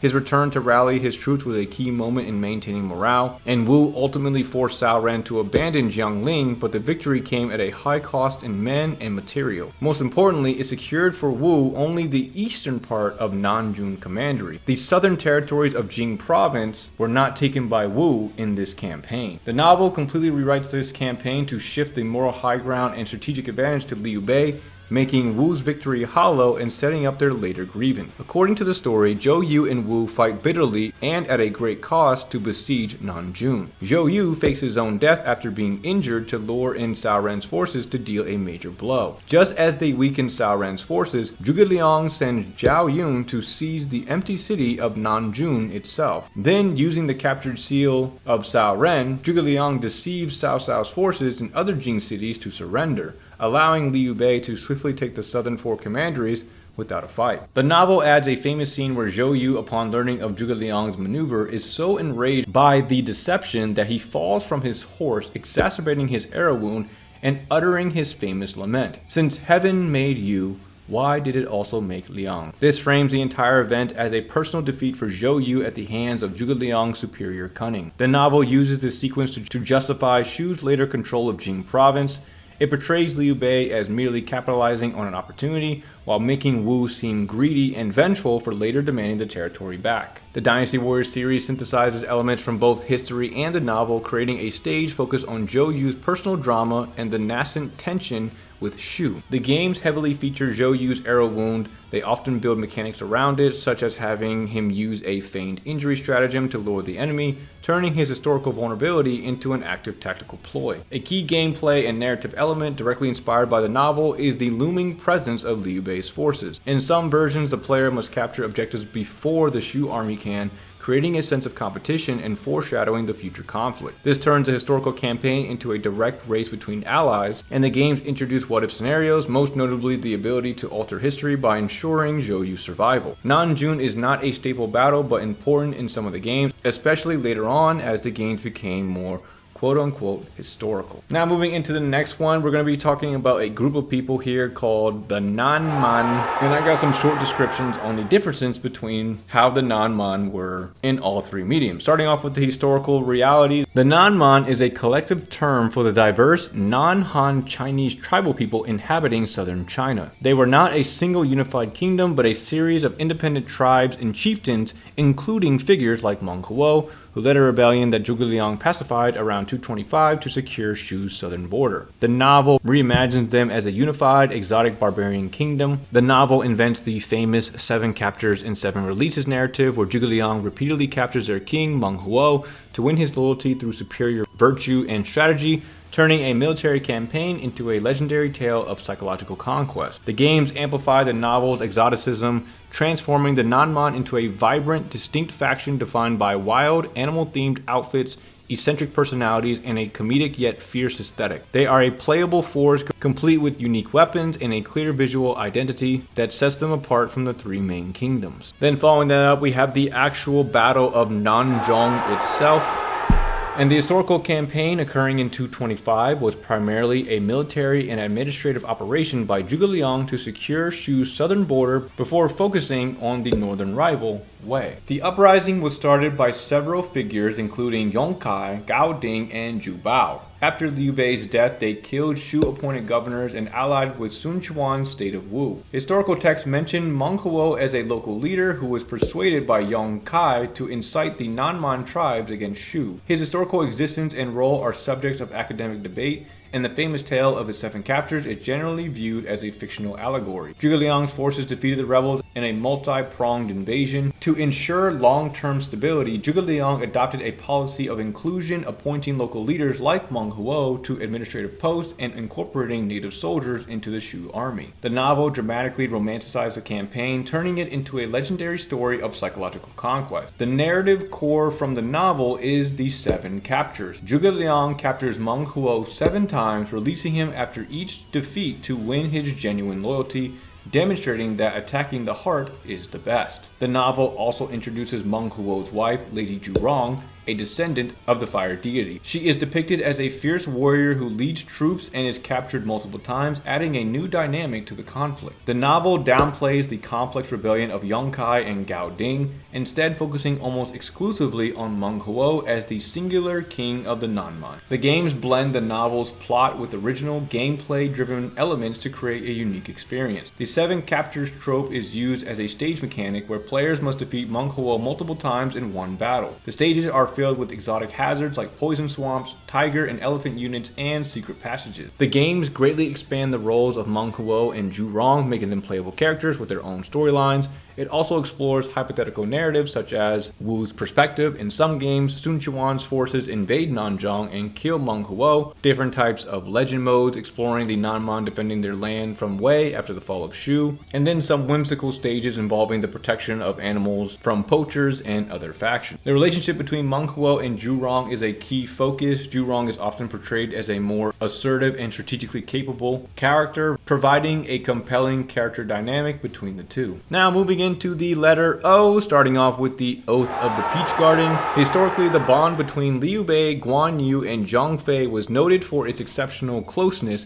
but it lacked the specific ceremonial details popularized by the novel. The records of the Three Kingdoms states that Liu Bei shared his bed with Guan Yu and Zhang Fei, treating them as brothers. They followed him loyally, accompanying him in all his undertakings without regard for danger or hardship. This deep bond was the foundation of Liu Bei's earliest personal army. In the turbulent times, such sworn loyalties between a leader and his key commanders were crucial for building a reliable power base. The specific setting of a peach garden, the ritualistic sacrifice, and the famous vow are not found in the official historical text, and the event is a masterpiece created by Luo Guangzhong for the novel. Luo Guangzhong would take the historical note of their close relationship and turn it into one of the most famous oaths in world literature, using it to open his novel and set its central theme. The novel begins with the three heroes meeting, inspired by a government call to arms to suppress the Yeltsin rebellion. They immediately recognize a shared purpose in Zhang Fei's peach garden. The ceremony is described in vivid detail.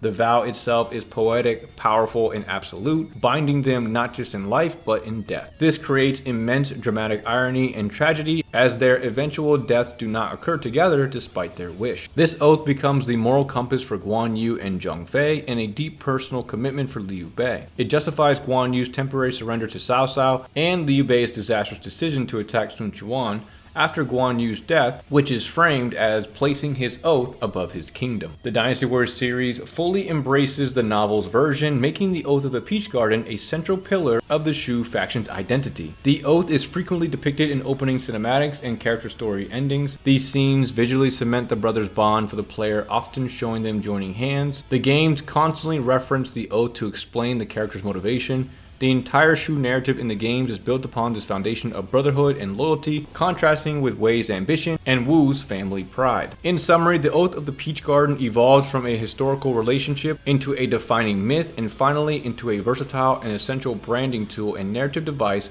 within the Dynasty Warriors universe. Right after that, we have Oxing's Rebellion. The historical record on Oxing is sparse. After Dong Zhuo seized control of the imperial court, the warlord Yuan Shu, seeking to expand his influence, appointed Sun Jian as the governor of Changsha. Upon taking his post, Sun Jian was immediately faced with a rebellion led by Oxing and Changsha. The rebellion was one of several he had to deal with in the region. Sun Jian successfully led his forces to suppress Oxing's rebellion, solidifying his control over the commandery. This victory demonstrated his capability as a military leader and administrator, enhancing his reputation. The novel reduces the event to a brief mention, using it solely to build Sun Jian's legend. The novel dedicates almost no narrative space to the event. It is summarized in a single line stating that after his appointment, Sun Jian pacified the rebels in Changsha, and one of the rebel leaders he defeated was named Oxing. Oxing has no dialogue, no personality, and no specific actions. He exists only as a name on a list of Sun Jian's accomplishments, serving to transition the narrative to more significant events. Koei's developers took the single mention of Oxing's name and built entire battle stages around him, using him as a narrative tool to develop the early Wu storyline. Oxing is promoted from a nameless rebel to a recognizable stage boss. In Dynasty Warriors, Oxing is primarily featured as an early scheming boss for the Sun family, most notably in his own rebellion stage in Changsha. He relies on traps and ambushes, but is consistently defeated, serving as a narrative tool to showcase the bravery and growing prowess of Sun Jian, Sun Ce, and Sun Quan. The games also reuse him as a minor officer in other southern battles, solidifying his role as a persistent but ineffective regional nuisance. In the Dynasty Warriors universe, the Oxing Rebellion serves as the origin story moment for the Sun family,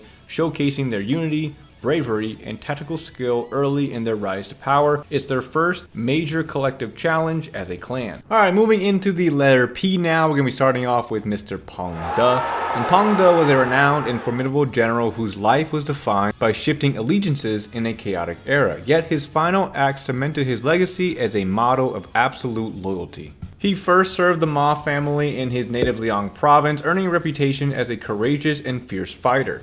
After Ma Chao's defeat, he followed the warlord Zhang Lu, and when Zhang Lu surrendered to Cao Cao, Pong De, as part of that surrender, entered Cao Cao's service. This was a pragmatic move, not a betrayal, as he remained loyal to his current lord. In 219, he was sent with Yu Jin to reinforce Cao Ren at the critical battle of Fan Castle against Guan Yu. He fought valiantly on the front lines. When a catastrophic flood routed the Wei army, Pong De held his ground on a levee until his last arrow was spent. Upon capture, he fiercely refused to surrender to Guan Yu, choosing execution and declaring his eternal loyalty to Cao Cao, who deeply mourned his death. The novel amplifies Pong De's history into a powerful, tragic drama designed to highlight his loyalty and in turn magnify the prestige of his victor, Guan Yu. To prove his loyalty to his new lord in the face of suspicion, Pong De famously carries a coffin into battle. He publicly vows it will hold either Guan Yu's body or his own, creating an unforgettable image of resolve. His ferocity in battle is emphasized to make him a significant threat. He even clashes with Guan Yu in direct combat and wounds him with an arrow, elevating the drama of their final confrontation. His ultimate capture and refusal to surrender provides the stage for a final defiant speech against Guan Yu before his execution. This act serves less to glorify Pong De himself and more to illustrate that even the most loyal and brave of warriors must fall before the divine might of Guan Yu. The games transform Pong De from a tragic figure into a complex, playable hero focusing on his internal conflict and personal journey to find a cause worthy of his unwavering loyalty. His storyline is a central arc of conflicted loyalty. He begins as a loyal officer to the Ma family, but becomes disillusioned with Ma Chao's blind vengeance, leading him to voluntarily defect to Cao Cao's Wei, whom he sees as a stabilizing force for the realm. A core theme of his character in Wei is his ongoing effort to prove his loyalty to his new comrades, who are often initially suspicious of the turncoat. This adds depth and pathos to his actions, making his famed coffin vow at Fan Castle a desperate act to cement his place and honor. He is characterized by his solemn, stoic, and deeply honorable nature. He speaks in a slow, deliberate, and archaic tone, carrying the weight of his choices. His relationships are built on hard-won mutual respect, particularly with Cao Ren in a noted rivalry with the similarly principled Taishi Ci. The games fully embrace the novel's coffin vow as his iconic stage mechanic. Furthermore, they frequently explore hypothetical routes where he survives Fan Castle, allowing him to continue fighting as a trusted and respected general of Wei, fulfilling his desire to serve a righteous cause to the end. Right after that, we have Mr. Pong Tong, who was a genuine and highly esteemed strategist of the Three Kingdoms period, whose potential was tragically cut short just as he was beginning his service to Liu Bei. Hailing from Xiangyang, Pong Tong was known in his youth as a brilliant but unrefined talent. He was eventually recommended to Liu Bei by both Lu Su and Zhuge Liang, the latter famously stating that Pong Tong was not a man to be judged by his appearance but by his ability, which was sufficient to oversee a province. His primary and most critical contribution was formulating the three-strategy plan for Liu Bei to take Yi province from his distant relative Liu Zhang. He advocated for a swift, decisive strike to seize the province, correctly judging the political weakness of Liu Zhang's rule. During the campaign, while leading a vanguard force, Pong Tong was killed by a stray arrow during an ambush led by Zhong Ren at a location known as Fallen Phoenix Slope. His death was a massive blow to Liu Bei, who mourned him deeply. His tragic end left his vast potential largely unfulfilled. The novel weaves Pong Tong's historical death into a powerful and symbolic tragedy, framing it as a fatalistic sacrifice necessary to push Liu Bei towards his destiny. His nickname, Fledgling Phoenix, is played up for dramatic irony. A phoenix is a noble omen, and his death at Fallen Phoenix Slope is presented as a fateful, preordained event. In the novel, Liu Bei's hesitation to act aggressively against Liu Zhang is a major point of conflict. Pong Tong's death, which occurs partly because he takes Liu Bei's own horse and is mistaken for him, is the pivotal event that finally shatters Liu Bei's scruples. His martyrdom galvanizes Liu Bei's resolve to conquer Yi province at any cost. The novel creates a friendly but tangible rivalry between Pong Tong and Zhuge Liang, often referred to as the Sleeping Dragon and Young Phoenix. This sets up a narrative of what could have been had Shu possessed two supreme strategists, making his early death all the more poignant for the kingdom's future. Also, Peng Tong chaining of the ships for the Battle of Chirvi is a novel invention, not historical event. The games fully embrace the novel's fledgling Phoenix persona. He is characterized as sharp, cynical, and often sarcastic, serving as a more loose-tongued and less cryptic foil to the serene Zhuge Liang. Despite his sometimes kind of insincere looking exterior, he is deeply loyal and pragmatic, focused on achieving the most efficient results for Shu. His role is cemented around two key historical events. He is the officer who executes the chain boat strategy at the Battle of Chirbi, and his potential death at the hands of Zhang Ren's ambush at Luo Castle is a major, often preventable, story moment in Shu's campaign. A defining feature of his modern portrayal is the exploration of routes where he survives the Yi Province campaign. In these what-if scenarios, a living Peng Tong becomes a game-changing asset for Shu, coordinating multi-pronged attacks against Wei and Wu, saving key figures like Guan Yu, and helping to lead the charge to ultimately conquer the Wei capital, fulfilling the dream his death originally catalyzed. Now moving into the Battle of Puyang. The Battle of Puyang was not a single engagement, but a series of protracted conflicts between Cao Cao and Lu Bu for control of Yan province, marked by shifting fortunes and brutal stalemate. After Tao Qian's forces killed Cao Cao's father, Cao Cao attacked Shu province. His former subordinate Zhang Miao, along with Chen Gong, rebelled and invited Lu Bu to seize Cao Cao's home base of Yan province. This forced Cao Cao to abandon his campaign and fight for his survival. The conflict lasted for over a year, and the historical records describe a fierce struggle where Cao Cao laid siege to Puyang. After a nearly successful attempt to take the city, Lu Bu and Chen Gong counterattacked, leading to a brutal stalemate that was eventually broken by a locust plague causing widespread famine, forcing both sides to withdraw. Unlike the clear victories in the novel and game, the historical battle for Puyang ended inconclusively due to the famine. However, Cao Cao was able to recover his territory elsewhere in Yan province, ultimately forcing Lu Bu to flee to Shu province. The conflict demonstrated Cao Cao's resilience in reclaiming his base from a devastating betrayal. The novel condenses the year-long conflict into a dramatic and personal test of wits between Cao Cao and Chen Gong, highlighting Cao Cao's cunning and his ability to survive against the odds. The novel's key addition is a clever ruse where Lu Bu strategist Chen Gong devises a plan to lure Cao Cao into Puyang. A fake defector promises to open the city gates, but it's a trap designed to surround and capture Cao Cao. Cao Cao falls for the trap and is surrounded inside the city. In the ensuing chaos, he is nearly captured by Lu Bu, but in a famous moment manages to bluff his way past Lu Bu by pretending to be a common soldier. This scene emphasizes his luck and presence of mind in extreme danger. The battle culminates in a direct duel between Cao Cao's top warriors and Lu Bu. Though Lu Bu is fought to a standstill, the battle itself ends without a clear victor, serving more as a dramatic set piece to showcase Lu Bu's martial prowess and Cao Cao's strategic vulnerability at this point in his career. The Dynasty Warriors series transforms the historically complex campaign into a dynamic, mission-based battlefield that serves as a central stage for the early conflict between Cao Cao and Lu Bu, often exploring alternate history. The battle is prominently featured as a major stage for Lu Bu's story, giving his faction a narrative focus often lacking in the novel. A key feature of the game's portrayal is the exploration of what-if scenarios. For Lu Bu's forces, a successful campaign can lead to a decisive victory where they trap and defeat Cao Cao himself, altering the course of the narrative. This allows players to rewrite history and fulfill the potential of Lu Bu's faction. It's not a super prominent battle, but has become more prevalent in more recent titles. Now, skipping over Q and going down to the letter R, we're going to start off with the legendary Red Hare. And the historical Red Hare was a real and celebrated horse, but its documented life is far more limited than the legend suggests. Red Hare was a notably large and powerful steed,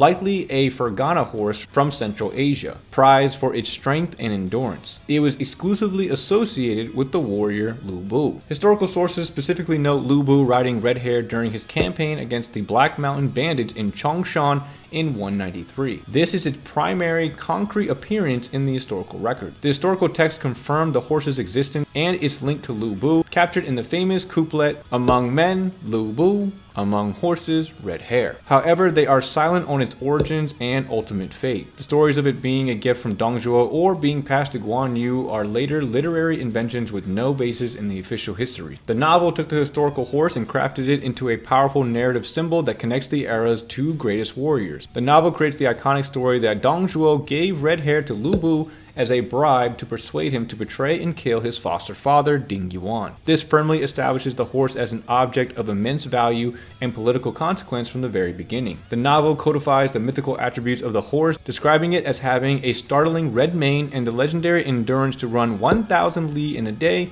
and 800 li in a night, cementing its status as a creature of fantasy. After Lu Bu's death, the horse is gifted by Cao Cao to Guan Yu. This transfer is deeply symbolic, signifying that Guan Yu was the only warrior worthy of succeeding the mighty Lu Bu. The horse's subsequent death by grief after Guan Yu's death completes its arc as a loyal companion, mirroring the virtue of its final master. The Dynasty Warriors series fully embraces the novel's legendary portrayal, transforming red hair into a consistent and powerful gameplay asset that visually signifies a character's elite status. Red hair is systematically implemented as the fastest and, in later titles, the physically largest horse in the game. Its primary function is gameplay advantage, allowing for rapid traversal of battlefield. The horse is rendered with its distinctive red mane and is the default iconic mount for both Lu Bu and Guan Yu. Gameplay mechanics reinforce its mythical status. This ranges from its exaggerated jump height to soldiers on the battlefield reciting the famous "Among men Lu Bu, among horses red hair" quote,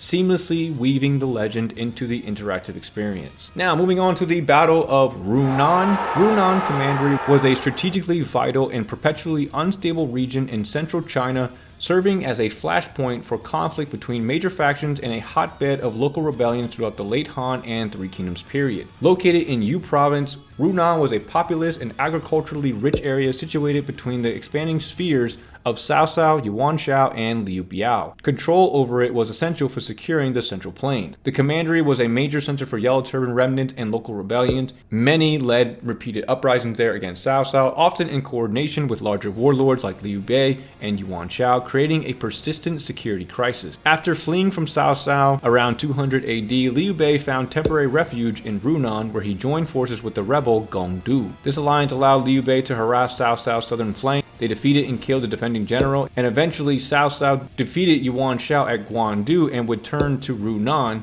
forcing Liu Bei to flee once more, this time to join Liu Biao in Jing Province. The novel simplifies the complex history of Runan into a focused narrative that highlights Liu Bei's virtue and the unwavering loyalty of his followers during a time of crisis. The novel compresses the timeline of events, portraying Liu Bei's time in Runan as a direct and desperate flight from Cao Cao after a failed plot, rather than a longer period of rebellion and alliance. The Runan episode serves as a crucial moment for Liu Bei to reunite with his sworn brothers and recruit new talent. The most significant addition is the formal swearing of allegiance of Zhao Yun, a key moment that strengthens Liu Bei's core faction emotionally and militarily. The story focuses less on the military campaign and more on the theme of righteous retreat. Liu Bei's escape from the overwhelming power of Cao Cao is framed not as a defeat, but as a necessary preservation of his righteous cause for a future day. The Dynasty Warriors series completely reimagines Runan, stripping it of its specific historical context to transform it into a versatile stage for fictional confrontations and hypothetical scenarios that could never have happened historically. The games liberally use the Runan stage for battles between factions from entirely different eras. The most glaring example is pitting the Nanman against strategists like Zhuge Liang and Sima Yi,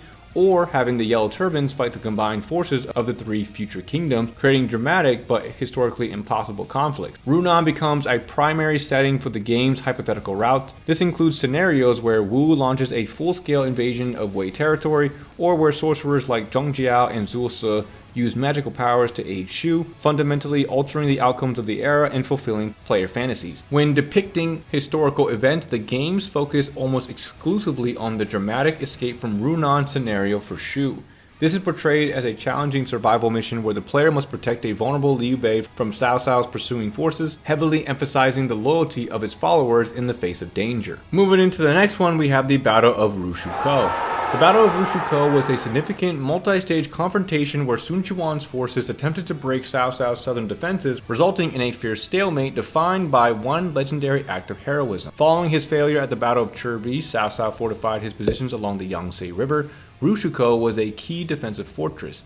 In 217, Sun Quan launched a major assault to break this defensive line and threaten Cao Cao's heartland. The most celebrated historical event was the night raid led by the Wu general Gan Ning, Selecting only 100 of his best horsemen, he infiltrated the Wei camp, caused massive chaos, and returned without a single casualty. This act of incredible bravery became his defining moment and a massive morale boost for Wu. Despite Gan Ning's heroism, the overall battle was a tactical stalemate. Sun Quan's forces were unable to achieve a decisive breakthrough, and the campaign was ultimately cut short by heavy rains and flooding, forcing Wu to withdraw. The primary strategic outcome was the death of the revered Wu commander Dong Shi during the retreat. The novel seizes upon Gan Ning's raid and transforms it into a central dramatic set piece that epitomizes the daring and martial spirit of Wu's commanders. The novel elevates Gan Ning's night raid from a moral boosting event to the absolute climax of the battle. It is portrayed in vivid detail, emphasizing the terror he sows in Cao Cao's camp and his flawless execution of the plan. The battle serves as a stage to showcase the collective prowess of Wu's officers beyond just Gan Ning. Ling Tong and Lu Meng are given prominent roles in the fighting, reinforcing the strength of Sun Quan's command structure. The novel frames the battle as a continued rivalry between the forces of Wu and the Wei commander Zheng Liao, who had previously humiliated Sun Quan at Hefei. This creates a narrative through line of revenge and competition. The Dynasty Warriors series canonizes Rushuko as Gan Ning's stage, designing the entire battle around his legendary raid and using it as a foundation for broader Wu storylines and hypothetical scenarios. The gameplay at Rushuko is consistently built around completing objectives that enable Gan Ning's night raid. Players must secure paths, lower drawbridges, or defeat officers like Zheng Liao to trigger the successful execution of this historic event. The battle is a highlight for Gan Ning, cementing his identity as the daredevil hero of Wu. His success in the raid is often a primary victory condition. In later titles like Dynasty Warriors 9, the battle is integrated into a larger campaign against Jian Ye and used as a political setting for the pivotal Wei-Wu alliance against Guan Yu, stretching its historical context to serve a grander endgame narrative. Now jumping into the letter S, we're going to start off with the Shadow Runner, and the Shadow Runner is a historically attested steed primarily known for a single critical event that saved Cao Cao's life. Unlike some legendary mounts, the Shadow Runner is mentioned in the historical records of the Three Kingdoms and the Book of Wei, confirming its existence as a real horse owned by Cao Cao. Its defining historical moment occurred in 197 when Cao Cao was attacked by Shang Chou's forces. During the frantic escape, the Shadow Runner was key to Cao Cao's survival. Historical records state the horse was wounded in the leg during the escape, but the texts do not record its ultimate fate, leaving whether it survived its injuries or succumbed to them is unknown. The novel took the brief historical note and crafted a tragic heroic end for the steed, amplifying the drama of Cao Cao's escape and his sense of loss. The novel significantly embellishes the horse's injury, stating it was struck by 3 arrows, one of which hit its eye, and it collapsed and died only after successfully carrying Cao Cao to safety, transforming it from a wounded animal into a loyal companion that gave its life for its master. In the novel, Cao Cao later offers a tribute honoring both the Shadowrunner and his bodyguard Dian Wei, who also died protecting him during the same incident. This pairs the sacrifice of a loyal man with that of a loyal beast, deepening the emotional impact of the event. The Dynasty Warriors series translates the historical horse's name and its role in survival into a unique and powerful gameplay mechanic centered on stability rather than speed. The Shadowrunner's signature ability is making the rider completely immune to being knocked off the saddle by enemy attacks. This transforms it into a stable, mobile fighting platform, allowing players to attack continuously without interruption. This immunity could be combined with characters who had overpowered mounted attacks, most famously Zhou Tai's slashes and Ma Chao's attacks in earlier titles. Alright, next up we have the Battle of Shiting. The Battle of Shiting in 228 was a significant and decisive victory for Wu, orchestrated through brilliant deception and strategy that crippled a major Wei invasion force. The core of the Wu strategy was a false defection. Wu officer Zhou Fang, who had a history of causing unrest in the region, pretended to defect to Wei. Gaining the trust of the Wei commander, Cao Shu, he convinced Cao Shu that the people of the region were ready to rise up and support a Wei invasion. Lured deep into Wu territory and into the narrow, difficult terrain at Shiting, Cao Shu's army was perfectly positioned for an ambush. Wu forces under Lu Xun and Zhu Ran launched a coordinated pincer attack surrounding and devastating the Wei army. The Wei forces suffered massive casualties and were nearly annihilated. Cao Shu only escaped due to a desperate rearguard action by his officer. The humiliation and scale of the defeat contributed to Cao Shu's death from illness shortly afterward. The battle successfully secured Wu's northern border for years and boosted the confidence of the newly declared Wu Emperor Sun Quan. The novel adapts the battle, streamlining the complex historical events into a clear narrative that highlights Cao Shu's folly and Wu's cunning. The novel focuses sharply on Zhou Feng's false defection as the central plot device. It portrays Cao Shu as arrogant and easily fooled, dismissing the warnings of his more perceptive subordinate, Jia Kui. The battle serves to showcase the strategic prowess of Lu Xun, cementing his status as Wu's premier commander after the death of Zhou Yu and Lu Meng. The victory is portrayed as a direct result of his planning. The novel condenses the multi-pronged historical ambush into a more straightforward narrative of deception and military defeat, downplaying the complex troop movements in favor of a clear moral about the dangers of arrogance and the value of heeding good counsel. The Dynasty Warriors series uses the Battle of Shurting as a classic ambush stage, designing complex mission structures that force the player to actively execute the historical trap or, from the Wei perspective, desperately fight to survive it. The battle is consistently framed around completing specific objectives to spring the trap. For Wu, this involves protecting Zhou Feng, luring Cao Shu into position, and then triggering the ambush by defeating key officers or capturing points. For Wei, the goal is often to see through the ruse in time and rescue the doomed Cao Shu.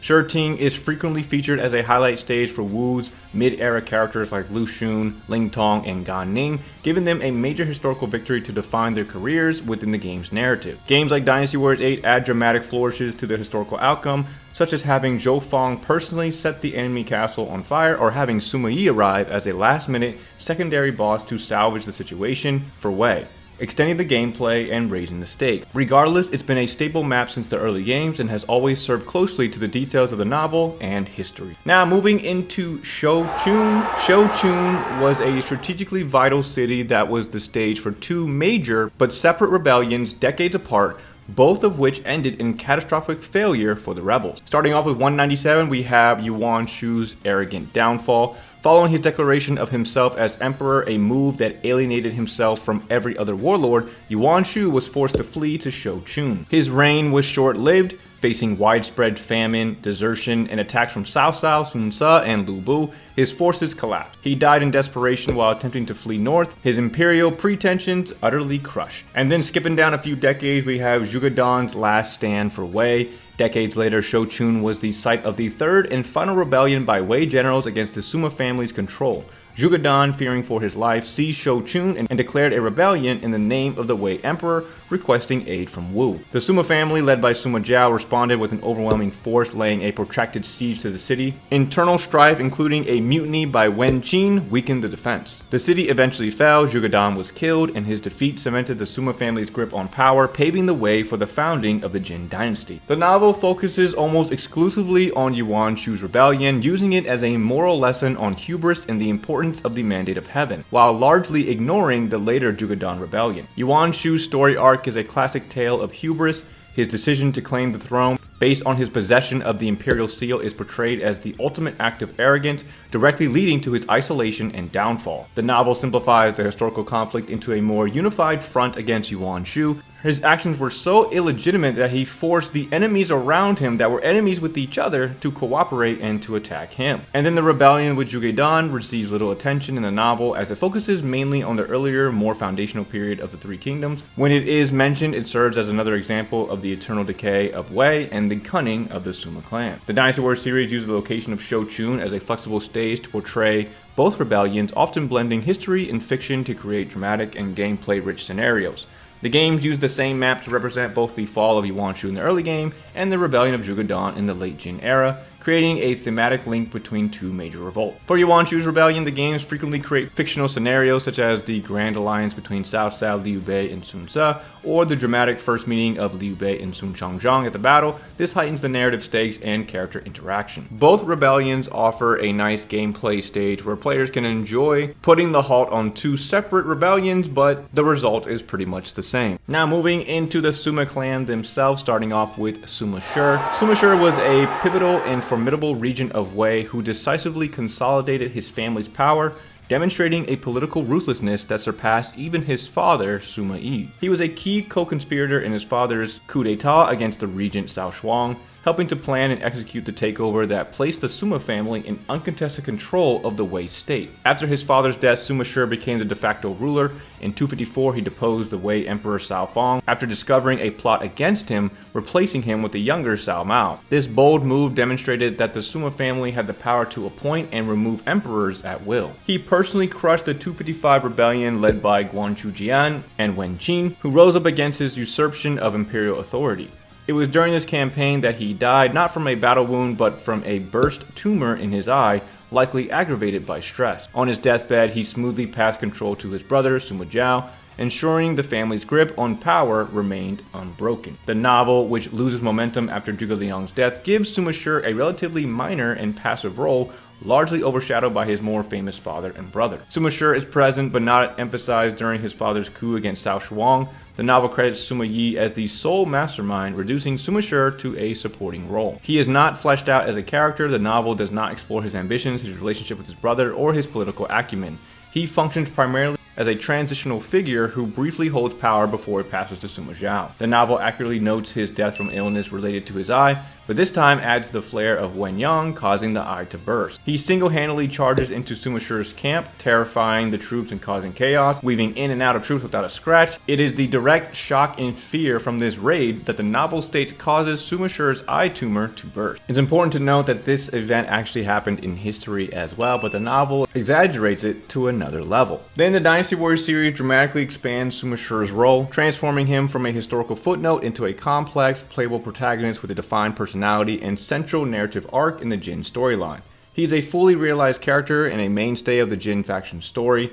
The games explore his role as the disciplined, calculating heir to Sima Yi's legacy, constantly contrasted with his more impulsive and lazy brother, Sima Zhao. His historically noted eye condition is dramatized into a key character moment. He suffers a severe eye injury from an assassin or in battle, which often serves as a turning point in his story, leading to his eventual death and creating a visual symbol of his sacrifice for his family's ambition. The games invent personality traits to make him memorable, most notably his obsessive love for meat buns, which provides moments of levity and contrast with his otherwise calm, aristocratic, and frigidly efficient demeanor. Now, moving on to the mastermind, Sima Yi. Sima Yi served 3 generations of the Cao family, expertly navigating court intrigues and surviving multiple purges by feigning illness and retreating from public life at critical moments, demonstrating immense patience and strategic foresight. As the primary Wei commander against Shu, his strategy against Zhuge Liang's northern expeditions were defined by cautious attrition. He fortified positions and refused to give decisive battle, successfully exhausting Shu's resources and momentum over time. His defining act was the 249 incident at Gaoping Tombs. After a masterful performance of being on his deathbed, he launched a lightning coup against the regent Cao Shuang while the emperor was away,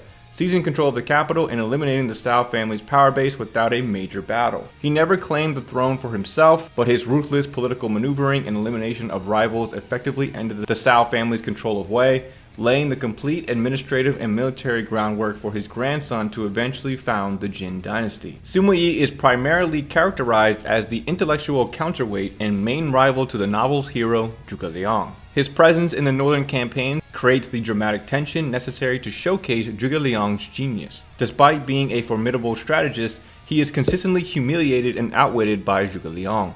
Key examples include falling for the empty fort strategy and being terrified into retreat by a wooden statue of Zhuge Liang after his death. His historical successes are reframed in the novel not as superior strategy, but as a result of fortune or the inescapable fate of his rival, ensuring that Zhuge Liang's legend remains untarnished even in defeat. His complex historical motivations are distilled into a more straightforward and sinister ambition for power, making him a clear and looming villain in the narrative's final third once the central heroes of Shu begin to pass away. The games give him a flamboyant and iconic identity defined by his arrogant intellect, maniacal laughter, and a habit of deriding everyone as fools. This makes him a highly entertaining and memorable playable character. His conflict with Zhuge Liang is a central pillar of the game's narrative, with entire stages built around their strategic duels at Jieting and Wuzhong Plains. These battles are often designed as complex mission objectives where the player directly participates in their game of wits. He is positioned as the founder and leading figure of the Jin faction. The games deeply explore his family dynamics, including his fear of his wife Zhang Chunhua and his complex relationship with his sons, whom he pushes to continue his legacy. Sima Yi's legacy is a fascinating journey from a patient historical architect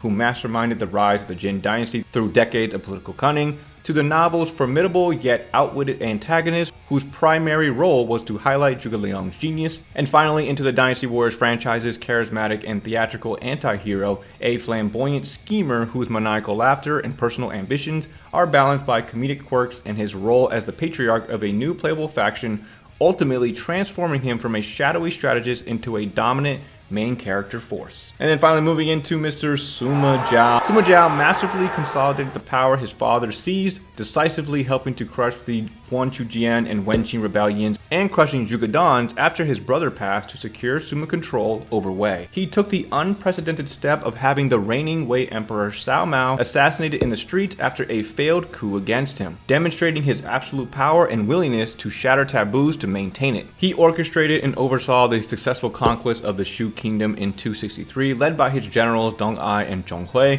a monumental achievement that marked the beginning of the end for the Three Kingdoms. He accepted the title of King of Jin, a clear and formal step towards usurping the throne, but died before he could become emperor. His son Sima Yan would found the Jin dynasty shortly after, posthumously honoring Sima Zhao as its foundational emperor. Sima Zhao appears primarily in the final chapters as an extension of his father's ambition, lacking a deeply fleshed out character. He is part of the Sima faction's villainous bloc opposing the remnants of Shu and Wei loyalists. His most significant act in the novel is the assassination of the courageous Emperor Cao Mao, an event that solidifies the Sima family's role as usurpers and villains in the narrative's moral framework. He is present as the commander overseeing the invasion of Shu, but the narrative focus remains on the tragic heroes of Shu, rather than on Sima Zhao's own strategy or character. The novel uses the subsequent rebellion of his general Zhong Hui as a form of poetic justice, showing that the Sima family's own ruthless ambition would inevitably be turned against them. In the game, Sima Zhao is a central protagonist for the Jin faction, with a defining character arc that evolves from a lazy, reluctant, and cynical youth into a confident, decisive, and visionary leader. He is characterized as a witty, casual, and often sarcastic figure who serves as the straight man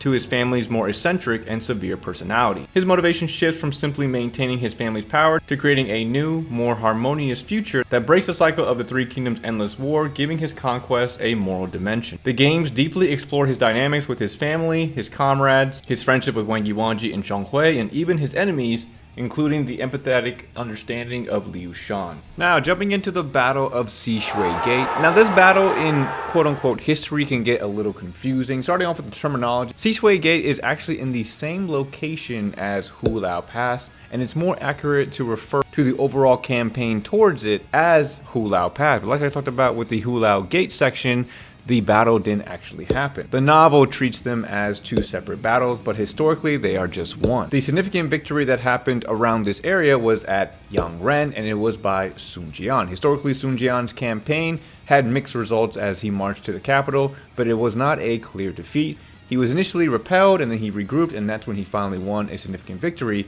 at Yangren, where his forces killed the general Hua Xiong, which in turn caused Dong Zhuo to burn Luoyang and retreat west. So unlike the novel and the game, Sishui Gate seems more of a fictional battle on par with Hulao than anything else. The battle is famous in the novel for the introduction of Guan Yu's might. When the coalition is stymied by the fierce general Hua Xiong, Guan Yu steps forward, famously demanding a cup of warm wine before battle and returning with Hua Xiong's head before the wine has cooled. The novel uses the battle to highlight the internal strife and incompetence within the coalition, specifically the jealousy of Yuan Shu, who withholds supplies from the capable Sun Jian out of fear that his success will overshadow others. In the game, Sishui Gate is consistently used as an early game stage designed to introduce players to complex mission-based gameplay, such as managing supply lines, triggering duels, and navigating multi-layered objectives. A core and recurring mechanic across multiple games is the mission to either defeat the officer blocking Yuan Shu's supply route, or to find and secure the supply depot yourself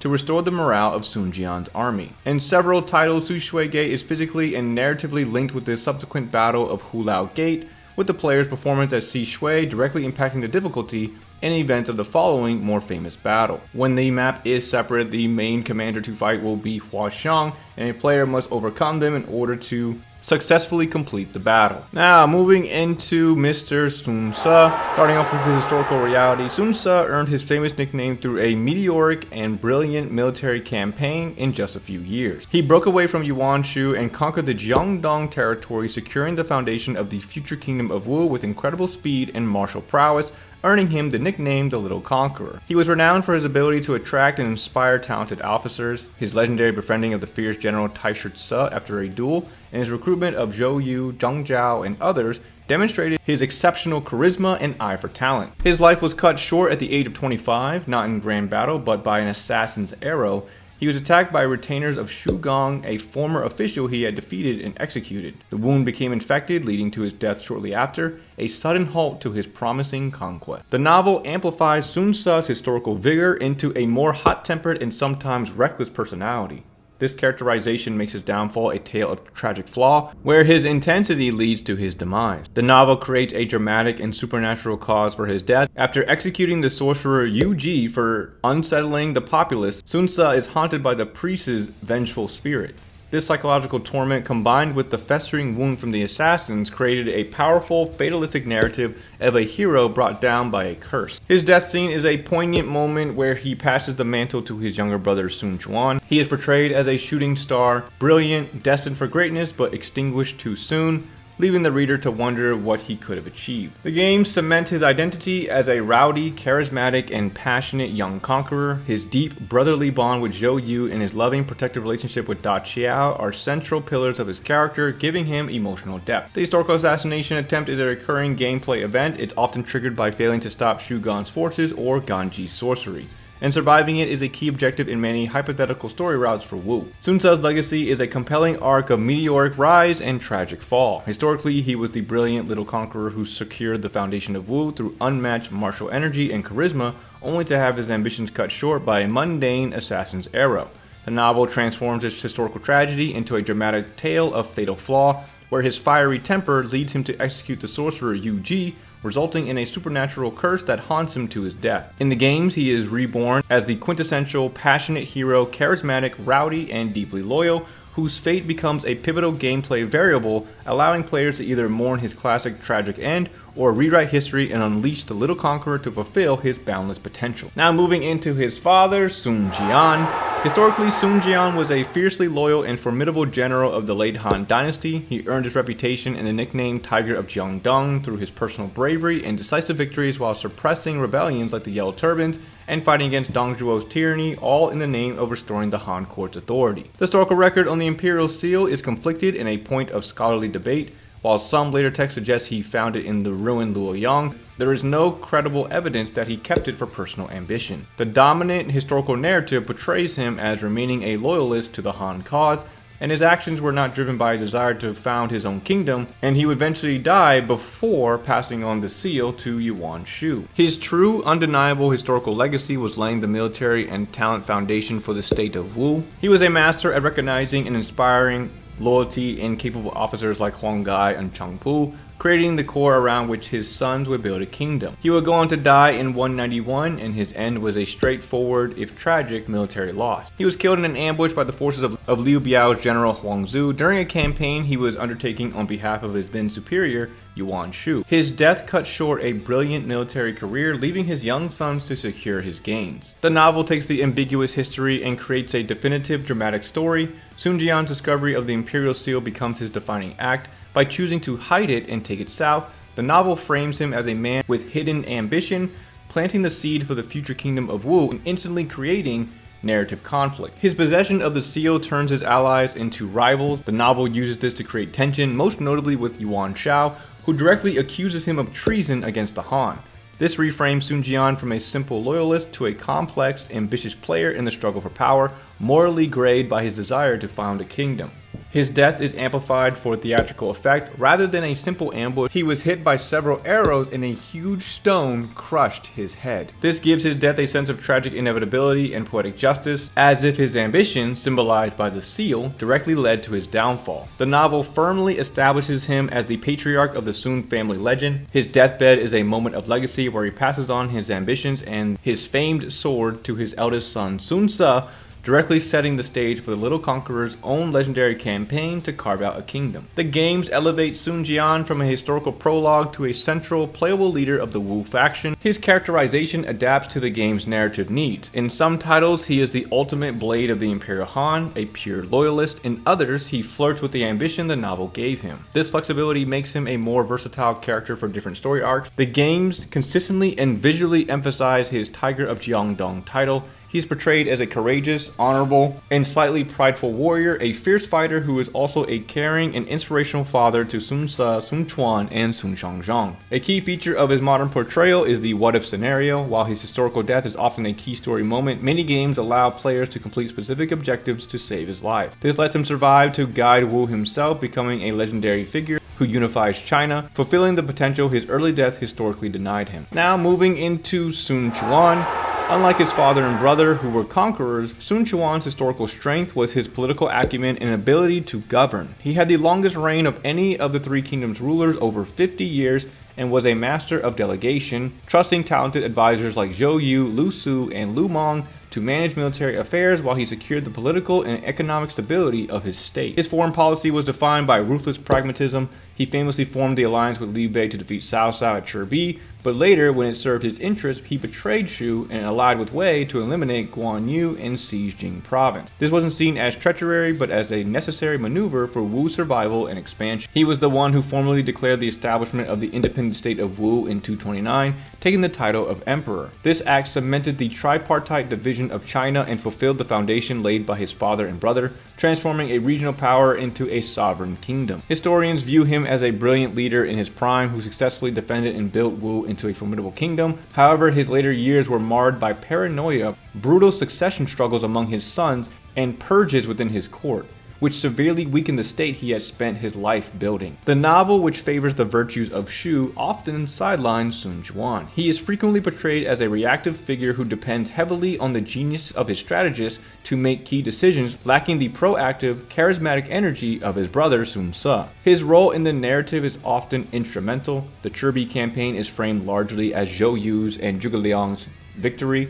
His most significant political move, the marriage of his sister to Liu Bei, is portrayed as a clever ruse by his advisors, further reducing his agency. The novel's Shu-centric perspective frames his attack on Guan Yu and seizure of Jing province as a profound act of betrayal against the righteous Liu Bei. This cements his image as an untrustworthy and opportunistic figure in the moral universe of the story, in contrast to his more nuanced historical pragmatism. Then the games give Sun Quan a profound and central character journey. He begins as a young, insecure ruler plagued by self-doubt, constantly comparing himself to his legendary father and brother.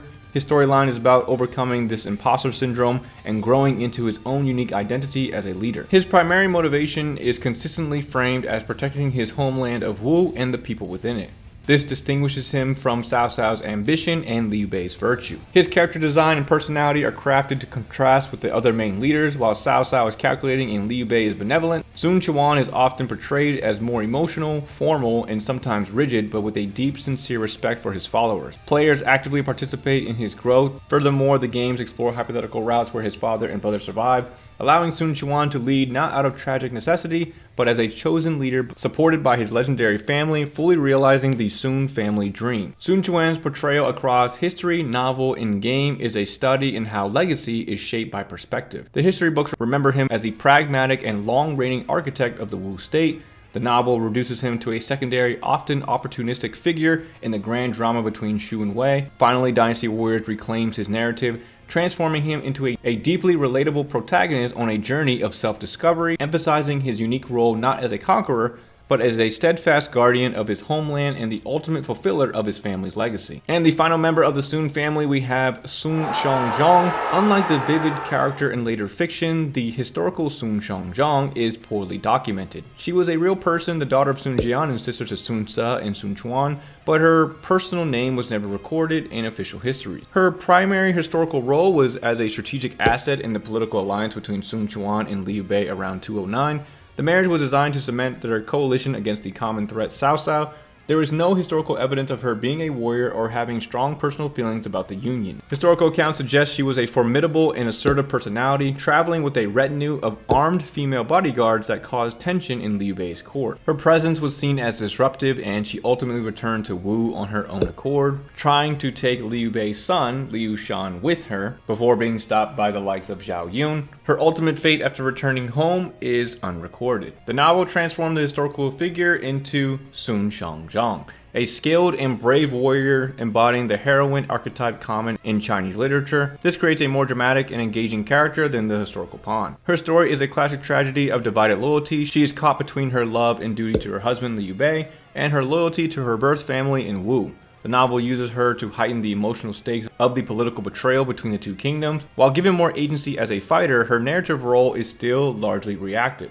She is used as a pawn in Zhou Yu's scheme, and her personal happiness is sacrificed for political expediency. Her return to Wu and subsequent suicide upon hearing false news of Liu Bei's death, a novel invention, cements her status as a victim of the era's conflict. The games complete her evolution into a main character. She is a default playable officer for Wu, defined by her energetic tomboyish personality and impressive combat skills, often fighting with her signature wield blade. While her political marriage remains a key plot point, the games give her far more choice and voice. She often defies her brothers, chooses to marry Liu Bei out of genuine admiration, and actively fights to protect him. The games explore her internal conflict more deeply than the novel. In many storylines, she is actively working to mend the rift between her husband and her brother, serving as a bridge between Shu and Wu rather than just a victim of their strife. She is characterized as embodying the fiery, passionate, and independent spirit of the Sun family. Her desire to prove herself on the battlefield mirrors her brother Sun Ce's own conquering spirit,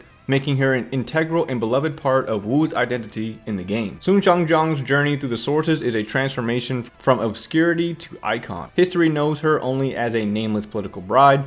The novel gives her a name, a sword, and a tragic heart torn between family and duty. Finally, Dynasty Warriors empowers her, completely transforming the tragic pawn into a charismatic, playable heroine who actively fights for her own destiny and embodies the vibrant spirit of Wu. Now, moving into the T's, we're going to be starting off with Mr. Taishi Ci. And historically, Taishi Ci was renowned as a brilliant warrior and a man of unwavering principle. His early fame came from his single-minded mission to rescue his benefactor Kong Rong from a Yellow Turban siege, a deed that showcased his exceptional bravery and sense of obligation. His relationship with Sun Ce began not as a simple recruitment, but as a legendary battlefield encounter. They clashed in a dramatic one-on-one duel during Sun Ce's conquest of Wu, a fight that ended in a stalemate and fostered a deep mutual respect between the two young heroes. After joining Sun Ce, Taishi Ci became one of his most trusted generals. However, his service was cut short. He died of illness in 206, a full 6 years of service, and just before the critical battle of Chirbi. This means his historical role in Wu's campaigns was limited, and his famous protection of Sun Quan at Hefei is a fictional invention. Historical texts praise his physical strength, particularly his peerless skill with the bow. He was the archetypal heroic warrior whose word was his bond and whose loyalty, once given, was absolute. The novel elevates his historical encounter with Sun Ce into one of its most iconic hero meets hero moments. Their duel is stretched into a longer, more cinematic sequence that solidifies the trope of two worthy adversaries recognizing each other's valor. The novel uses Taishi Ci to represent the bold, warrior-centric ethos of the early Sun family. His immediate and wholehearted pledge to Sun Ce after their fight symbolizes how Sun Ce's charisma could turn formidable enemies into devoted followers. The novel significantly alters his death for dramatic effect. Instead of dying of illness, he is killed in battle at Hefei. A subordinate was captured, and they took the signal flare used by the officer and lit it to lure Taishi Ci in. Once in and enclosed, arrows rained down upon him, and he escaped gravely wounded and would die almost immediately after escaping. This gave him a heroic, martyr-like death in a major conflict, making his end more impactful for the narrative than a quiet death from sickness. The games fully embrace and expand upon his historical and novel persona, casting him as the dependable, honorable, and fiercely loyal backbone of the Wu army. The developers have explicitly stated they see him as the reliable older brother type, and he is a consistent and playable member of Wu's roster. His story arc is centrally defined by his bond with Sun Ce, beginning with their legendary duel and continuing as a vow to honor his fallen friend's dream by serving Sun Quan with unwavering dedication. The games codify the novel's altered death into a pivotal story beat, his fall at Hefei, often depicted as him taking fatal arrows or a direct blow meant for Sun Quan, is a tragic moment designed to raise the stakes and highlight his ultimate loyalty to the Sun family. Right after that, we have the Three Kingdoms. Historically, the Three Kingdoms period is defined by the coexistence of the three rival states following the collapse of the Han Dynasty. First, we have Wei, founded by Cao Cao and formally established by his son Cao Pi in 220. It controlled the northern heartland of China and was the largest and most powerful of the three, claiming legitimacy through the abdication of the last Han emperor. Then we have Shu, founded by Liu Bei in 221 AD, also known as Shu Han. It claimed to be the legitimate restoration of the Han Dynasty and controlled the southwestern region of China,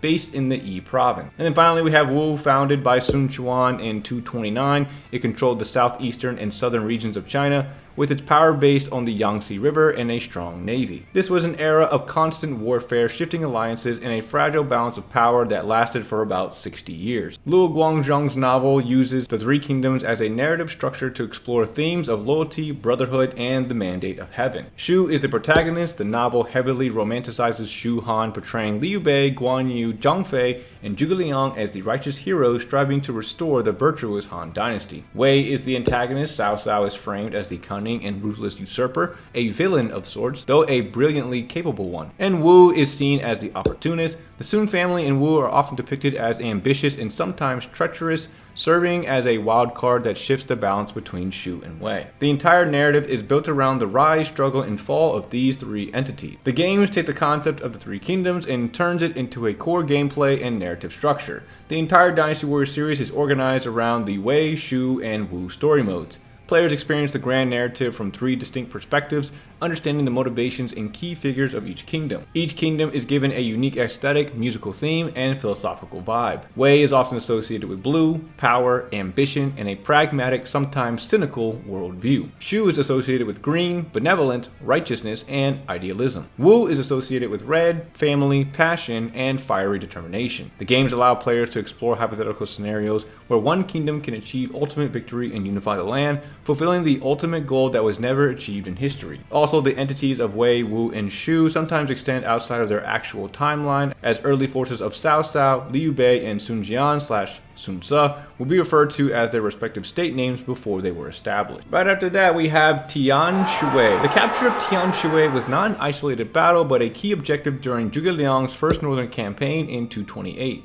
The most significant and historically verified outcome was the defection of the young Wei officer Jiang Wei to Shu. Zhuge Liang's forces achieved a tactical surprise, causing enough chaos and distrust within the Tian Shui command that Jiang Wei was locked out of the city. Feeling betrayed by his own side, he subsequently surrendered to Zhuge Liang. While the defection of a talented future commander like Jiang Wei was a major propaganda and personal victory for Shu, the overall First Northern Campaign ended in failure. Strategic errors, most notably the loss at Jieting by Ma Su, cut off his supply lines and forced a full retreat, nullifying the gains made at Tian Shui. The novel transformed the historical event into a brilliant showcase of Zhuge Liang's cunning. The capture of Tian Shui becomes less about military force and more about an elaborate set of ruses, deceptions, and psychological operations designed to manipulate the enemy's commanders. The novel invents complex schemes where Zhuge Liang uses impersonators, fake messages, and calculated maneuvers to sow discord within Tian Shui's leadership. The primary goal is to make Ma Zun believe Jiang Wei is a traitor, thereby forcing the talented Jiang Wei into Shu's arms. His defection is turned into a major character introduction. He is portrayed as a prodigious talent, the only commander sharp enough to see through Zhuge Liang's initial tricks and pose a genuine challenge, making his eventual recruitment a much more significant victory for Shu. In the games, the battle is consistently designed as a complex, objective-based stage centered on one primary goal: recruiting Jiang Wei. To successfully recruit Jiang Wei, players must follow a specific sequence of actions, often involving capturing bases in a certain order, defeating specific officers to isolate him, and avoiding triggers that cause the defection plan to fail. The stage's dialogue and mission structure are built around Zhuge Liang's elaborate plan, directly translating the novel's theme of psychological warfare into interactive gameplay objectives, where the player acts as the executor of his grand strategy.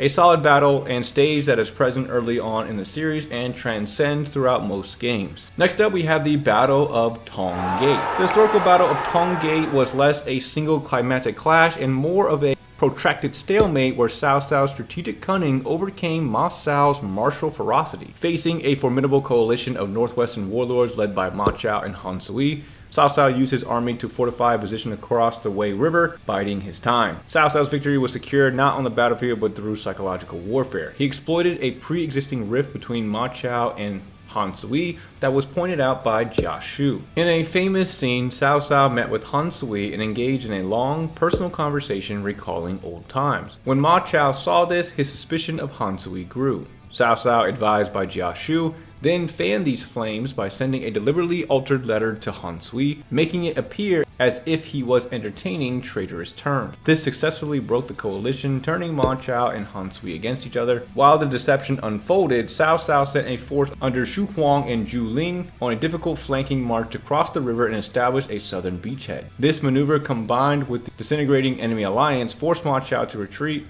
and secured a decisive political victory for Cao Cao, cementing his control over the imperial court. The novel drastically condenses and dramatizes the campaign into a series of iconic, heroic set pieces. The complex political maneuvering is simplified into a more direct confrontation where Ma Chao's personal might is the primary threat. The battle serves to establish Ma Chao as one of the era's ultimate warriors. He is portrayed as an unstoppable force, single-handedly charging Cao Cao's line and forcing him to cut his beard and discard his robe to escape. This cements Ma Chao's legendary status and makes him a near peer to Lu Bu in terms of battlefield terror. A central fictional creation is the epic single combat between Ma Chao and Xu Chu. The duel is so intense that Xu Chu strips off his armor to fight unencumbered, a scene that has become one of the most famous in the entire novel, emphasizing raw power over strategic subtlety. In history, Xu Chu intimidated Ma Chao so much that Ma Chao's initial plan to attack Cao Cao during the meeting with Han Sui, he would go on to call off because of Xu Chu's intimidating nature. Han Sui's defection is still a key plot point, and the novel stays relatively close to the historical events.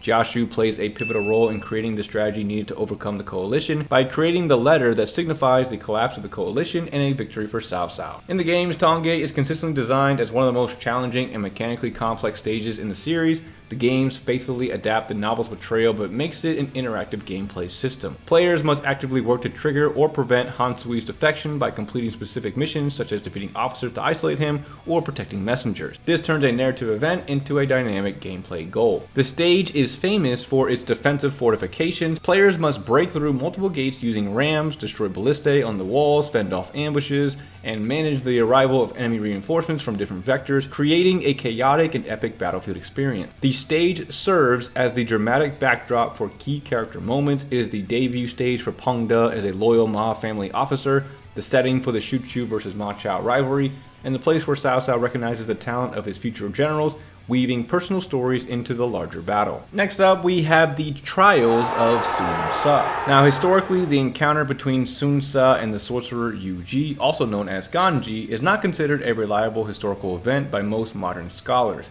It appears primarily in folktales and a few historical texts that are viewed with skepticism. The story may have been invented or promoted as political propaganda. By framing Sun Ce's death as the result of a sorcerer's curse, it could serve to discredit religious sects that challenge state authority or to explain the sudden, tragic death of a young, dynamic leader without attributing weakness to him. In the novel, the story is fully incorporated into the novel. The novel uses the episode to reinforce themes of fate and the consequences of hubris. Sun Ce is portrayed as a heroic but hot-tempered leader. His execution of Yu Ji, who is presented more as a peaceful mystic than a threat, is an act of impetuous rage. The haunting and curse serve as a direct supernatural cause for Sun Ce's demise. This transforms his death from a simple medical complication into a dramatic karmic tragedy where his own character flaw leads directly to his downfall. Recognizing the story's fictional nature, the games wholeheartedly embrace it, designing entire stages around the trials of Sun Ce or defeating Ganji. These are explicitly fantasy-based battles. In some games like Dynasty Warriors 8, this battle is the key to the hypothetical route. By completing the stage and breaking the sorcerer's curse, the player can alter history and save Sun Ce's life, allowing him to fight on for Wu. Alright, we're gonna skip down to the letter W as we don't have anything in U or V. So skip it down to W, starting off with the Battle of Wan Castle. The historical conflict in 197 was sparked directly by Cao Cao's own miscalculation. After accepting the surrender of the warlord Shang Qiu, Cao Cao impulsively took Shang Qiu's aunt Lady Zhou as a concubine. This profound humiliation enraged Shang Chou and made him fear for his own safety. Exploiting Cao Cao's lower guard, Shang Chou launched a surprise attack on Cao Cao's camp at Wan Castle. The assault was so sudden and effective that Cao Cao's forces were thrown into chaos and struggled to mount a coherent defense. Cao Cao's loyal bodyguard Dian Wei made a legendary last stand at the entrance to Cao Cao's camp, armed with a long G-style weapon at first and then a short dagger after his primary weapons were rendered useless. He held the line against overwhelming odds, killing numerous soldiers before being overwhelmed and cut down. His sacrifice bought Cao Cao the critical minutes needed to escape. The escape came at a terrible cost. In the chaos, Cao Cao's own eldest son, Cao Ong, gave up his horse to ensure his father's survival and was killed. Cao Cao's nephew Cao Anmin also died in the fighting. This personal loss haunted Cao Cao for the rest of his life. The novel takes the historical facts and weaves them into a tighter narrative of cause and effect. Cao Cao's act of taking Lady Zhou is portrayed as a clear character flaw, hubris and lust leading directly to disaster. Dian Wei's legendary stand is dramatized for maximum heroic effect. The novel emphasizes his almost superhuman strength and unwavering loyalty, solidifying his status as one of the era's ultimate warriors and making his death a profoundly tragic moment. The novel gives Shang Chu's strategist Jia Shu a more prominent role in planning the successful rebellion, framing him as the cunning intellect that exploited Cao Cao's moment of weakness. The deaths of Dian Wei, Cao Ong, and Cao Anmin are presented as the direct and devastating consequences of Cao Cao's error, serving as a moral lesson and a key moment of humanization for the otherwise calculating warlord. The games translate the historical ambush into one of their most iconic and challenging stages. It is consistently designed as a desperate survival and escape mission, capturing the panic and chaos of the historical event. This battle is the character-defining stage for Dian Wei. His role is mechanized into a core gameplay objective. The player must hold a choke point against endless waves of enemies while the CPU-controlled Cao Cao flees. This interactively immerses the player in his heroic sacrifice. The battle is infamous for its hazardous conditions. Players must navigate a burning, maze-like castle filled with traps, ambushes, and secondary objectives, such as the optional but difficult task of rescuing Cao Ong and Cao Anmin to unlock better outcome. The battle is usually always accompanied by a great cutscene of Dian Wei's death as well. Now moving into Miss Wang Yi, starting off with her historical reality. Wang Yi was the wife of the Liang province official Zhao Ong. When Ma Chao rebelled and attacked Jicheng, she did not flee. Instead, she supported her husband's resistance even when Ma Chao executed their son, who was being held hostage to ensure their loyalty. After Zhao Ong was forced to submit to Ma Chao, Wang Yi played an active role in the conspiracy to overthrow him. She advised her husband to seek help from outside forces and, according to some accounts, personally fostered a false sense of security in Ma Chao's camp by befriending his wife. Her most famous historical act was her counsel to her husband when he hesitated to rebel against Ma Chao for fear of their son's life. Wang Yi famously argued that their duty to their lord and state outweighed the life of their child, stating that to not act for the sake of one's son would be disloyal and lead to their own deaths anyway. This ruthless pragmatism steeled Zhao Ong's resolve. The novel simplifies and dramatizes her role. It focuses almost entirely on the moment she confronts her hesitant husband. She delivers a sharp rebuke, shaming him for his inaction and threatening suicide to force his hand, making her the primary catalyst for the plot against Ma Chao. The novel omits the more complex historical details of her life, such as her earlier acts of self-mutilation to avoid the advances of another warlord. Her character is streamlined into a single powerful scene of wifely exhortation and defiance against a tyrant. Her characterization in the novel heavily emphasizes the Confucian ideal of loyalty to the state and one's lord above all other familial bonds, even the bond with a child. This makes her a symbol of fierce, almost fanatical principle. The games invent a completely new backstory for her, making her the sole survivor of the Wang clan, which was destroyed by Ma Chao's Xiliang forces. Her entire personality and motivation are built around her obsessive, bloodthirsty quest for revenge against him. She's inserted into numerous major battles far beyond her historical timeline, such as Tonggate, Mount Dingjun, and even Zhuge Liang's northern campaigns, serving as a persistent rival for Ma Chao and a capable general for Wei long after his death. While defined by her vendetta, she's also portrayed as a highly competent and respected officer who can set aside her personal desires for the sake of a battle. Her obsession is given a twisted, almost affectionate layer, viewing Ma Chao as her morbid object of affection and her sole reason for living. Right after that, we have Miss Wang Yuanji, And historical records praise Wang Yuanji for her exceptional moral character, intelligence, and foresight. She was known for her frugality and strict adherence to the social virtues expected of a noble woman, often critically observing the extravagance of her contemporaries. She was deeply concerned about her husband's rising ambition and the means he used to secure power. She famously criticized the execution of the Wei Emperor Cao Mao, correctly predicting it would damage the Sima family's legitimacy and create long-lasting political resentment. Her most significant historical role was as the mother of Sima Yan, the founder of the Jin Dynasty. Her posthumous honor as Empress Dowager was a direct result of her son's ascension to the throne, cementing her legacy within the Sima family lineage. In the novel, Wang Yuanji has virtually no presence in the novel's story. Her character is mentioned in just a single sentence, which simply notes her as the mother of Sima Yan and Sima Yo. The significant historical anecdotes about her wisdom and predictions are entirely omitted. The novel does not include any of her famous interactions with Sima Zhao or her shrewd political insights, reducing her role to a mere footnote in the family lineage leading to the Jin Dynasty. The games invent a central role for her as a primary character in the Jin storyline. She is portrayed as a calm, intelligent, and morally upright figure who often serves as a voice of reason, counterbalancing the ambition and sometimes cynical pragmatism of the Sima family, particularly her husband, Sima Zhao. Her story often begins with her being assigned to manage the lazy and irresponsible Sima Zhao. Over time, she develops from a critical overseer into a genuinely loyal and supportive wife, concerned by his hardening character, but steadfast in her commitment to him and the future of Jin. She is presented as an active participant in many late Wei and Jin campaigns, making her a key and playable member of the Jin faction. Next up, we have Mr. Wei Yan. Historically, Wei Yan was a brave and highly effective general known for his daring proposals. His most famous was a plan to lead a separate force through a narrow path to launch a surprise attack on Chang'an during Zhuge Liang's first northern expedition, a plan Zhuge Liang rejected as too risky. After Liu Bei captured Hanzhong, it was a surprise to many when he appointed Wei Yan and not Zhang Fei as the area's commander. Wei Yan confidently vowed to defend it against any enemy, a duty he performed capably for years, demonstrating Liu Bei's great trust in him. His death was the result of a violent power struggle. After Zhuge Liang's death, Wei Yan and Yang Yi had a long-standing personal feud. When Yang Yi spread the word that Wei Yan was rebelling, Wei Yan moved to seize command and preemptively attack Yang Yi, but he never defected to Wei.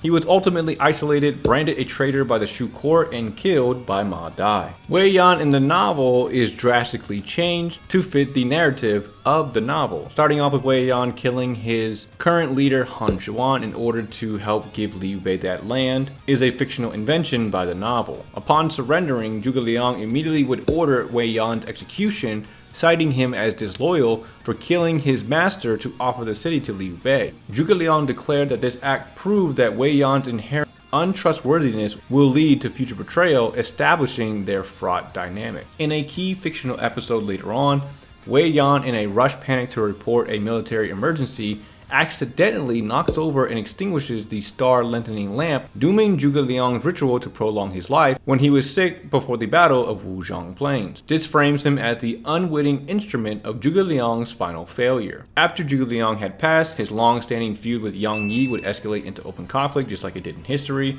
and he is ultimately branded a traitor and killed, fulfilling Zhuge Liang's early prophecy and posthumous plans, solidifying his legacy in the novel as a disloyal general. The games would go on to synthesize his history and novel persona. He is depicted as fiercely loyal to Liu Bei's dream, but possesses a simple, brute force mentality that clashes with Zhuge Liang's intellectual nature, often communicated through a signature speech pattern of grunts. His storyline often focuses on his thin trust with Zhuge Liang. A common trope involves scenarios where Wei Yan is falsely accused of defection or driven to rebellion through misunderstanding. While retaining the potential for betrayal, the games often provide more context, portraying him as a tragic figure frustrated by Shu's caution. Regardless of this, Wei Yan remains fiercely loyal because of his great respect for Liu Bei, who placed immense trust in him. Right after that, we have Mr. Wen Yang.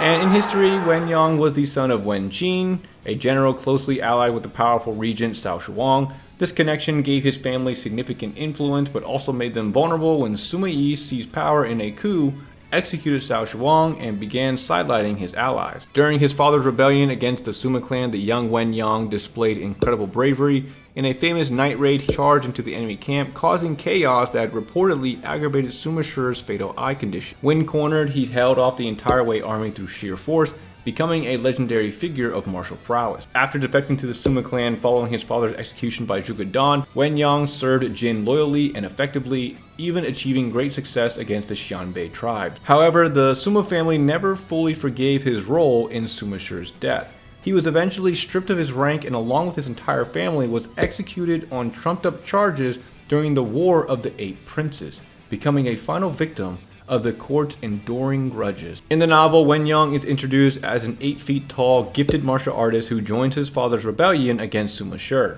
His ferocity in battle is so extreme that it is described as causing Sima Shi's injured eye to burst from its socket, directly linking his actions to the death of his faction's greatest enemy. His martial prowess is highlighted in a lengthy 50-bout duel with the renowned Wei general Deng Ai. Though he is ultimately forced to flee, he kills many soldiers in the process, cementing his reputation as a fearsome but not undefeatable warrior. His loyalty is entirely to his father.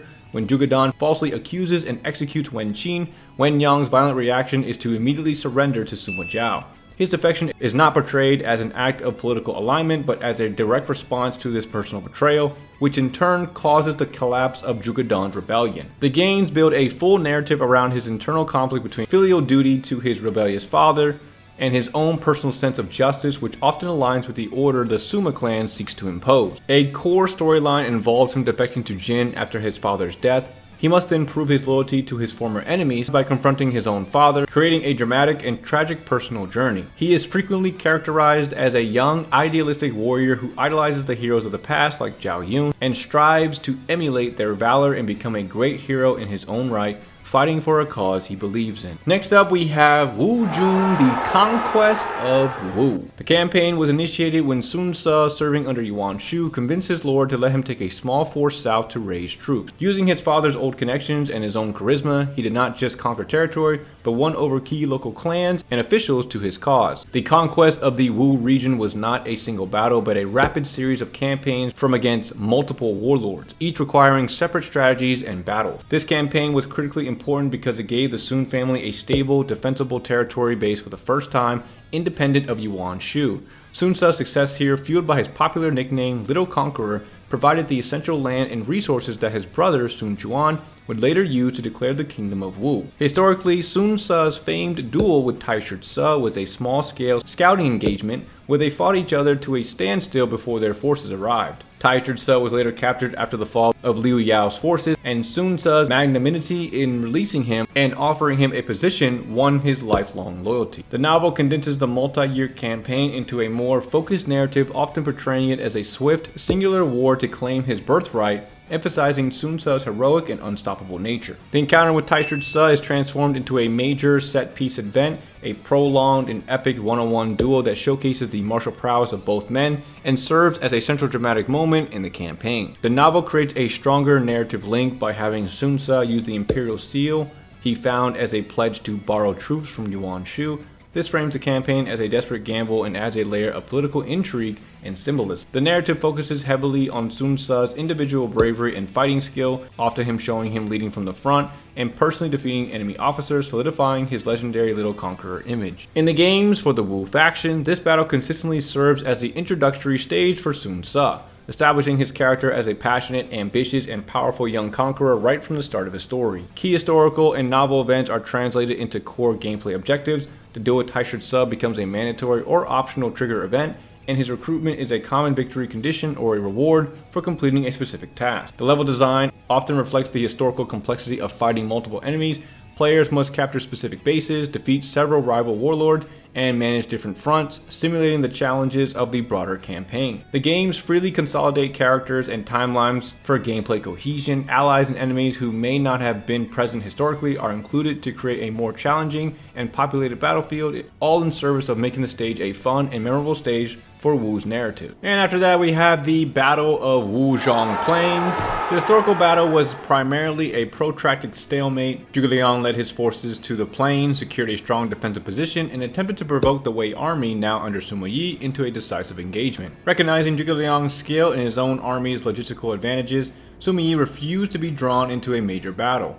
He fortified his own positions and waited, correctly betting that the Shu army operating far from its supply bases would eventually be forced to withdraw. The stalemate lasted for over 100 days until Zhuge Liang succumbed to illness in his camp. His death forced the Shu army to abort the campaign and begin a secretive retreat, marking the end of the last major Shu offensive into Wei territory. According to historical records, after Zhuge Liang's death, the Shu army followed his posthumous plan to maintain discipline and retreat in an orderly fashion. When Sima Yi suspected Zhuge Liang had died and pursued, the Shu forces feigned a counterattack, causing Sima Yi to pull back in caution. This incident later spawned the folk saying, "A dead Zhuge frightens away a living Zhongda." The novel transformed the stalemate into an intense battle of stratagems and mystical elements, making it the ultimate intellectual duel between Zhuge Liang and Sima Yi. A key fictional element is introduced where Zhuge Liang, knowing his death is near, attempts a ritual to prolong his life. The ritual is shattered when Wei Yan rushes into his tent to report an enemy attack, accidentally extinguishing the main lamp and dooming Zhuge Liang. Zhuge Liang's brilliance is shown to extend beyond death. He leaves detailed plans for the Shu retreat, including the famous use of a wooden statue of himself, which is revealed when Sima Yi pursues. The sight of Zhuge Liang's likeness is enough to scare Sima Yi into a full retreat, believing he is still alive, thus ensuring the Shu army's safe withdrawal. The battle is portrayed as the tragic end of Zhuge Liang's quest, where his immense effort and genius are ultimately thwarted by his failing health and fate, rather than by Sima Yi's superior strategy. The games consistently frame this as the emotional climax of the Shu storyline. It is portrayed as Zhuge Liang's final, desperate attempt to fulfill his oath to Liu Bei, with his illness and impending death casting a tragic shadow over the entire battle. Core story moments are translated into gameplay mechanics. The player is often tasked with protecting a dying Zhuge Liang, executing his final complex strategies like using arbalists or wood oxen, and later surviving the chaotic retreat after his death, often while fending off a pursuing Sima Yi. The battle almost always features a dramatic shift in command mid-fight. Upon Zhuge Liang's death, Jiang Wei takes over, forcing the player to adapt to new objectives focused on preserving the Shu army and honoring Zhuge Liang's legacy. Now, moving into the letter X, we're going to start off with Mr. Xiahou Ba. Xiahou Ba was a high-ranking Wei general, the son of the esteemed Xiahou Yuan. His defection to Shu in 249 was a significant political event, not merely a personal choice. He fled after Sima Yi's coup against Cao Shuang, fearing for his life due to his close ties to the Cao family and the fact that his cousin Xiahou Shuan was executed in the purge. His primary motivation was self-preservation and political asylum. While he held a grudge against Shu for his father's death at Mount Dingjun, his defection was a direct reaction to the violent shift in power within Wei, not a premeditated act of betrayal. He was warmly received by the Shu Emperor Liu Shan. Xiahou Ba and Liu Shan were distant relatives by marriage between Zhang Fei and Lady Xiahou, legitimizing his place in Shu and framing his arrival as a homecoming. In Shu, he served as a general but did not lead any major decisive campaigns against Wei. His value was largely symbolic and political, demonstrating that even a scion of a foundational Wei family had lost faith in the Suma regime. The novel significantly amplifies Xiahou Ba's role, making him a trusted commander in Shu's late-stage military effort. Upon his defection, Jiang Wei specifically asked Xiahou Ba for his strategic assessment of the Suma clan's intentions. Xiahou Ba correctly predicts that Sima Yi will focus on consolidating power internally and singles out the young Zhonghui as a future major threat to both Shu and Wu. This establishes him as a shrewd military analyst for Shu. Xiahou Ba is portrayed as a central figure in Jiang Wei's campaign. He is consistently shown leading forces into battle, and because he was such a central figure to the late Shu campaigns, the novel actually extends his death way later than his actual death in history. It was noted he likely died shortly after his last campaign in 255, but in the novel, they have Xiahou Ba fall in battle, where he is shot to death by Deng Ai in an ambush at Taoyang right before the fall of Shu. The games would then elevate Xiahou Ba to a major character with a complex and tragic story arc. He is portrayed as a loyal and idealistic warrior who becomes deeply disillusioned by the corrupt and ruthless politics of the Suma clan. A key invented element is his deep, loyal friendship with Jiang Wei. They are often depicted as a powerful duo, with Xiahou Ba's defection being solidified by Jiang Wei saving his life or earning his trust, creating a core emotional bond within the late Shu narrative. His struggle with his father's legacy is a central theme. He grapples with the shame of betraying Wei while seeking to honor his father's integrity by fighting for what he believes is a more righteous cause under the Shu banner, even if it means facing his former comrades like Guo Huai. Also, Xiahou Ba was much older in his time in Shu and Wei in the novel and history, versus the game depictions. Then after that we have Mr. Xiahou Dun. Xiahou Dun was indeed a cousin of Cao Cao and one of his earliest and most trusted military commanders, joining him from the very beginning of his uprising. He was present at the core of many early campaigns, and the most famous incident was where he lost his eye during a battle against Lu Bu's forces. Historical records confirm he was hit by a stray arrow and lost his left eye.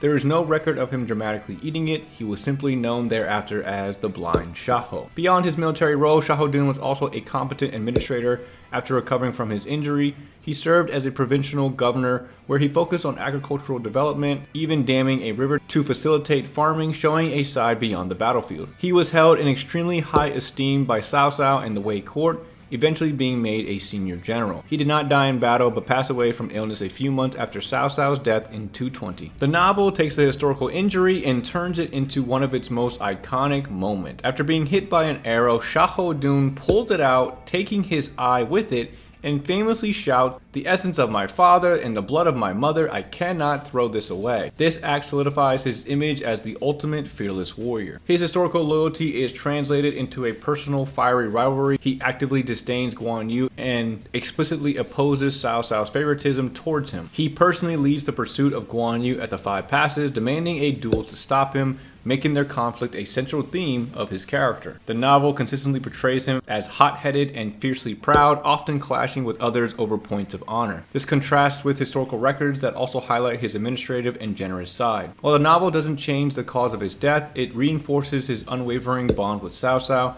His passing so soon after his lord is framed as a final act of loyalty, as if he could not bear to live in a world without him. In the games, the arrow to the eye scene is a staple in Wei's story mode, often presented in a dramatic cutscene. It serves as a defining character moment that establishes his toughness and dedication, making him an instantly memorable figure for players. The games codify him as Cao Cao's most loyal and understanding follower. He is often the character who best comprehends Cao Cao's complex ambitions and serves as his moral anchor and most trusted field commander. His presence is maintained throughout the entire Wei narrative, from the Yeltern Rebellion to the Wuzhong Plains, or hypothetical unification for Wei, and he is positioned as a central, playable pillar of the faction. The games fully embrace the novel's adversarial relationship with Guan Yu. It is often used to create narrative tension within Cao Cao's camp and provides a personal stake for Xiahou Dun in battles where Guan Yu is present, such as the fictionalized assault on Fan Castle. Xiahou Dun's legacy transformed from a multifaceted historical figure into a concentrated symbol of unbreakable loyalty. The trusted cousin, competent general, and capable provincial administrator of history is reshaped by the novel, which elevates his eye injury into an iconic act of shocking bravado where he consumes his own eyeball. The novel also invents a fierce personal rivalry with Guan Yu, sidelining his administrative side for pure warrior ethos. And then in Dynasty Warriors, this evolution culminates into one becoming the unshakable pillar of Wei, his legendary toughness enshrined in gameplay, his role expanded far beyond his historical lifespan, and his loyalty codified as Cao Cao's moral anchor and central icon for the entire faction. Next up, we have Xiahou Yuan. Historically, Xiahou Yuan was famed for his incredible speed and ability to launch devastating surprise attacks. His nickname, the swiftest general in all the land, was earned through campaigns where he covered vast distances to shock and overwhelm enemies. After Cao Cao secured Hanzhong, Xiahou Yuan was left as the overall commander of the Western Front against Liu Bei. His death at the hands of Huang Zhong was the result of a brilliant tactical maneuver by Liu Bei's strategist Fa Zhong. Liu Bei sent a force to attack a key defensive position at the foot of the mountain when Xiahou Yuan committed his troops to reinforce it. The Manchu army, led by Huang Zhong, launched a surprise charge from the heights directly at his now weakened main camp. Xiahou Yuan was killed in the sudden assault, a catastrophic blow for Wei. While historical records praise his military prowess, there is no specific famous account of Xiahou Yuan being a master archer. His talents lay in rapid movement, cavalry charges, and overall command, not in personal feats of archery. The novel simplifies his role to serve as the primary rival for Shu's veteran general Huang Zhong. His death is the event that allows Huang Zhong to achieve his greatest glory and secure his place among the 5 Tiger generals. The novel does not feature an archery duel. Instead, it portrays Xiahou Yuan as being overconfident and neglecting his defenses. Huang Zhong takes advantage of this, leading a direct charge down the mountain.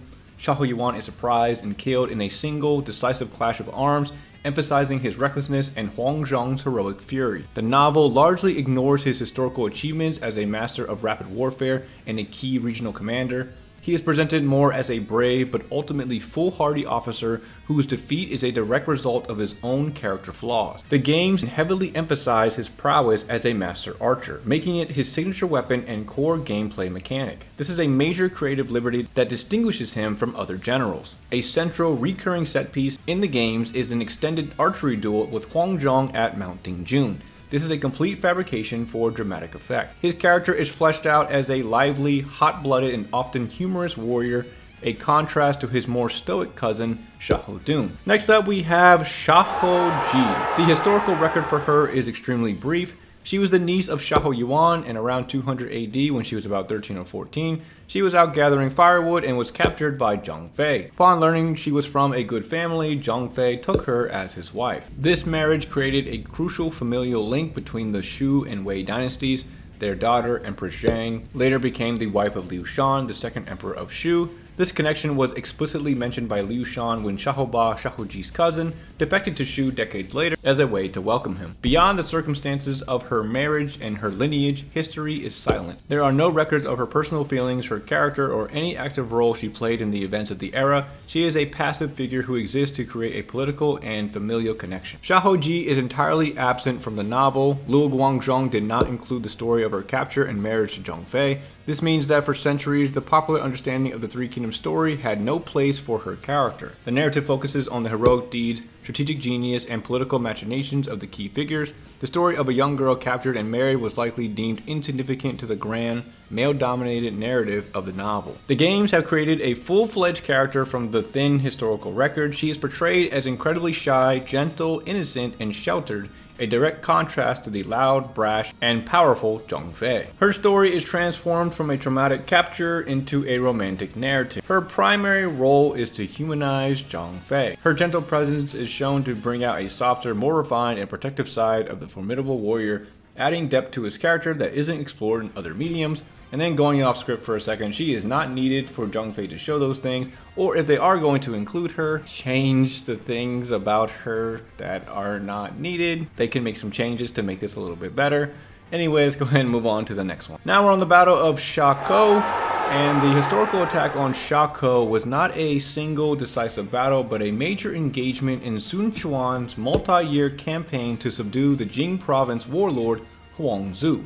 This campaign was driven by Sun Quan's desire to avenge his father, who was killed by Huangzu's forces years earlier. During the battle, Huangzu's officer Gan Ning, who was then a fierce enemy of Wu, led a counterattack. It was in this engagement that Gan Ning's forces killed Sun Quan's officer Ling Sao, the father of Ling Tong. This event created a lasting personal vendetta. Sun Quan's forces inflicted a defeat on Huangzu's army, but they failed to capture him or his key stronghold at Jiangsha. Huangzu was able to retreat and fortify his position, forcing Sun Quan to withdraw for the time being. The final conquest of Jiangsha and Huangzu's death would not occur until a later campaign in 208. The novel frames the battle as a critical engagement where Sun Quan seeks vengeance for his father. It is during this battle that a pivotal character-defining event occurs. Huangzu's general, Gan Ning, kills Sun Quan's officer Ling Sao with an arrow. This specific act during the Battle of Shako is the direct origin of the intense personal hatred that Ling Tong holds for Gan Ning in the novel. This feud becomes a recurring subplot in later chapters,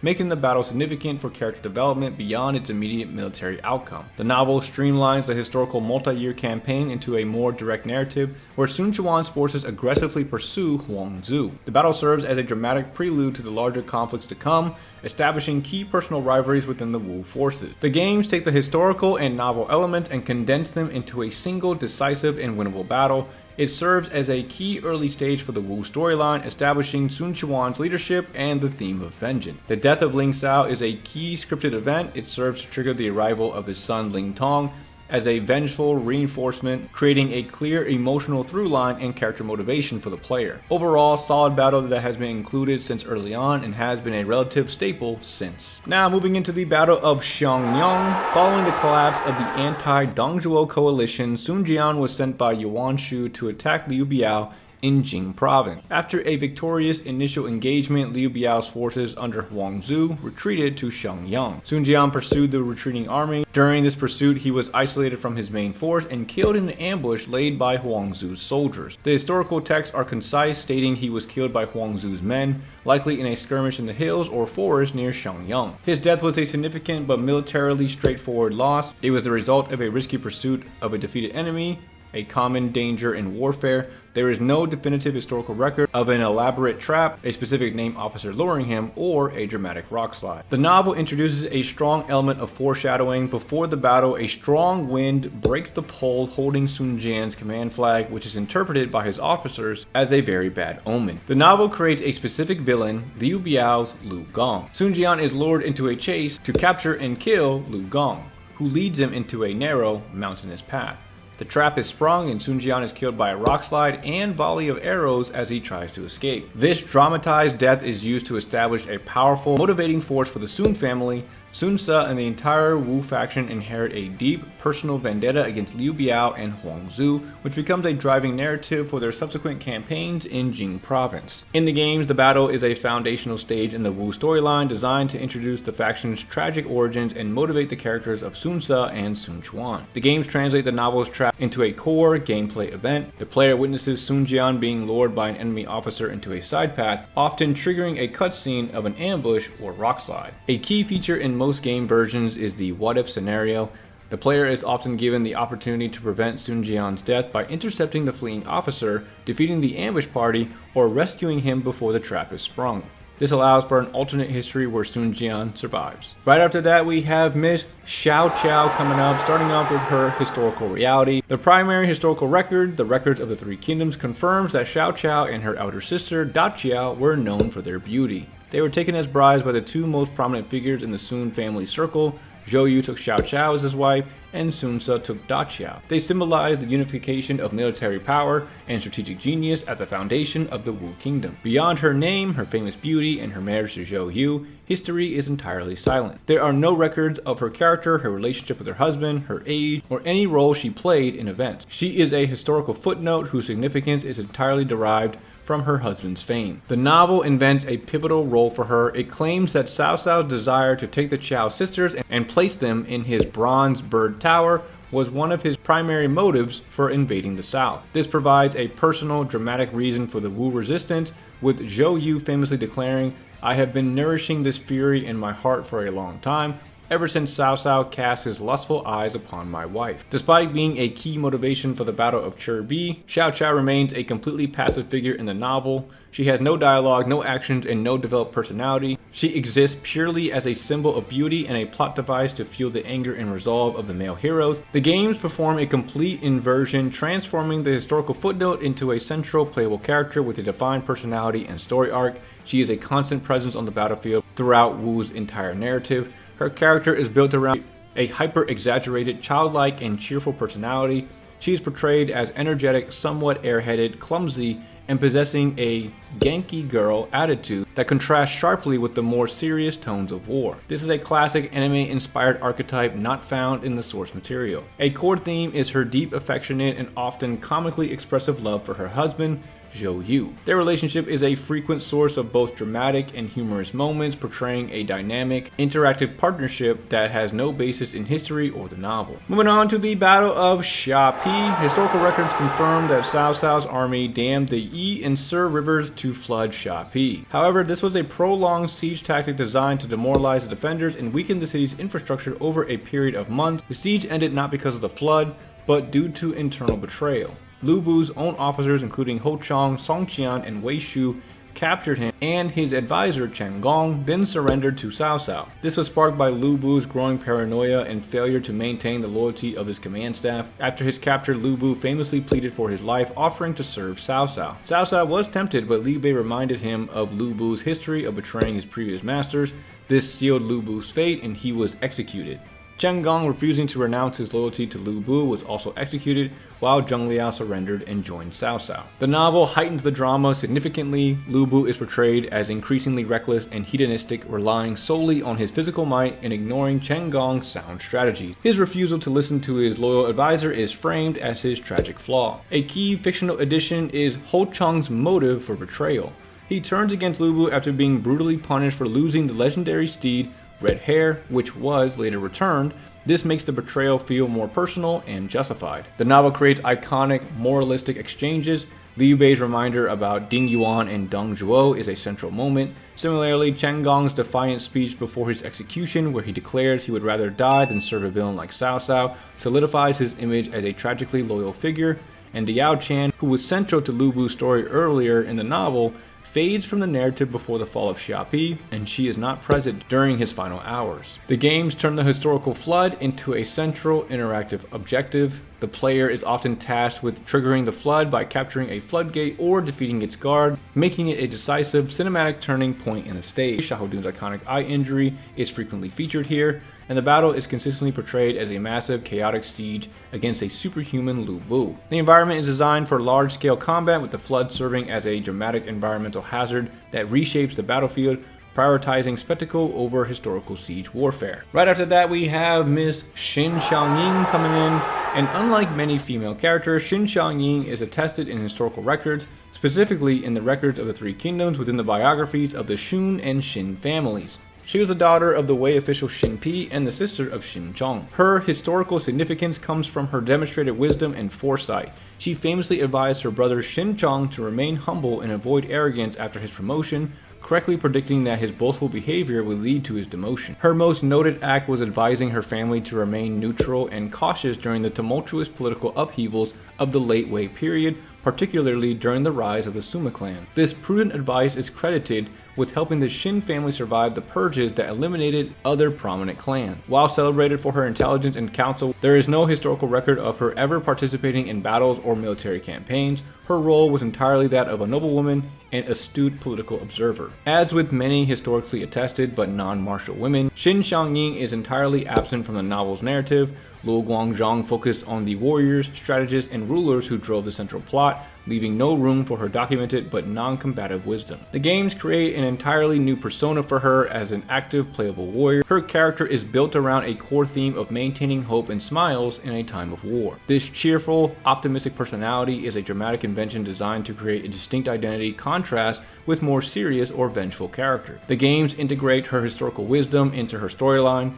She is often portrayed as the voice of reason within the Wei Jin army, offering strategic counsel and, most importantly, guiding her family to safety, directly adapting her most famous historical achievement. Her portrayal includes modern anime-inspired traits, such as her use of puns and a generally upbeat, sometimes quirky demeanor. This makes her more relatable and memorable to a contemporary audience, further distinguishing her from the more classical portrayals of other characters. After that, we have Jing Sai. Historically, Jing Sai, a name given by the games, her personal name is lost to history, was a daughter of Zhang Fei. Her story is recorded because she became the Empress of Shu. She was married to Liu Shan, the second emperor of Shu, cementing a political alliance between the families of two of the kingdom's founding fathers, Liu Bei and Zhang Fei. In a famous historical anecdote, when Zhang Fei was a young man, he encountered a girl from the Xiahou family fetching water and took her as his wife. This woman was Xiahou Yuan's niece, making Jing Sai and her brother's cousin to key Wei generals like Xiahou Ba. This created a complex familial link across the three kingdoms. Her historical role was as a consort, not a warrior. She passed away in 237 and was posthumously honored as Empress Jing-ai. There is no record of her ever participating in battle or wielding a weapon. The novel mentions her marriage to Liu Shan following the historical record. However, she has no dialogue, no personality, and no role in the plot. She's a background figure whose existence serves only to note her lineage and her status as Liu Shan's wife. The games completely reinvent her as a capable and dedicated warrior, one of the primary defenders of the late Shu kingdom. This fills a roster need for a second-generation Shu female officer and creates a new major character from a historical footnote. A central theme of her character is her role as the steadfast protector and devoted wife of Liu Shan. She is often portrayed as the serious, responsible counterbalance to his more passive, pleasure-seeking nature, scolding him for neglecting his duties while simultaneously demonstrating unwavering loyalty. Her story arc is often one of enduring loss, her father, Guan Yu, Guan Ping, Liu Bei, and fighting on despite the hopelessness of Shu's later situation. She is frequently depicted in Shu's final stand at Chengdu, representing the last bastion of the kingdom's founding spirit. The games flesh out her interactions with other characters, creating a subplot for a respectful, often ambiguous rivalry/comradeship with Guan Ping, and a deep protective bond with Liu Shan that forms the emotional core of her character. Now, moving into Mr. Xu Huang.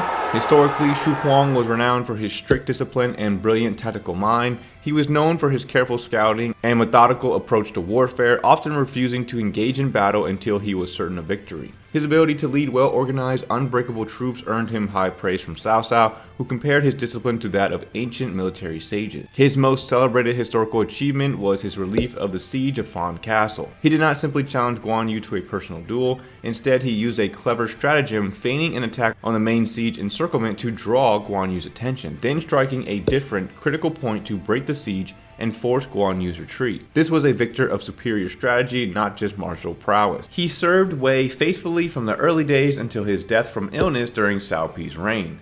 He was consistently valued for his reliability and strategic acumen in numerous campaigns beyond Fan Castle, including against Liu Bei at Hanzhong and Sun Quan at Xiangyang. The novel retains his historical role as the savior of Fan Castle, but frames his confrontation with Guan Yu more personally. For the battle, he reminisces about their past friendship, which is a novel creation, and expresses his regret at their clash, but declares his duty to his state comes first. Just like in history, at Fan Castle, Xu Huang arrives as a Wei reinforcement commander. He outmaneuvers Guan Yu's forces with clever tactics such as feigning to dig a trench to cut off a Shu vanguard, which forces Guan Yu to retreat. His character is used to highlight themes of duty and honor. He is portrayed as a righteous warrior who, despite his personal fondness for Guan Yu, does not hesitate to fulfill his military obligations, earning him respect from both sides of the conflict. The games often simplify his complex historical character into a warrior who lives purely for the sake of testing and improving his own strength. His strategic mind is downplayed in favor of portraying him as a powerful, straightforward fighter. The games heavily emphasize a deep personal friendship and rivalry with Guan Yu. This relationship becomes a core part of his character arc, creating dramatic tension in battles like Fan Castle. His relief of Fan Castle is consistently portrayed as his defining moment. However, the games typically present it as a direct, head-on military assault, culminating in a fated duel, a significant departure from the historical record of a clever stratagem and a forced retreat. While he appears in many battles, his significant historical contributions after Fan Castle are minimized to make room for the stories of Sima Yi and the Wu Dynasty characters, streamlining the late Wei narrative. Now moving on to the Battle of Shu Province. The conflict was sparked in 193 when Cao Cao's father, Cao Song, was killed by a subordinate of Tao Qian, the governor of Shu Province. Whether Tao Qian ordered the murder or merely failed to control his subordinate is debated, but Cao Cao held him directly responsible and launched a punitive campaign. Historical records describe Cao Cao's campaign as exceptionally brutal. He conducted large-scale massacres of the civilian population in Shu Province, killing hundreds of thousands of people in a ruthless display of vengeance and terror, actions for which he was later criticized. Tao Qian, overwhelmed, received military aid from Liu Bei. Impressed by Liu Bei's character and grateful for the assistance, the aging and ill Tao Qian nominated Liu Bei to succeed him as a governor of Shu Province.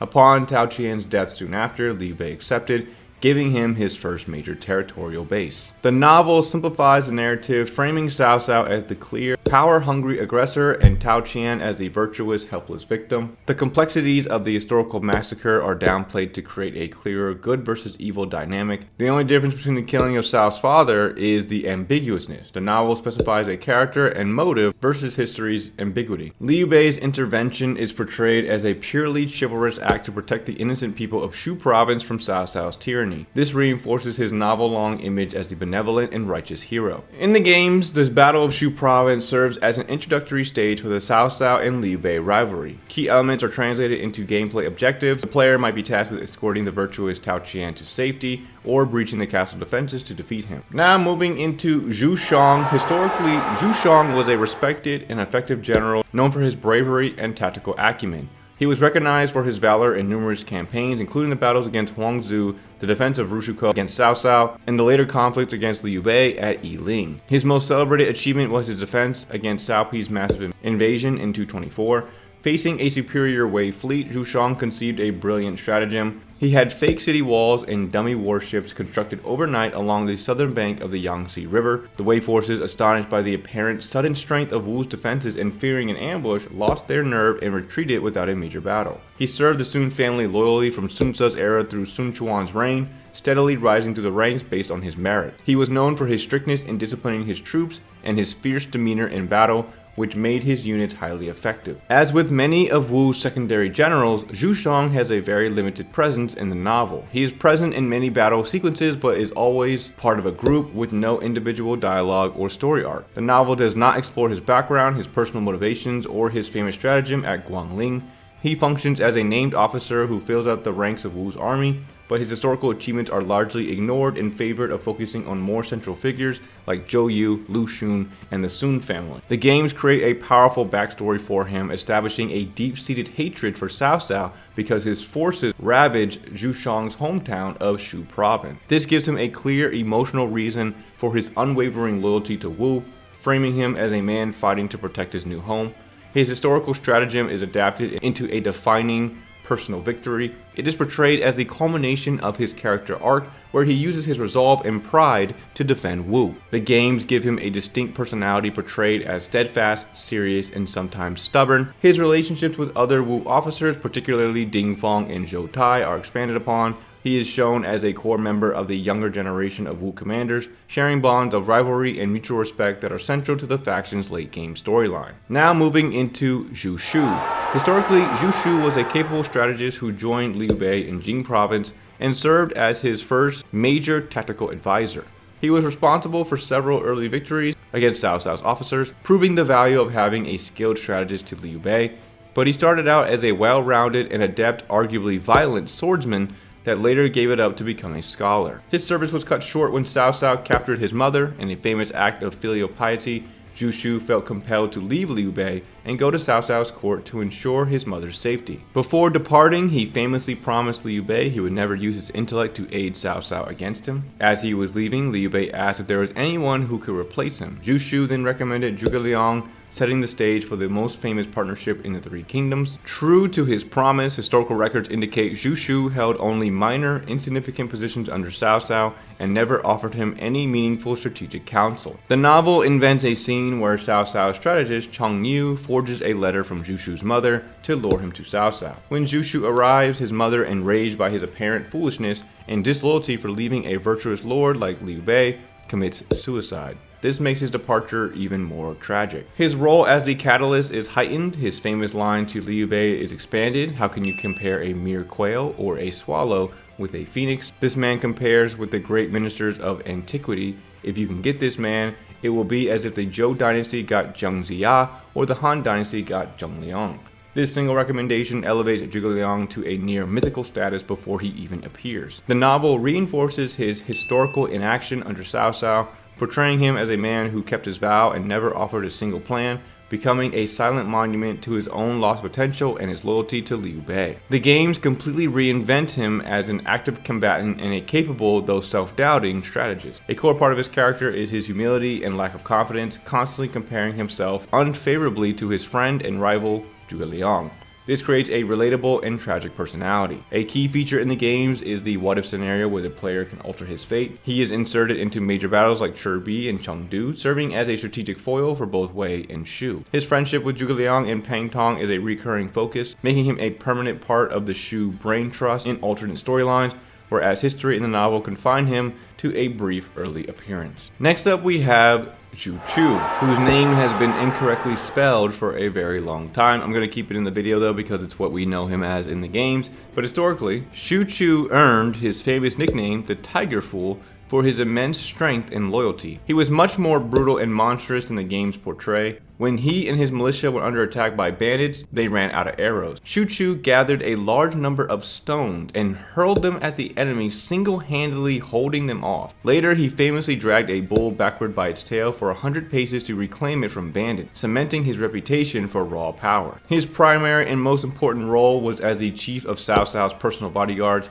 He was described as cautious and strict, often so focused on his duty that he would not leave Cao Cao's side, even to socialize with other officers. His loyalty was absolute. During the meeting between Cao Cao and Ma Chao considered ambushing Cao Cao but hesitated because he saw Shu Chu glaring at him. When he asked Cao Cao, "Where is your tiger fool?" Cao Cao pointed to Shu Chu, who was right behind him. Shu Chu's intimidating presence alone deterred Ma Chao's plot. He served the Cao family faithfully through the reigns of Cao Cao, Cao Pi, and Cao Rui. He died of illness and was posthumously honored, with his title being passed down to his descendants. The novel takes his historical strength and makes it more dramatic and central to his character. His backstory as a militia leader and his bull-pulling feat are included to establish his legendary status from the very beginning. The novel transformed the historical standoff into one of its most famous set-piece duels. Shu Chu and Ma Chao fight a prolonged, epic battle at Tong Pass, over 200 bouts in total, shedding their armor in the heat of combat and fighting to a stalemate. This cements his image as a warrior who can match the mighty Ma Chao in single combat, a significant fictional enhancement of his role. The novel preserves his core historical characteristic of unwavering loyalty to Cao Cao, using his presence to underscore Cao Cao's safety in numerous situations. The games invent his defining personality traits: a simple, childlike intellect, a constant obsession with food, and a generally jovial and gentle nature off the battlefield.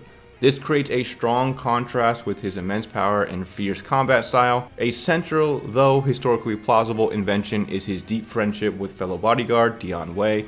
Their bond is a key emotional through line in Wei's story, with Shu Chu often vowing to protect Cao Cao doubly hard after Dian Wei's death at Wan Castle. His legendary strength is translated into a slow, powerful, and often comical fighting style with a giant club.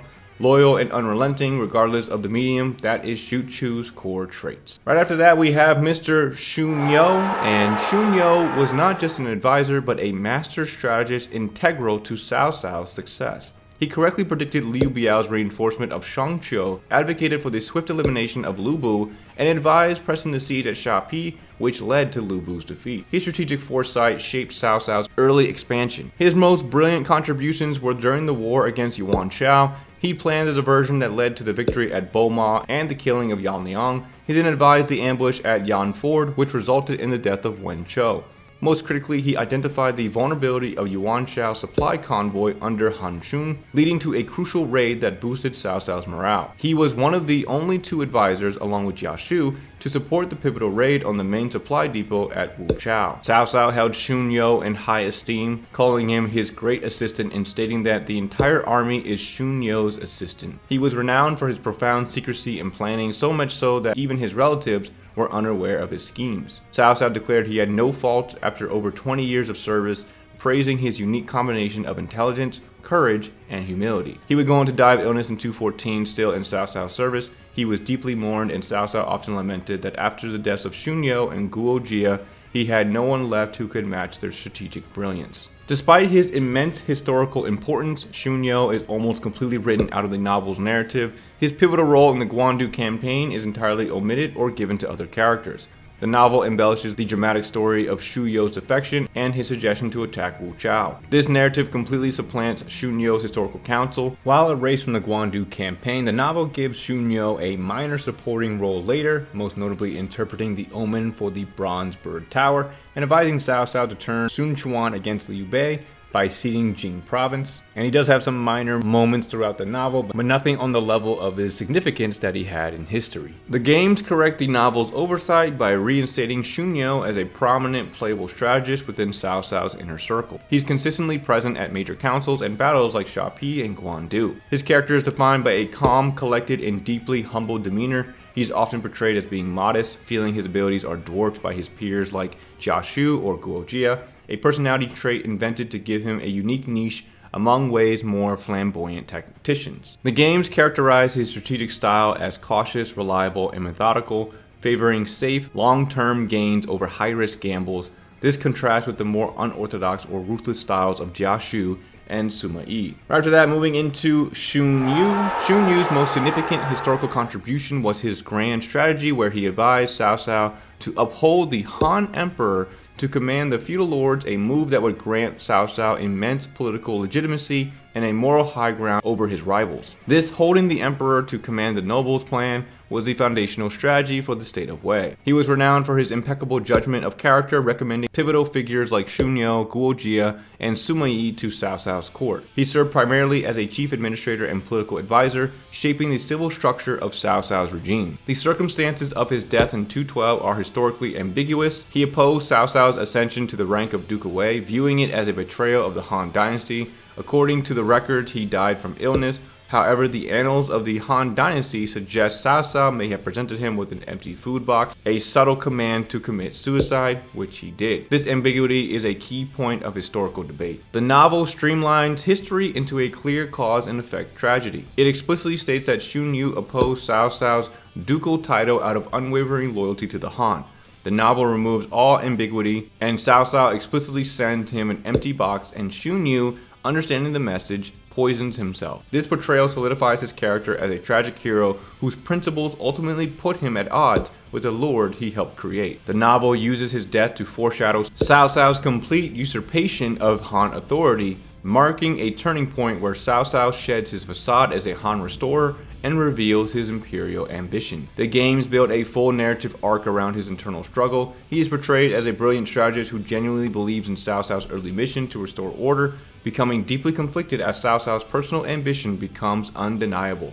He is inserted into many early battles as a key commander and strategist. His relationships with other Wei strategists, particularly his close friendship with Guojia, are invented and emphasized to create drama within the faction. Now, moving into the letter Y, we're going to be starting off with the Yellow Turban Rebellion and the historicalness of the rebellion itself. The rebellion was not a mere military conflict, but a massive peasant uprising fueled by famine, corruption, and economic hardship. Its leader Zhang Jiao was a charismatic religious figure who founded the Way of Great Peace, a millenarian sect that promised a new golden age, earning his followers the name Yellow Turbans after the headdress they wore. The rebellion was not crushed in a single battle. It was a massive, sprawling conflict that erupted across multiple provinces simultaneously, stretching the Han Imperial Army to its limit. While the core rebellion was suppressed within a year by generals like Huang Fusong and Zhu Jun, the decentralized nature of the uprising meant remnants continued to cause instability for decades, directly contributing to the collapse of central Han authority and the rise of warlords. Historically, Zhang Jiao died of illness before his rebellion could be decisively defeated on the battlefield. His brothers Zheng Bao and Zheng Liang were killed in combat by Han forces. The historical records make no mention of supernatural abilities. Their power came from their religious influence over a disenfranchised population. The novel reframes the rebellion as a karmic consequence of the Han court's corruption and as the divine prologue for its main characters. It serves as a stage where the three future founders of the Shu Kingdom, Liu Bei, Guan Yu, and Zhang Fei, swear their oath of brotherhood and first make their names. The novel introduces the key fictional element of Zhang Jiao and his brothers as powerful sorcerers. They are depicted as being able to conjure wind, summon rain, and create magical armies, which requires the Han forces to break their spells or counter them with righteousness rather than just military might. The complex, nationwide historical rebellion is simplified into a more straightforward conflict where the heroic future warlords, Liu Bei, Cao Cao, and Sun Jian, play a central role in its defeat, conveniently bringing all the major players of the subsequent narrative together in one place at the very beginning. The games take the novel's hint of sorcery and amplify it into a core gameplay mechanic. Zhang Jiao is a full-fledged sorcerer who summons fire, ice, wind, and phantom soldiers. The battlefield is filled with magical traps and environmental hazards, making the stage a visually spectacular and chaotic introduction to the series. It consistently serves as the introductory stage or early tutorial level for most character storylines. This allows players to learn basic combat mechanics against a visually distinct and thematically evil foe, establishing the core gameplay loop in a simple good versus evil context. Key novel and historical points are translated into gameplay objectives. The player must often break the enemy's sorcery by defeating Zheng Bao and Zheng Liang, or destroying specific altars. The ability to play as the Yellow Turbans in some games create a what-if scenario, allowing players to fight to preserve the rebellion. It's a classic first stage of the games that marks the beginning of the era in history and the novel. Right after that, we have the Battle of Yiling. Following the Wu betrayal and their seizure of Jing province, which led to the death of Guan Yu, Liu Bei launched a massive invasion. While publicly framed as a personal vendetta for his oath brother, the campaign's core strategic goal was to reclaim the critical territory of Jing province, which was essential for Shu Han's long-term Hanzhong plan to restore the Han Dynasty. The historical battle was not a single decisive clash, but a protracted war of attrition lasting nearly a year. Liu Bei advanced along the Yangtze River, establishing a long chain of fortified camps in the rugged terrain. The Wu commander Lu Xun recognized the veteran ferocity of Liu Bei's advanced force and refused to engage in a major battle, patiently waiting for months until the Shu army's morale dropped and they became exhausted and vulnerable. In the summer of 222, Lu Xun identified his opportunity. He launched a test attack on one of Shu's camps, confirmed his tactics would work, and then ordered a widespread, coordinated fire attack against the entire Shu line. The wood palisade camps linked together became a death trap.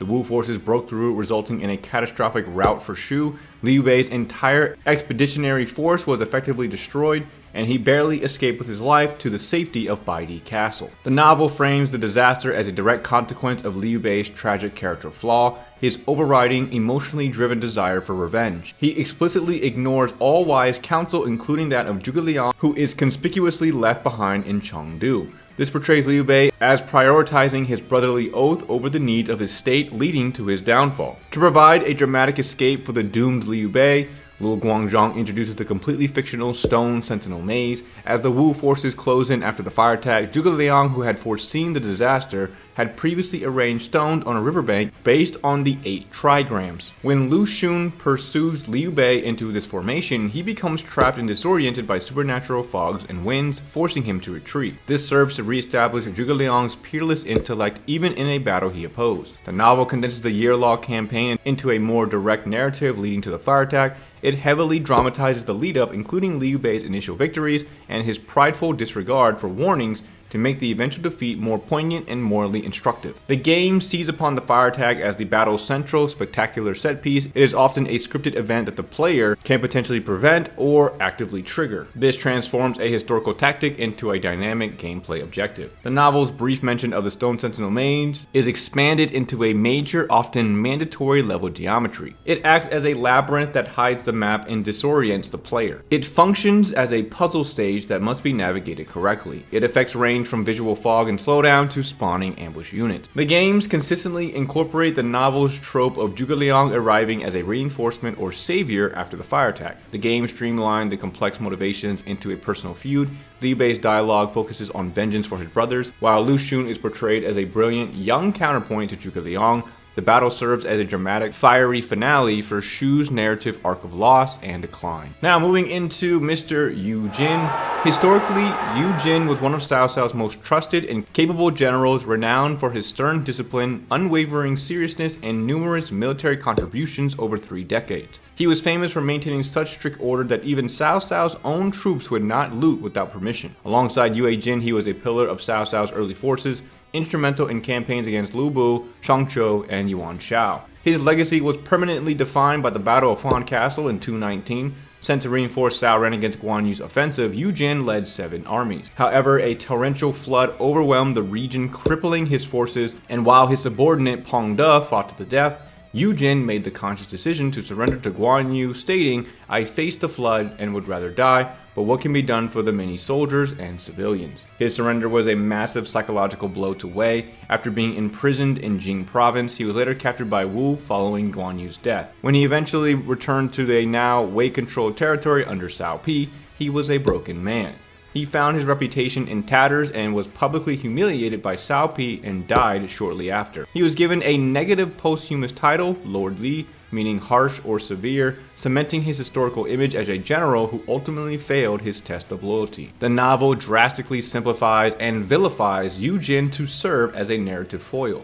His entire character is reduced to the cowardly general who contrasts with the heroic loyalty of Peng De. He is portrayed as jealous, hesitant, and ultimately treacherous. The novel amplifies this by having Yu Jin actively sabotage the defense. In a key fictional moment, Yu Jin, out of jealousy for Peng De's favor with Cao Cao, moves his own forces into a low-lying area, directly leading to their destruction when Guan Yu breaches the riverbanks. His surrender is portrayed not as a difficult choice to save his men, but as a simple act of cowardice.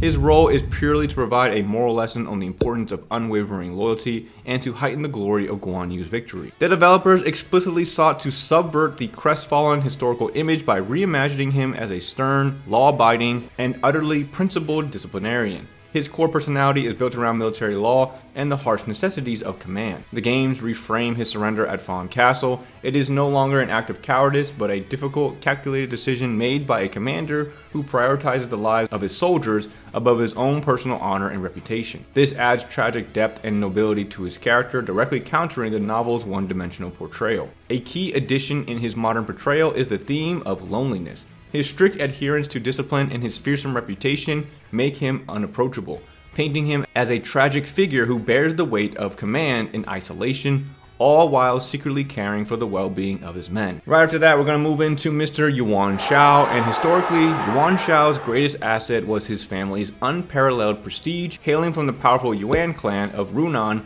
which had served in the highest offices for generations. His immense initial influence allowing him to quickly rally a coalition against Dong Zhuo and become the dominant warlord in northern China after defeating Gongsun-Zan. Despite his advantages, Yuan Shao is remembered for his fatal flaws, chronic indecisiveness, and a suspicious nature. He possessed capable and loyal advisors, but he frequently ignored their most critical counsel, often listening instead to flatterers like Guo Tu. His hesitation at key moments, most notably his refusal to attack Cao Cao when the latter was vulnerable, allowed his rival to grow stronger. The Battle of Guandu was the climactic confrontation between the two strongest northern powers.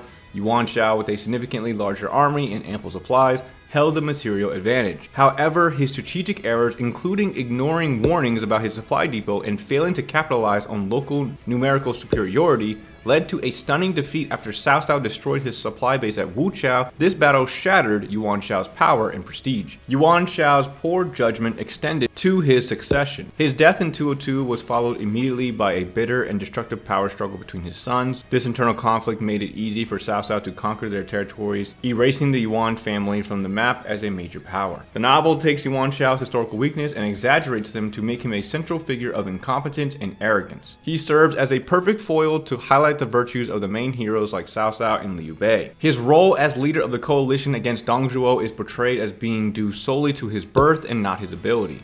The novel emphasizes his cowardice and incompetence at Hulao Gate, where he is paralyzed by the might of Lu Bu, requiring the heroes to step in and achieve real progress. Key historical events are twisted to diminish him even further. The deaths of his generals, Yang Liang and Wen Chou, are not just military losses, but moments orchestrated to showcase the supreme martial prowess of Guan Yu, who was serving Cao Cao. His defeat of Guan Yu is presented as the inevitable triumph of Cao Cao's genius over Yuan Shao's blundering pride. The games codify Yuan Shao's character around a single amplified trait: his obsession with nobility and family prestige. He is portrayed as flamboyant, theatrical, and often comically arrogant, speaking in grandiose terms about justice and his family's honor. In the narrative of the games, particularly for the Wei faction, Yuan Shao consistently serves as the major antagonist of the early game. The Battle of Guandu is positioned as the climax of Cao Cao's rise to power in the north, with Yuan Shao as the final boss of that story arc. The games often provide hypothetical scenarios where Yuan Shao emerges victorious at Guandu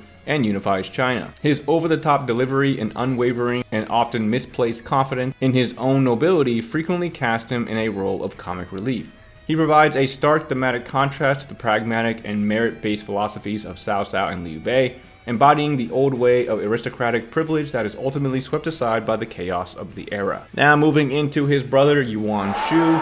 Just like his half-brother Yuan Shao, Yuan Shu came from the illustrious Yuan clan, granting him significant initial influence and a high-ranking position. Following Dong Zhuo's usurpation, he controlled the resource-rich Nanyang region and was a major, if contentious, player in the early warlord landscape. Yuan Shu's historical legacy is defined by his disastrous and premature declaration of himself as emperor in 197. His rationale was based on a series of omens and the possession of the imperial seal, which he had obtained from the Sun family. This act was a catastrophic political miscalculation, as it blatantly violated the deeply held concept of the mandate of heaven and made him a traitor in the eyes of all other factions. By declaring himself emperor, Yuan Shu united every other warlord, including Cao Cao, Liu Bei, Yuan Shao, and his own former vassal Sun Ce, against him. He was immediately isolated and attacked from all sides. His reign was short-lived, marked by military defeats, economic collapse, and famine. He attempted to abdicate and flee, but died in poverty and despair in 199.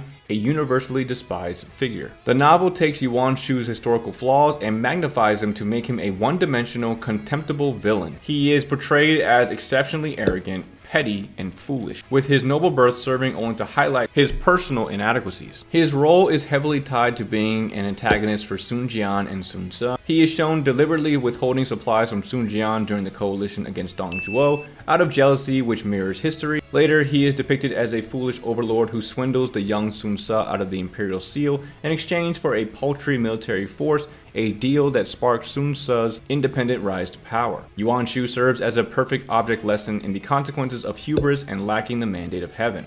His entire storyline is designed to show what happens to a man who desires power for its own sake without the virtue, talent, or popular support to legitimately claim it. The games codify Yuan Shu's character around his obsession with extravagance, nobility, and self-importance. He is portrayed as a flamboyant, theatrical, and comically deluded megalomaniac who looks down on everyone else as inferior. His design often includes opulent, imperial-style robes and haughty mannerisms. Yuan Shu consistently serves as a primary antagonist for the Wu faction. The campaign against Yuan Shu is a pivotal stage where the future major powers temporarily unite to put down the false emperor, cementing his role as a unifying enemy for the heroes. His battles often involve mechanics that reflect his character. He might hide in his main camp while sending endless waves of soldiers, reflecting his cowardice and reliance on numbers over strategy. The player's objective is often to shatter his delusions by breaching his defenses and defeating him personally. Next up, we have Yuan Hua, or Hua Tuo. Historically, Hua Tuo was a brilliant and innovative physician who lived during the late Eastern Han Dynasty. He is credited with pioneering the use of general anesthesia, creating a formula to perform various surgeries, including abdominal operations. He also emphasized physical therapy and is a legendary figure in Chinese medicine. The historical records state that Cao Cao, who suffered from chronic headaches, possibly migraines, or a brain tumor, summoned Hua Tuo for treatment, and Hua Tuo stated that the cure would require drilling into Cao Cao's skull. Cao Cao, increasingly paranoid, believed Hua Tuo intended to assassinate him and had the physician imprisoned and executed. A key tragedy of his death was the loss of his medical knowledge. According to the records, Hua Tuo tried to preserve his work by giving a scroll of his techniques to his jailer, but the jailer, fearing implication, burned it. This act supposedly set back the development of surgery in China for centuries. The novel builds upon Hua Tuo's legend by making him the personal physician to two of its greatest heroes. He famously treats Zhou Tai of Wu using his medicinal powders to heal Zhou Tai's critical wounds. His most iconic fictional scene is performing surgery on Guan Yu's poisoned arm. During the campaign against Cao Cao, Guan Yu is hit by a poisoned arrow. Hua Tuo arrives to treat him. The operation involves scraping the poison from the bone while Guan Yu calmly plays a board game and drinks wine, showing no signs of pain. This episode is designed to highlight both Hua Tuo's supreme skill and Guan Yu's superhuman tolerance and courage. His fate with Cao Cao remains largely the same as in history, serving as a narrative example of Cao Cao's cruelty and paranoia, which leads to the death of a great and benevolent man. In the mainline games, Hua Tuo's presence is primarily through his famous Hua Tuo ointment, an item that restores health, and occasionally appears as a non-playable officer with powerful healing abilities. The most significant adaptation is his inclusion in Dynasty Warriors Origins by making him a young, active companion named Yuan Hua. Though games fully integrate him into the narrative, he is no longer a distant historical figure but a party member with clear goals. His drive to restore the Wanderer's memory gives him a direct narrative purpose. His medical skills become a core gameplay mechanic for changing predetermined outcomes. He can save characters who historically died like Guo Jia, Dian Wei, and Sun Ce, making him the key to unlocking hypothetical golden endings. He often serves as the voice of reason and compassion amidst the constant warfare, embodying the theme of preserving life in an era defined by death. Now, moving on to Mr. Yue Jin. Historically, Yue Jin was one of Cao Cao's earliest and most dependable generals, known for his courage and loyalty. He was recognized for his military achievements from the very start, participating in nearly all of Cao Cao's major campaigns against Lu Bu, Shangzhou, and the Yuan family. The historical records consistently portray him as a fierce and often first-to-strike commander. At the Battle of Guandu, he was crucial in the initial attacks, and he famously led a daring assault to kill Yuan Shao's general Chen Yuqiang at the Wu Chao supply depot. His role at the Battle of Hefei, while historically secondary to Zheng Liao's legendary charge, was vital in the overall defensive victory. The novel significantly reduces Yue Jin's prominence to focus on more central characters like Guan Yu or Zheng Liao.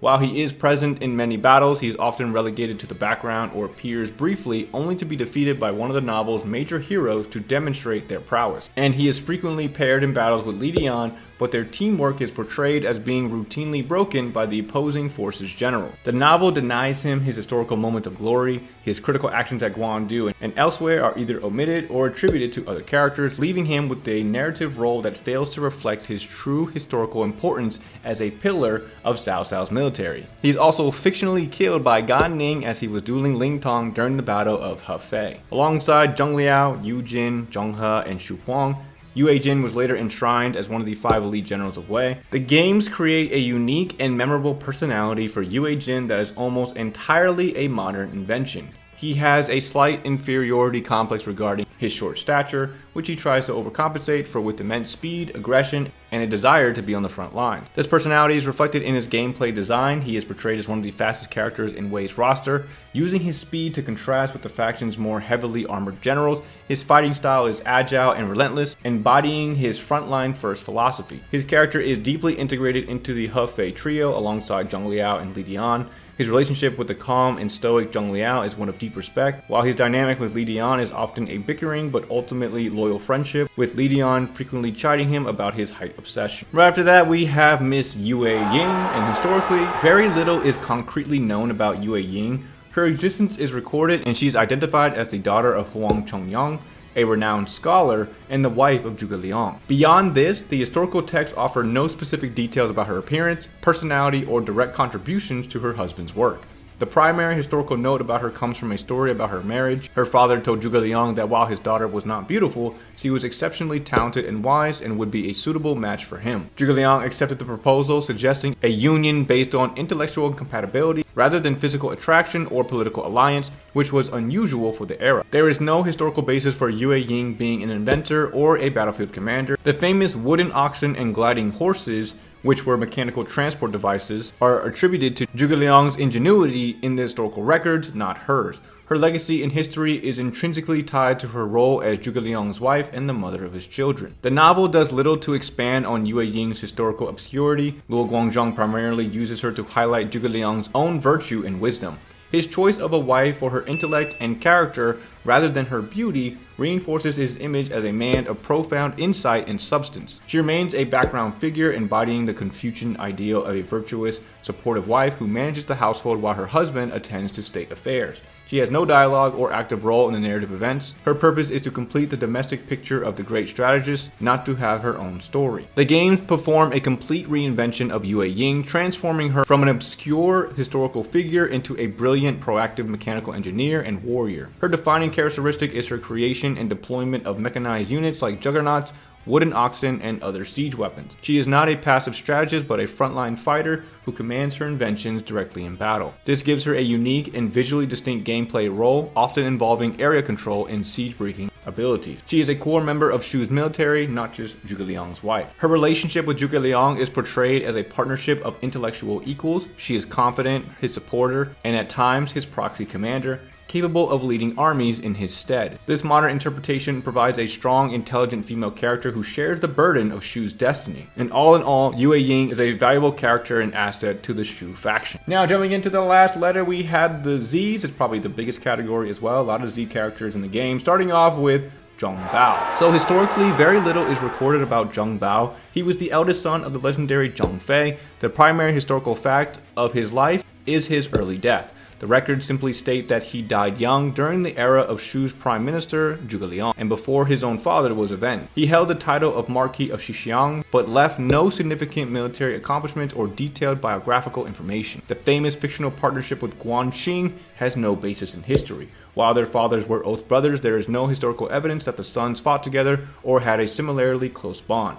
His historical legacy is entirely defined by his famous lineage and his untimely demise. The novel creates a full narrative for Zheng Bao to continue the legacy of the Oath of the Peach Garden into the next generation. Alongside Guan Xing, he is portrayed as a valiant and powerful warrior, embodying his father's ferocity and strength. His primary role in the novel is to join Liu Bei's campaign against Wu following the murder of his father. He and Guan Xing are the emotional core of the drive for vengeance, passionately urging Liu Bei to war and fighting fiercely at the Battle of Yiling.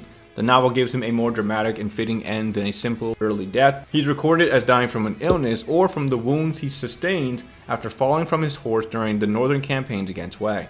This allows him to die as a soldier on the battlefield, honoring his father's name. The games fully embrace the novel's concept of Zhang Bao as a central figure of Shu's second generation. He is characterized by his passionate, energetic, and sometimes reckless personality, directly inheriting his father's fiery spirit, but often channeling it with more youthful exuberance and less brutal rage. His character is almost exclusively paired with Guan Xing. Their relationship is a core dynamic, often portrayed with Zhang Bao as the energetic, impulsive one, to Guan Xing's more calm and stoic demeanor.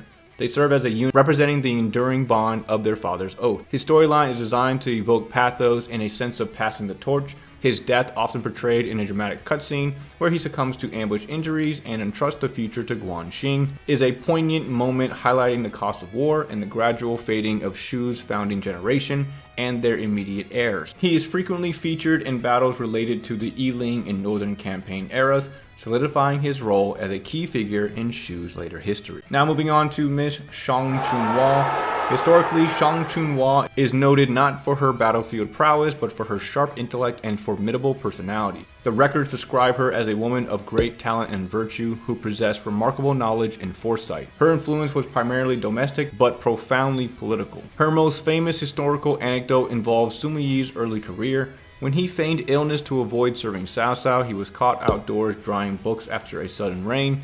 A lone maidservant witnessed this, and Shang Chunhua, fearing the secret would be exposed, personally killed the servant to maintain the ruse. She then took over all the household chores herself. This act demonstrated her ruthless pragmatism and unwavering commitment to her husband's long-term schemes. She was the mother of Sima Shi and Sima Zhao, the men who would effectively seize control of Wei from the Cao family. Her role in raising and influencing these two key figures in the rise of the Jin Dynasty cannot be understated, cementing her legacy as the matriarch of the Sima, making her a classic example of the significant, yet often unrecorded influence wielded by women in powerful families. The novel gives Shang Chunhua almost no direct role. She is mentioned in passing as Sima Yi's wife and the mother of his heirs, but she does not appear as a character with dialogue or narrative influence. Her significance is purely implied through the actions of her family. The success and ambition of Sima Yi and their sons serve as an indirect testament to her role as the matriarch, but the novel does not explore her character in any depth. The games perform a complete character creation, transforming her into a central defining force within the Sima family.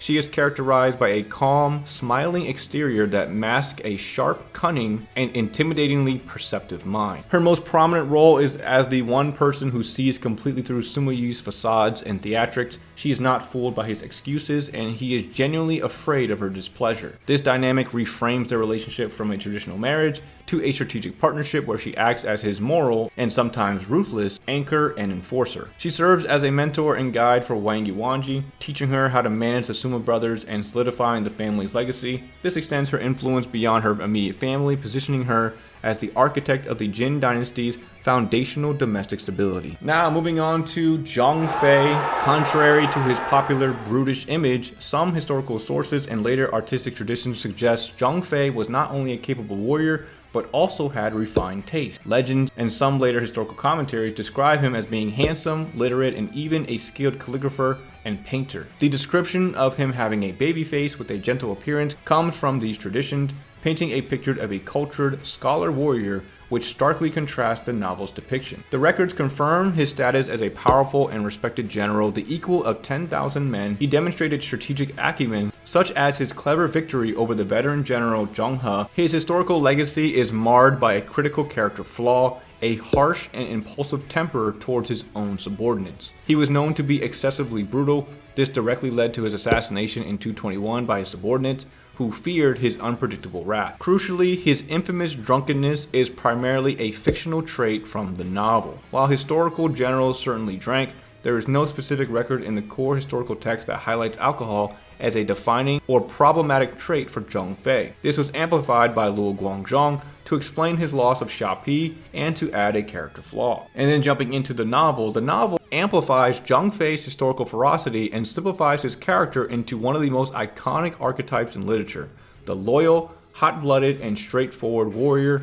His personality is defined by his explosive temper, his deep loyalty to his oath brothers, and his love for wine and combat. His most legendary moment is a complete novel fabrication, The event of him single-handedly holding the bridge at Changban and his roar so powerful it causes an enemy general to die of fright and rout Cao Cao's entire army is a quintessential example of the novel's myth-making designed to elevate the heroes to superhuman status. He often serves as a foil to the more composed Guan Yu and the virtuous Liu Bei. His impulsiveness creates narrative conflict, and his blunt, often humorous dialogue provides comic relief. His rivalry with Lu Bu is heavily emphasized to establish him as one of the few warriors brave and powerful enough to consistently challenge the invincible fighter. The love for wine and near brutish nature are novel inventions to create a more distinctive personality among the good guys of Shu. The games codify Zhang Fei as the embodiment of raw, untamed power within the Shu faction. He is loud, boisterous, passionate, and revels in the thick of battle. His character design, wild hair, animal skin accents, and his signature serpent lance visually communicates his untamed nature. His gameplay style is built around overwhelming force. He typically has high damage output and a moveset that emphasizes breaking through enemy guards and controlling space, perfectly reflecting his role as Shu's foremost vanguard and shock trooper. His relationship with Liu Bei and Guan Yu is the emotional core of his character. His dialogue is filled with unwavering devotion to his brothers. The games often use his emotional reactions, whether joyous rage in battle or profound grief at Guan Yu's death, to underscore the narrative's key emotional beats. His story arc faithfully follows the novel's trajectory. He is a central figure in Shu's early campaigns, and his death at the hands of his own men is a pivotal, tragic moment that fuels Liu Bei's disastrous campaign against Wu. This cements his role as a foundational pillar of Shu, whose fatal flaw contribute to the kingdom's eventual decline. Zhang Fei's image undergoes a dramatic transformation from a historically complex leader into an archetype of untamed might. The potentially refined scholar warrior and strategically clever general of history is reinvented by the novel into the definitive fierce warrior where his temper is amplified, his love for wine invented, and his legend cemented by fabricated feats like the earth-shaking roar at Changban. This simplified, boisterous persona is fully realized in the games, where he becomes the unstoppable vanguard of Shu. His gameplay embodies raw power, his character design screams untamed energy, and his unwavering loyalty to his oath brothers forms the emotional heart of the faction's narrative, culminating in the tragic end that fuels Shu's downfall. Now, moving on to Zheng He. Historically, Zheng He was a highly respected and formidable general known for his tactical acumen, adaptability, and understanding of terrain. He served initially under Yuan Shao, but defected to Cao Cao after the Battle of Guandu, recognizing Yuan Shao's incompetence and Cao Cao's strategic brilliance. The historical records highlight his keen military mind. He famously advised against Xiahou Yuan's risky posture at the Battle of Mount Dingjun, and after his comrade's death, he calmly took command and organized a successful retreat, preventing a total disaster for Wei. His death at the Battle of Mount Qi in 231 was a significant event.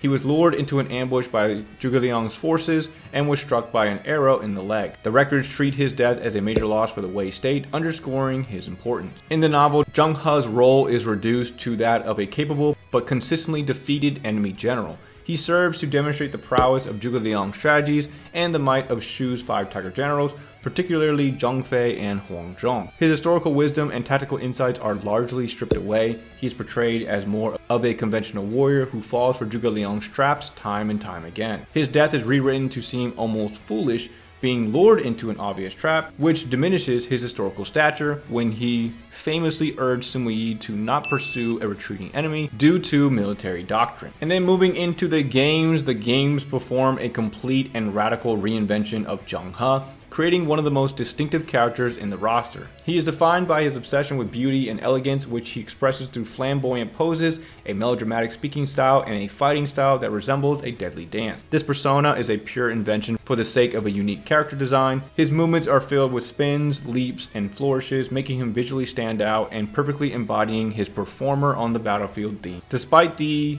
eccentricness of his personality, he is consistently portrayed as a highly competent and loyal officer whom Cao Cao and Sima Yi deeply respect. His quest for beauty is often reframed in the narrative as a pursuit of flawless execution in strategy and combat. This allows his quirky personality to coexist with his role as a top-tier general. And then the games also show his genuine respect for his comrades, especially Xiahou Yuan, and his role as a motivator who uses his dramatic flair to uplift morale. This prevents him from being a mere comic relief and integrates him into a meaningful dynamic for the Wei faction. Right after that, we have Zhong Jiao. And Zhong Jiao was not a sorcerer, but a charismatic religious leader who founded the Way of Great Peace, a Taoist-inspired millenarian sect. He and his brothers preached healing through confession and faith, gathering a massive following among a peasantry suffering from famine, corruption, and exploitation. The yellow headdresses worn by his followers symbolized the yellow heaven that would replace the blue heaven of the Han, marking a new cosmic cycle. The Yellow Turban Rebellion in 184 was a meticulously planned nationwide uprising that erupted simultaneously across multiple provinces. It was a direct, violent challenge to the Han Dynasty's legitimacy and its ability to govern, not a series of magical battles. The rebellion stretched the imperial army to its breaking point. Historically, Zhong Jiao would go on to die of illness during the early stages of the rebellion before his movement could be decisively crushed on the battlefield. His death was a major blow to the rebellion's cohesion. The historical records make no mention of supernatural abilities. His power came from his religious influence and the desperate loyalty of his followers. The novel introduces the key fictional elements that defines Zhong Jiao in popular culture. He is a powerful sorcerer. He and his brothers are depicted as being able to conjure wind, summon rain, and create magical armies of paper figurines. This frames the conflict not just as a military struggle, but as a battle between righteous Han forces and dark, heretical magic. The complex, sprawling historical rebellion is simplified into the opening stage for the novel's main heroes. It serves as the platform where Guan Yu, Liu Bei, and Zhang Fei swear their oath of brotherhood and earn their initial fame, conveniently bringing the key figures of the subsequent narrative together at the very beginning. The rebellion is reframed as a karmic consequence of the Han Corp's corruption. However, Zhong Jiao himself is portrayed as a power-hungry heretic whose defeat reinforces the moral order and paves the way for the novel's central drama between the three kingdoms. The games take the novel's hint of sorcery and makes it the core of Zhong Jiao's identity and gameplay. He is a full-fledged sorcerer who commands fire, ice, lightning, and phantom soldiers. His battlefields are filled with magical traps and environmental hazards, making his stage a visually spectacular and chaotic introduction to the series. He consistently serves as the introductory stage or early tutorial level. This allows players to learn basic combat mechanics against a visually distinct and thematically evil foe, establishing the core gameplay loop in a simple good versus evil context before the more complex political conflicts begin. The ability to play as him or the Yellow Turbans in some games, to follow a what-if storyline where they survive, creates an alternate history for players to explore. The games also emphasize his self-given title, the General of Heaven, and his paternal relationship with his followers, whom he calls his children. His speech is filled with manic zeal and references to heaven, making him a theatrically over-the-top and memorable antagonist throughout the game. Zhong Jiao's character evolves dramatically from a historical socio-religious revolutionary into a foundational supernatural antagonist. The charismatic leader of the Way of Great Peace, who died of illness after shaking the Han Dynasty to its core, gets reimagined in the novel as a power-hungry sorcerer, framing his rebellion as a battle against dark magic and conveniently setting the stage for the novel's true heroes. This sorcerer's persona is fully realized in the games, where he becomes the quintessential theatrical sorcerer and tutorial boss, where his gameplay revolves around elemental magic and phantom armies, transforming the complex historical revolt into a spectacular supernatural first act that establishes the series' core conflict. Now moving into Mr. Zhong Liao. Historically, Zhong Liao's path to becoming a Wei general was complex. He did not start with Dong Zhuo, but served under Ding Yuan, then Dong Zhuo, and later Lu Bu, following the power shifts of the era. This was not seen as disloyalty, but rather a common practice for a capable officer seeking a worthy lord. His eventual surrender to Cao Cao after Lu Bu's defeat at Sha Pi was a conscious choice to serve a legitimate and capable ruler. His legendary defense at Hefei is historical, but the reality is even more impressive than the legend. In 215, he was not just a brave warrior, he was the commander. He selected 800 elite troops, feasted them to bolster their morale, and then launched a pre-dawn surprise attack directly into Sun Quan's massive army. This was a calculated, high-risk tactical decision that shattered the Wu army's morale and forced them into a prolonged siege, which they ultimately lost. His success was a blend of raw courage and brilliant generalship. The historical record confirms a mutual respect between Zhong Liao and Guan Yu during Guan Yu's temporary service under Cao Cao. However, there is no historical basis for Zhong Liao mediating Guan Yu's departure. This relationship is grounded in their brief time as allies, not a deep novelistic friendship. The novel streamlines his early career for narrative ease. His character is profoundly defined by his fictional deep friendship with Guan Yu. This bond is used to humanize both characters and add a layer of chivalry to the narrative. The famous scene where he convinces a captive Guan Yu to temporarily surrender to Cao Cao by appealing to his duty to protect Liu Bei's wives, and later mediates his safe passage, is a complete novel invention. It serves to highlight the theme that honor and friendship can transcend the era's bitter factional loyalties. While still a mighty warrior, the novel heavily downplays his historical role as the tactical mastermind of Hefei. The focus shifts almost entirely toward his personal valor in defending the castle and its bridges. The complex pre-dawn raid is simplified into a series of heroic duels and defiant stands, aligning with the novel's preference for dramatizing individual heroism over complex military logistics. His unwavering loyalty to the ultimately unworthy Lu Bu serves to contrast his later, more fulfilling service under the capable Cao Cao. This arc reinforces the novel's central theme that a true hero must find a lord worthy of his service and virtue. The games synthesize his historical and novelistic traits into a single compelling persona.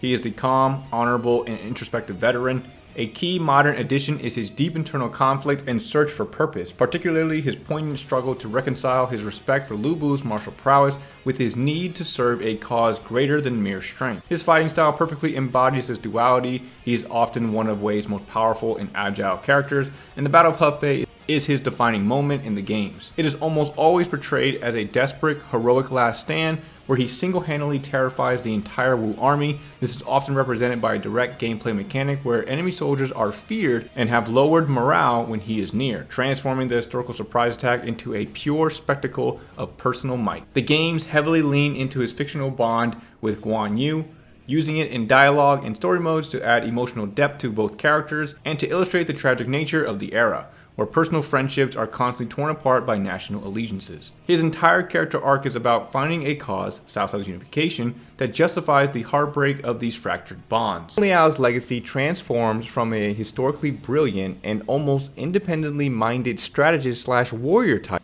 into the archetypal honorable warrior of Wei. The strategical tactician side of him who executed the devastating surprise attack at Hefei is reshaped in the novel, where his complex career is streamlined into a narrative of loyalty, and his historical mutual respect with Guan Yu is amplified into a deep fictional friendship that adds a layer of chivalric tragedy to the era. In Dynasty Warriors, this evolution is completed. He becomes the honorable beast of Wei, a figure of calm resolve and introspective depth, where his gameplay embodies controlled ferocity, and his defining Hefei stand is transformed into a pure spectacle of personal might, and his entire character arc centered on finding a cause worthy of the fractured bonds that define his life. Now, moving into Zhao Yun. Historically, Zhao Yun did not simply stumble into Liu Bei's service. He initially served Gongsun Zan, but became disillusioned with his lord's lack of grand ambition.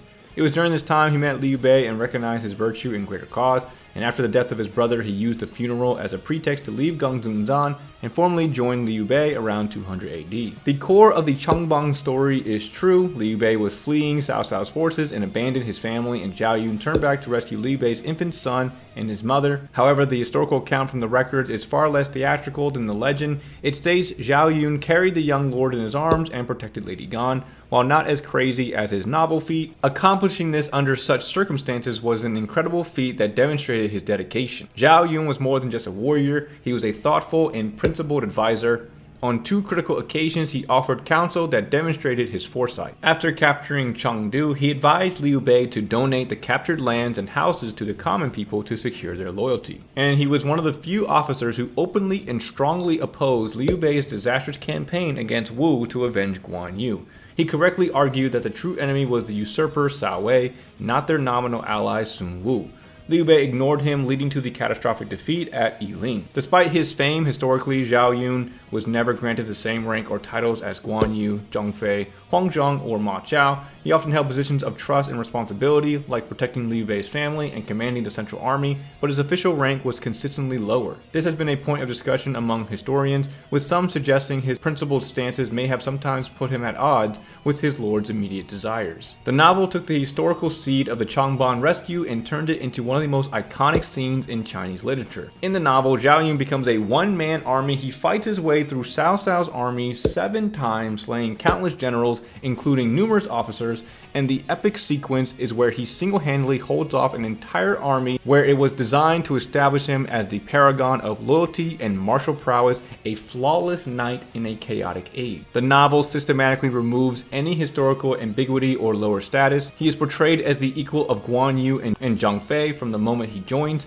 His principled advice is kept, but he is never shown to suffer any political fallout for it. He becomes the Dragon of Changban, an unstoppable force who always does the right thing for the right reasons, serving as the moral and martial compass for Shu. The game synthesized his historical loyalty and novel heroism into the ultimate player avatar and face of the series. He is the young, handsome, courageous, and morally upright hero. His character is designed to be instantly likable and relatable, serving as the ideal introduction to the Shu faction and its virtues of benevolence and righteousness. As the series' flagship character, his gameplay is almost always designed to be well-rounded and accessible. His legendary moments from the novel, especially the Battle of Changban, are faithfully recreated as epic playable stages. The games amplify the spectacle, having him fight through waves of soldiers to achieve his objective, perfectly translating the novel's story into interactive gameplay.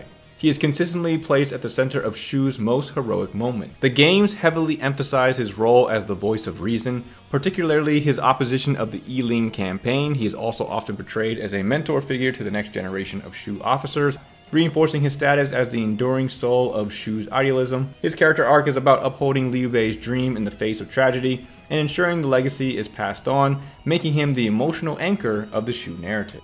Zhao Yun's image undergoes a clear evolution from a historically principled and strategically minded protector to the ultimate emblem of heroic virtue.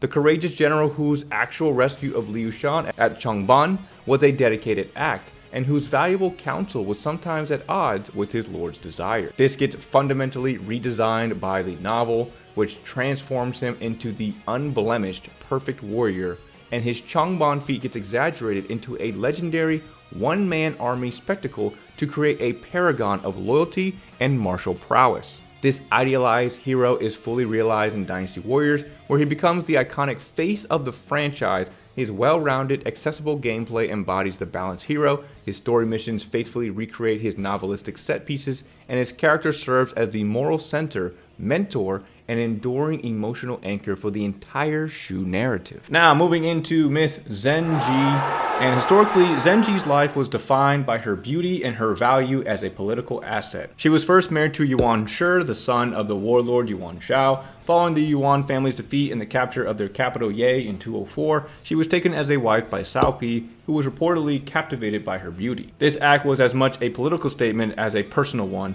claiming the wife of a defeated rival symbolized the Cao family's consolidation of power over the Yuan territory. The historical record suggests Zenji was not just beautiful, but also intelligent and virtuous, occasionally advising Cao Pi. However, her story is ultimately a tragedy. After Cao Pi ascended the throne as the first emperor of Wei, he took other consorts. Zenji, now empress, reportedly expressed resentment and jealousy. This, combined with political intrigue from a rival consort, led Cao Pi to order Zenji to commit suicide, where she was buried with her hair covering her face and her mouth stuffed with rice, which was a profound, posthumous insult meant to silence her in the afterlife. Her story became a classic tale of the perilous position of women in court politics. Her fate is often remembered as one of the great tragedies of the era, a woman whose beauty and intellect raised her to the highest station, only for those same attributes to lead her to her brutal downfall. In stark contrast to her dramatic historical life, Zenji is almost entirely absent from the novel. She is mentioned only in passing as the mother of Cao Rui. Her capture, her marriage to Cao Pi, her reign as empress, and her tragic death are all omitted from the narrative. The games perform a complete character creation, transforming the tragic historical figure into a confident, elegant, and often haughty noblewoman. She is defined by her bewitching beauty, her pride in her status, and her deadly grace on the battlefield. This persona fills the void left by the novel, giving her a powerful and memorable identity. Her combat style is unique and thematic. She fights using her flute and ice-based magic. She is the embodiment of deadly beauty. The games also completely reinvent her relationship with Cao Pi. Instead of a tragic victim, she is portrayed as his intellectual and emotional equal, a willing partner in his ambition. Their relationship is a dynamic of witty comments, mutual respect, and shared power. This erases her historical victimhood, and reimagines her as a powerful agent within the Wei court. Her presence on the battlefield serves to symbolize the culture and power of the Wei faction, and her storylines often involve defending Wei's legacy alongside her husband, making her a key figure in the faction's late game narrative, a role she holds in neither history nor the novel. Now moving on to Zhong Hui. Historically, Zhong Hui was a child prodigy from an influential aristocratic family, renowned for his keen intellect and strategic acumen. He rose quickly through the ranks of the Wei court, becoming a trusted advisor to the Sima family, and he was a key planner in the conquest of Shu in 263. Serving as the overall commander of the campaign alongside Dong Ai. Following the surrender of the Shu Emperor Liu Shan, Zhong Hui found himself in command of a massive, restless army in the heart of a newly conquered territory. It was here that he formed his infamous pact with Zheng Wei. Zheng Wei, seeing an opportunity to restore Shu, convinced Zhong Hui to use his forces to rebel against Sima Zhao. Their plan was to have Zhong Hui declare himself the ruler of a new kingdom in the west. Zhong Hui's rebellion was not a mere impulsive act of pride. He held the Shu emperor hostage and planned to have his loyal officers eliminate the Wei military command structure in a single coordinated strike. However, the plan was leaked. His own troops, fearful and confused by the sudden turn against the Sima regime, Zhong Hui and Zheng Wei were killed in the ensuing chaos. The novel retains the core of his historical story but amplifies his negative traits. He is portrayed as exceptionally arrogant, cunning, and condescending, particularly towards his co-commander Dong Ai. Luo Guanzhong frames their rivalry as a central conflict of the Shu conquest, with Zhong Hui's jealousy of Dong Ai's successes being a key motivator. The novel subtly shifts the dynamic of the rebellion. While historically it was a mutual alliance, the novel often portrays Zhong Hui as being more easily manipulated by the more experienced and fiercely loyal Zheng Wei. His story serves as a moral lesson against betrayal and over-ambition. His death alongside Zheng Wei is presented as the inevitable end for those who defy the now inevitable tide of unification under the Jin dynasty. He is a formidable intellectual foe, but his lack of virtuous loyalty ensures his downfall. The games codify Zhong Hui's character around his youth, intellect, and profound arrogance. He is the narcissistic prodigy of the Jin faction, often seen as aloof and condescending. The games heavily emphasize his bitter rivalry with Dong Ai. This is a central narrative thread, with Zhong Hui constantly seeking to prove his intellectual superiority and often clashing with Dong Ai's more straightforward and experienced approach to warfare. Although it is more of a one-sided rivalry, as Dong Ai doesn't seem to be aware of the negative view Zhong Hui has of him. His storyline faithfully follows his historical portrayal, but frames it as the climax of his personal ambition. The games allow players to explore both his loyal service to the Sima family and his eventual rebellion as extra content. Now moving into Zhou Song. Starting off with the historical reality, Zhou Song is a completely fictional character. There is no record of him in the official historical text. He did not exist. His entire persona, from his origins as a yellow turban to his devoted service to Guan Yu, was invented in folktales and popular dramas to serve as a foil for Guan Yu. Zhou Song in the novel was either created by Luo Guanzhong or inspired by those folktales to amplify Guan Yu's heroic and godlike status. A figure of such immense virtue and power required a loyal, mighty follower to underscore his importance. He is the ultimate loyalist. He is introduced as a former yellow turban bandit who, after being defeated by Guan Yu, is so awed by his strength and virtue that he swears eternal loyalty. He then serves as Guan Yu's personal attendant and bodyguard, accompanying him on all of his campaign. His fictional death is designed to heighten the tragedy of Guan Yu's fall.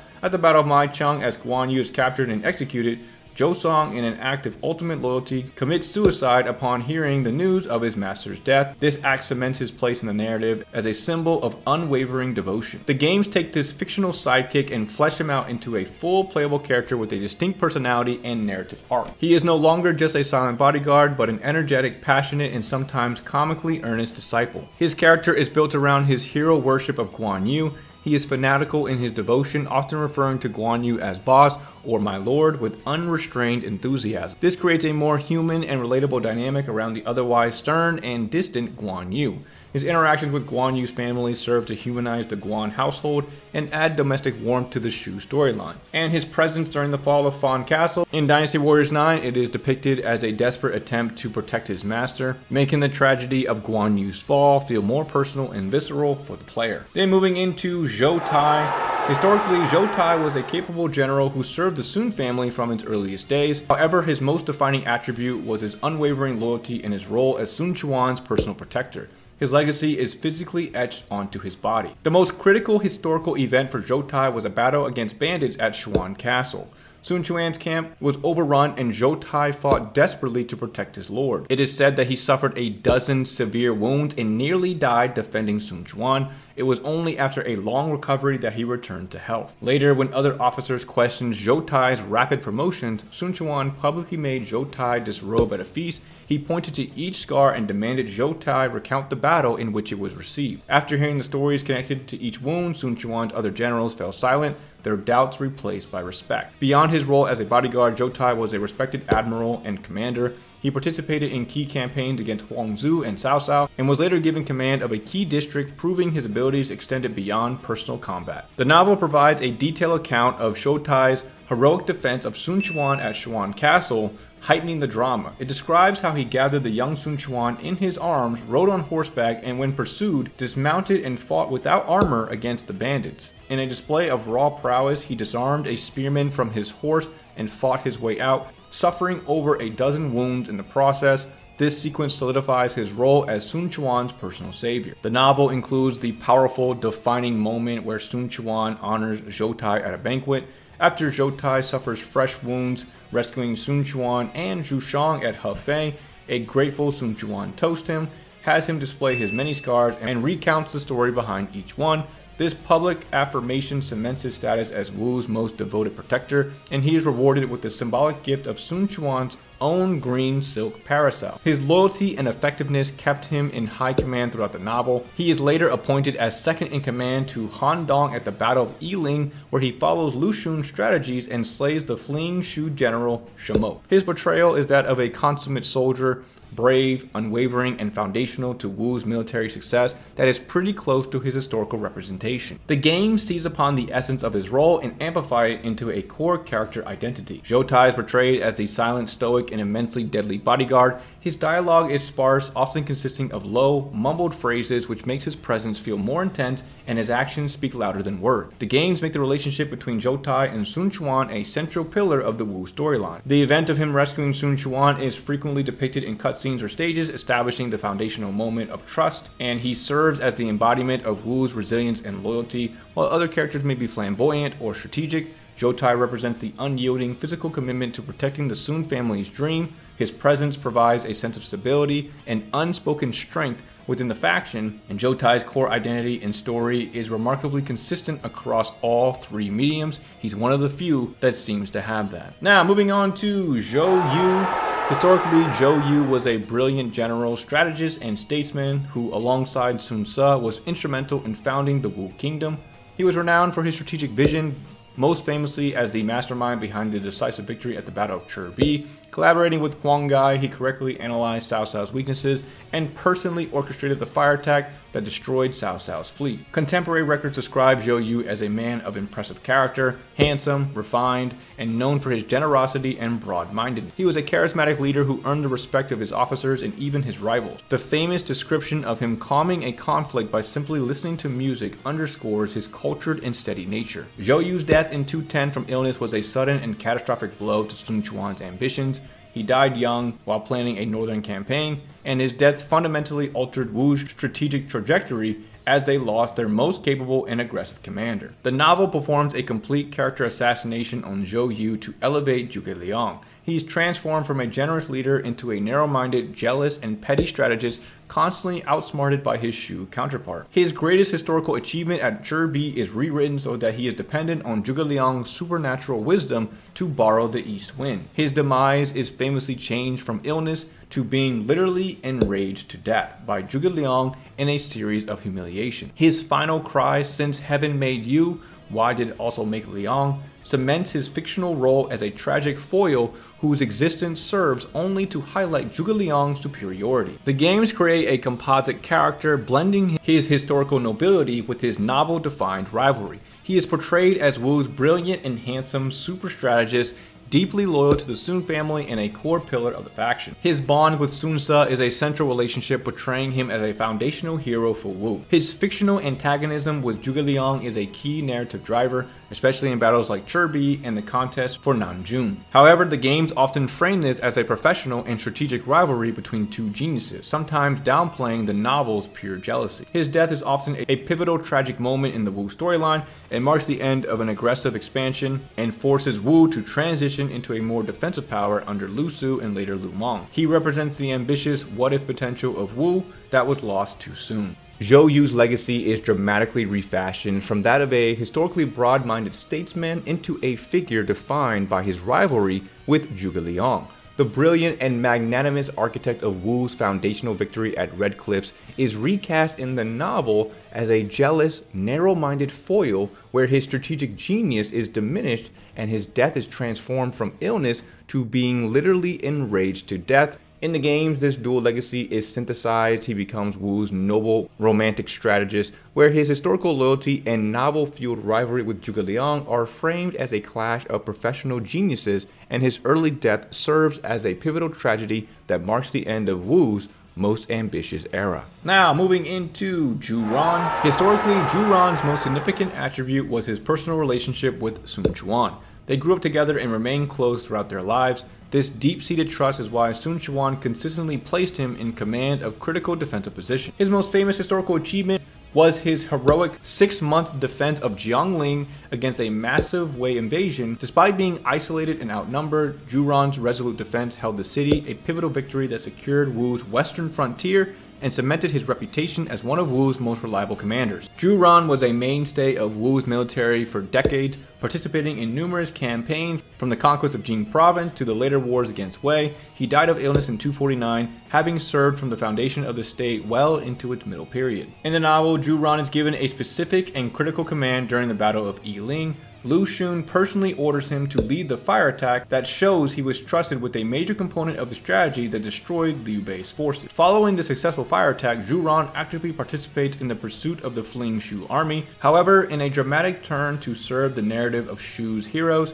he is killed by a single spear thrust from the veteran Zhao Yun while chasing Liu Bei's forces. His long and successful historical career is condensed into a single campaign and given a fictional, undignified end. The novel replaces his real-life legacy as a great defender who died of old age with a role as a fire attack commander who was killed to elevate a Shu hero. The games perform a significant character creation, transforming the historical defender into a flamboyant and prideful fire specialist. He is characterized by his confidence, his aristocratic pedigree, and his thematic association with fire. The games take his most famous novel moment, the fire attack, and makes it his defining character trait. In the games, he is primarily an offensive fire attack specialist. This simplifies his complex career into a single, visually dramatic gameplay mechanic. He is often positioned as a rival and counterpart to Lu Xun. This creates internal dynamics within the Wu faction and provides a peer for the younger generation of officers. Now, moving into Zhuge Dan. Zhuge Dan was a cousin of Zhuge Liang who initially served Wei with distinction. He held important posts including Grand General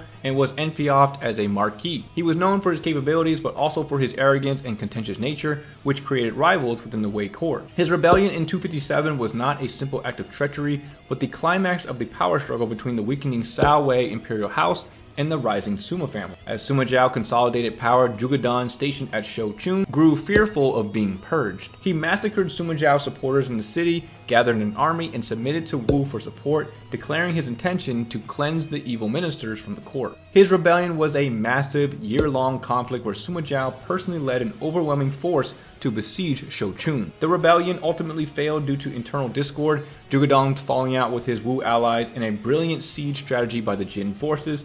After the city fell, Zhuge Dan was killed while trying to flee, and his clan was exterminated. The novel strips away the complex political context of his rebellion. He is portrayed as inherently disloyal, power-hungry, and strategically incompetent. His primary motivation is shifted to jealousy and personal ambition rather than a political stand against the Sima clan's usurpation. His storyline serves to demonstrate the inevitability of Sima Zhao's rise. His military decisions are shown as foolish, and his alliance with Wu is depicted as desperate and poorly managed. His death is presented as karmic justice for his betrayal and arrogance, reinforcing the novel's theme that the Suma family was the rightful successor to power. The games build upon his historical arrogance but adds layers of tragedy. He is portrayed as a man deeply proud of his Juga family lineage, constantly striving to prove he is the equal of his cousin Zhuge Liang. This pride is his fatal flaw, leading to his impatience and eventual downfall. His relationship with Sima Zhao is a key narrative focus. It is framed as a bitter rivalry between a man bound by tradition and family name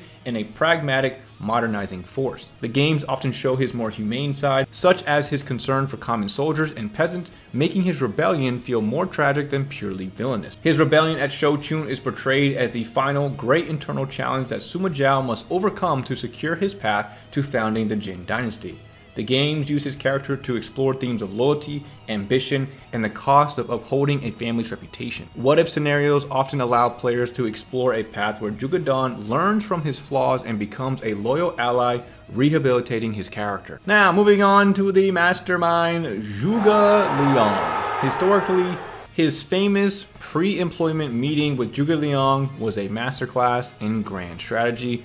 The Longzhong plan accurately foresaw the tripartite division of China and provided a precise roadmap. Seized Jing and Yi provinces, secure an alliance with Sun Quan in the south, and eventually launch a two-pronged northern offensive from Hanzhong and Jing province to restore the Han dynasty. This document was not just a plan, but a political vision that guided Shu Han's foreign policy for decades. His true legacy lies in his governance. As regent for the incompetent Liu Shan, he transformed the fragile, tiny state of Shu into a stable and efficient kingdom. He reformed the bureaucracy to reward merit, implemented strict but fair legal codes, and focused economic policy on agricultural and textiles. His efforts made a resource-poor frontier state capable of sustaining a decades-long war against the much larger and richer Cao Wei. Historians debate whether his campaigns north were genuine attempts at conquest or a form of preemptive defense. Their primary strategic value was likely to keep the powerful Wei state off balance and prevent them from consolidating their strength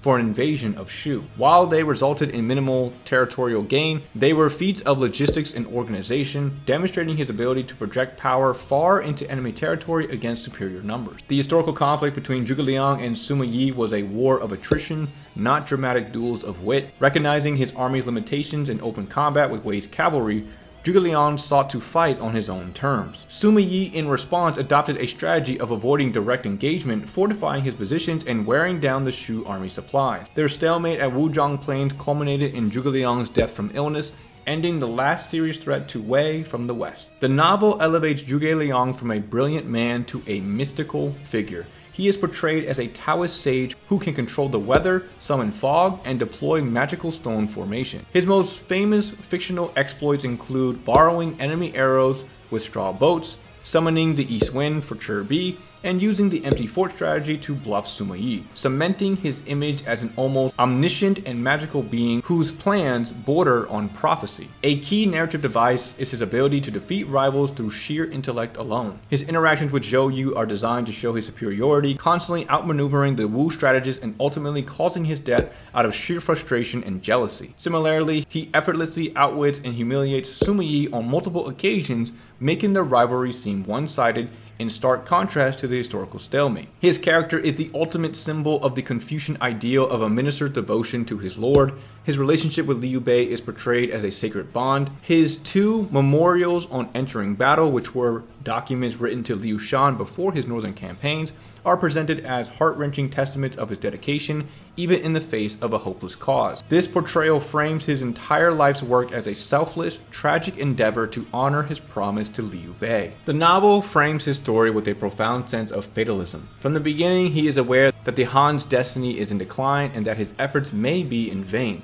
Setbacks are often blamed on the failures of others or heaven's will, preserving his image of infallibility. His death is portrayed as the closing of an era, the final extinguishing of the flame of the righteous Han, in a moment of profound national tragedy. The games have solidified his image for a global audience: the serene sage with the feather fan, the intelligent eyes, and the flowing robe. His gameplay is almost always tactical and supernatural, utilizing gadgets like siege weapons and elemental attacks, and having laser beams and lightning for his Muso attack. In the Dynasty Warriors narrative, he is the calm strategic core of the Shu faction. His relationships define key story arcs. He's the devoted architect of Liu Bei's dream, the respectful rival turned adversary of Zhou Yu, the brilliant nemesis of Sima Yi, and the wise mentor who passes the torch to Jiang Wei. The games often highlight the personal cost of his campaign, showing his physical decline and the weight of his responsibilities. And of course, just like all the other characters that die out too soon, he has hypothetical story modes in the games that allow players to fulfill the what-if scenario if he had lived. Zhuge Liang's legacy evolves from a historically brilliant administrator and strategist into the ultimate personification of genius and loyalty.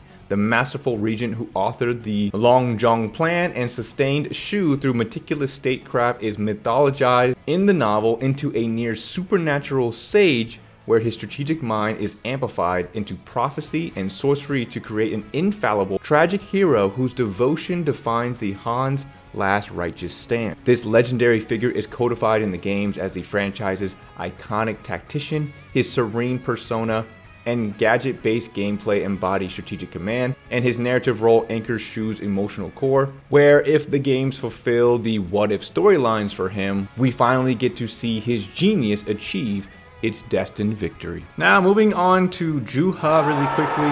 Obviously there is no historical record of a warrior named Zhu He in the historical text because she is a made-up character for Dynasty Warriors Origins. She's also not going to have any novel inclusion as well. So just summarizing her Dynasty Warriors Origins depiction, she is characterized as the epitome of a loyal and powerful protector. She is one of the strongest warriors from the Guardians of Peace and Bai Luan's personal bodyguard, where she embodied strength, duty, and a commitment to defending the innocent from the chaos of the world. Her primary narrative function is to serve as Zilawan's mentor and the inciting incident for Zilawan's own story. Her combat training establishes Zilawan's foundational skills, while her tragic death is a core formative trauma. Now moving on to Zhu Rong, starting with the historicalness. Unlike her husband Meng Huo, who is a semi-legendary figure from regional histories, Zhu Rong is almost entirely absent from the historical record. Her existence and role are primarily the creation of folklore and later romanticized literature. Her name is borrowed from Zhu Rong, the Chinese deity of fire, which heavily influences her portrayal as a fierce, passionate, and powerful figure. The novel solidifies her legendary status, portraying her as a formidable warrior in her own right. She's depicted as brave, skilled and armed, and fiercely loyal to her husband and people. Her persona is directly tied to the fire god, often shown using fire-based attacks in battle. She enters the narrative as a direct combatant during Zhuge Liang's southern campaign. In one of the most famous episodes, she rides into battle, wielding multiple weapons and capturing two of Shu's generals before being captured by Zhuge Liang's cunning strategies. Her ultimate defeat and submission alongside Meng Huo's serves to demonstrate the completeness of Zhuge Liang's victory. By winning over the fierce Zhu Rong, Zhuge Liang proves he has pacified not just the king, but the very spirit of the Nanman resistance, ensuring their genuine loyalty to Shu. The games fully embrace and expand upon her novel portrayal. She is characterized as more ambitious and strategically aggressive than her husband, Meng Huo. Her relationship with Meng Huo is a core part of her identity and chides him for his perceived laziness or simplicity, but this is always underpinned by deep love and respect. She is unconditionally loyal and will fly into a rage if he is harmed. She and Meng Huo are fully integrated into Shu's faction after their defeat, becoming loyal allies who fight to protect Zhuge Liang's dream. Now moving on to Zilawan. Again, similar to what I said about Zhu He, no historical, no novel. He's a complete fabrication for the game Dynasty Warriors Origins. Zilawan's character is defined by his unique origin. Born outside of the village, he is an outsider who nonetheless mastered the specialized abilities of the Guardians of Peace. This marks him as a natural prodigy whose inherent talent potentially surpasses even those of pure heritage. His distinctive eye abilities set him further apart, suggesting a unique destiny or a different lineage. Despite being an outsider, he was chosen and trained to become one of Bai Luan's wings, a position of immense trust and honor. The death of his mentor Zhu He is the pivotal moment that shatters his predetermined path, which ends up transforming his narrative from one of destiny to one of choice, making him a more complex and driven character as he ventures into the wider world of the Three Kingdoms. And finally, ending with Mr. Zuo Se. Zuo Se was a historical figure categorized as a feng shui, a master of esoteric techniques. These were individuals in ancient China who claimed knowledge of alchemy, divination, medicine, and magical arts. He was from Lujiang Commandery and was active during the final years of the later Han Dynasty. The historical text describes several specific encounters meant to demonstrate his powers and Cao Cao's inability to control him. While a guest of Cao Cao, Zuo Se demonstrated his abilities by using a magical powder on a copper rod to attract fish from a distant river directly into Cao Cao's pond. Later, during a banquet, he instantly procured fresh ginger for a sauce, which he claimed was sourced from a market in distant Shu. When Cao Cao sent men to check, they found the market vendor missing the exact amount of ginger Zhuo Se had provided. During a military campaign where supplies were short, Zhuo Se is said to have provided wine and meat for an entire army of several hundred soldiers with just a single vessel of wine and a single slice of dried meat. This infuriated Cao Cao, who saw it as a threat to his authority and logistics. Fearing his power, Cao Cao ordered Zhuo Se's execution, but Zhuo Se simply walked into a wall and disappeared. He was later seen by a crowd of people, but when they gave chase, he transformed into a sheep and vanished again, completely eluding capture. The core historical narrative is not about Zhuo Se seeking a hero for the land, but about the conflict between a worldly tyrant and a transcendent sage whose powers he could neither understand nor subjugate. The anecdotes serve to illustrate Cao Cao's famous paranoia and the existence of forces beyond his political and military control. His ultimate fate, as recorded, was to simply ascend to heaven and become an immortal. In the novel, Zhuo Se's entire role is confined to a single chapter where he appears abruptly as a Taoist mystic. His sole purpose is to publicly humiliate and punish Cao Cao for his ambition and usurpation of Han authority, serving as a supernatural sign of heaven's disapproval. At a banquet, he performs a series of miraculous feats like conjuring distant delicacies and openly mocks Cao Cao, suggesting he yield power to Liu Bei. After enraging Cao Cao, he effortlessly escapes all attempts at capture by walking through walls, multiplying himself, and finally transforming into a crane and flying away,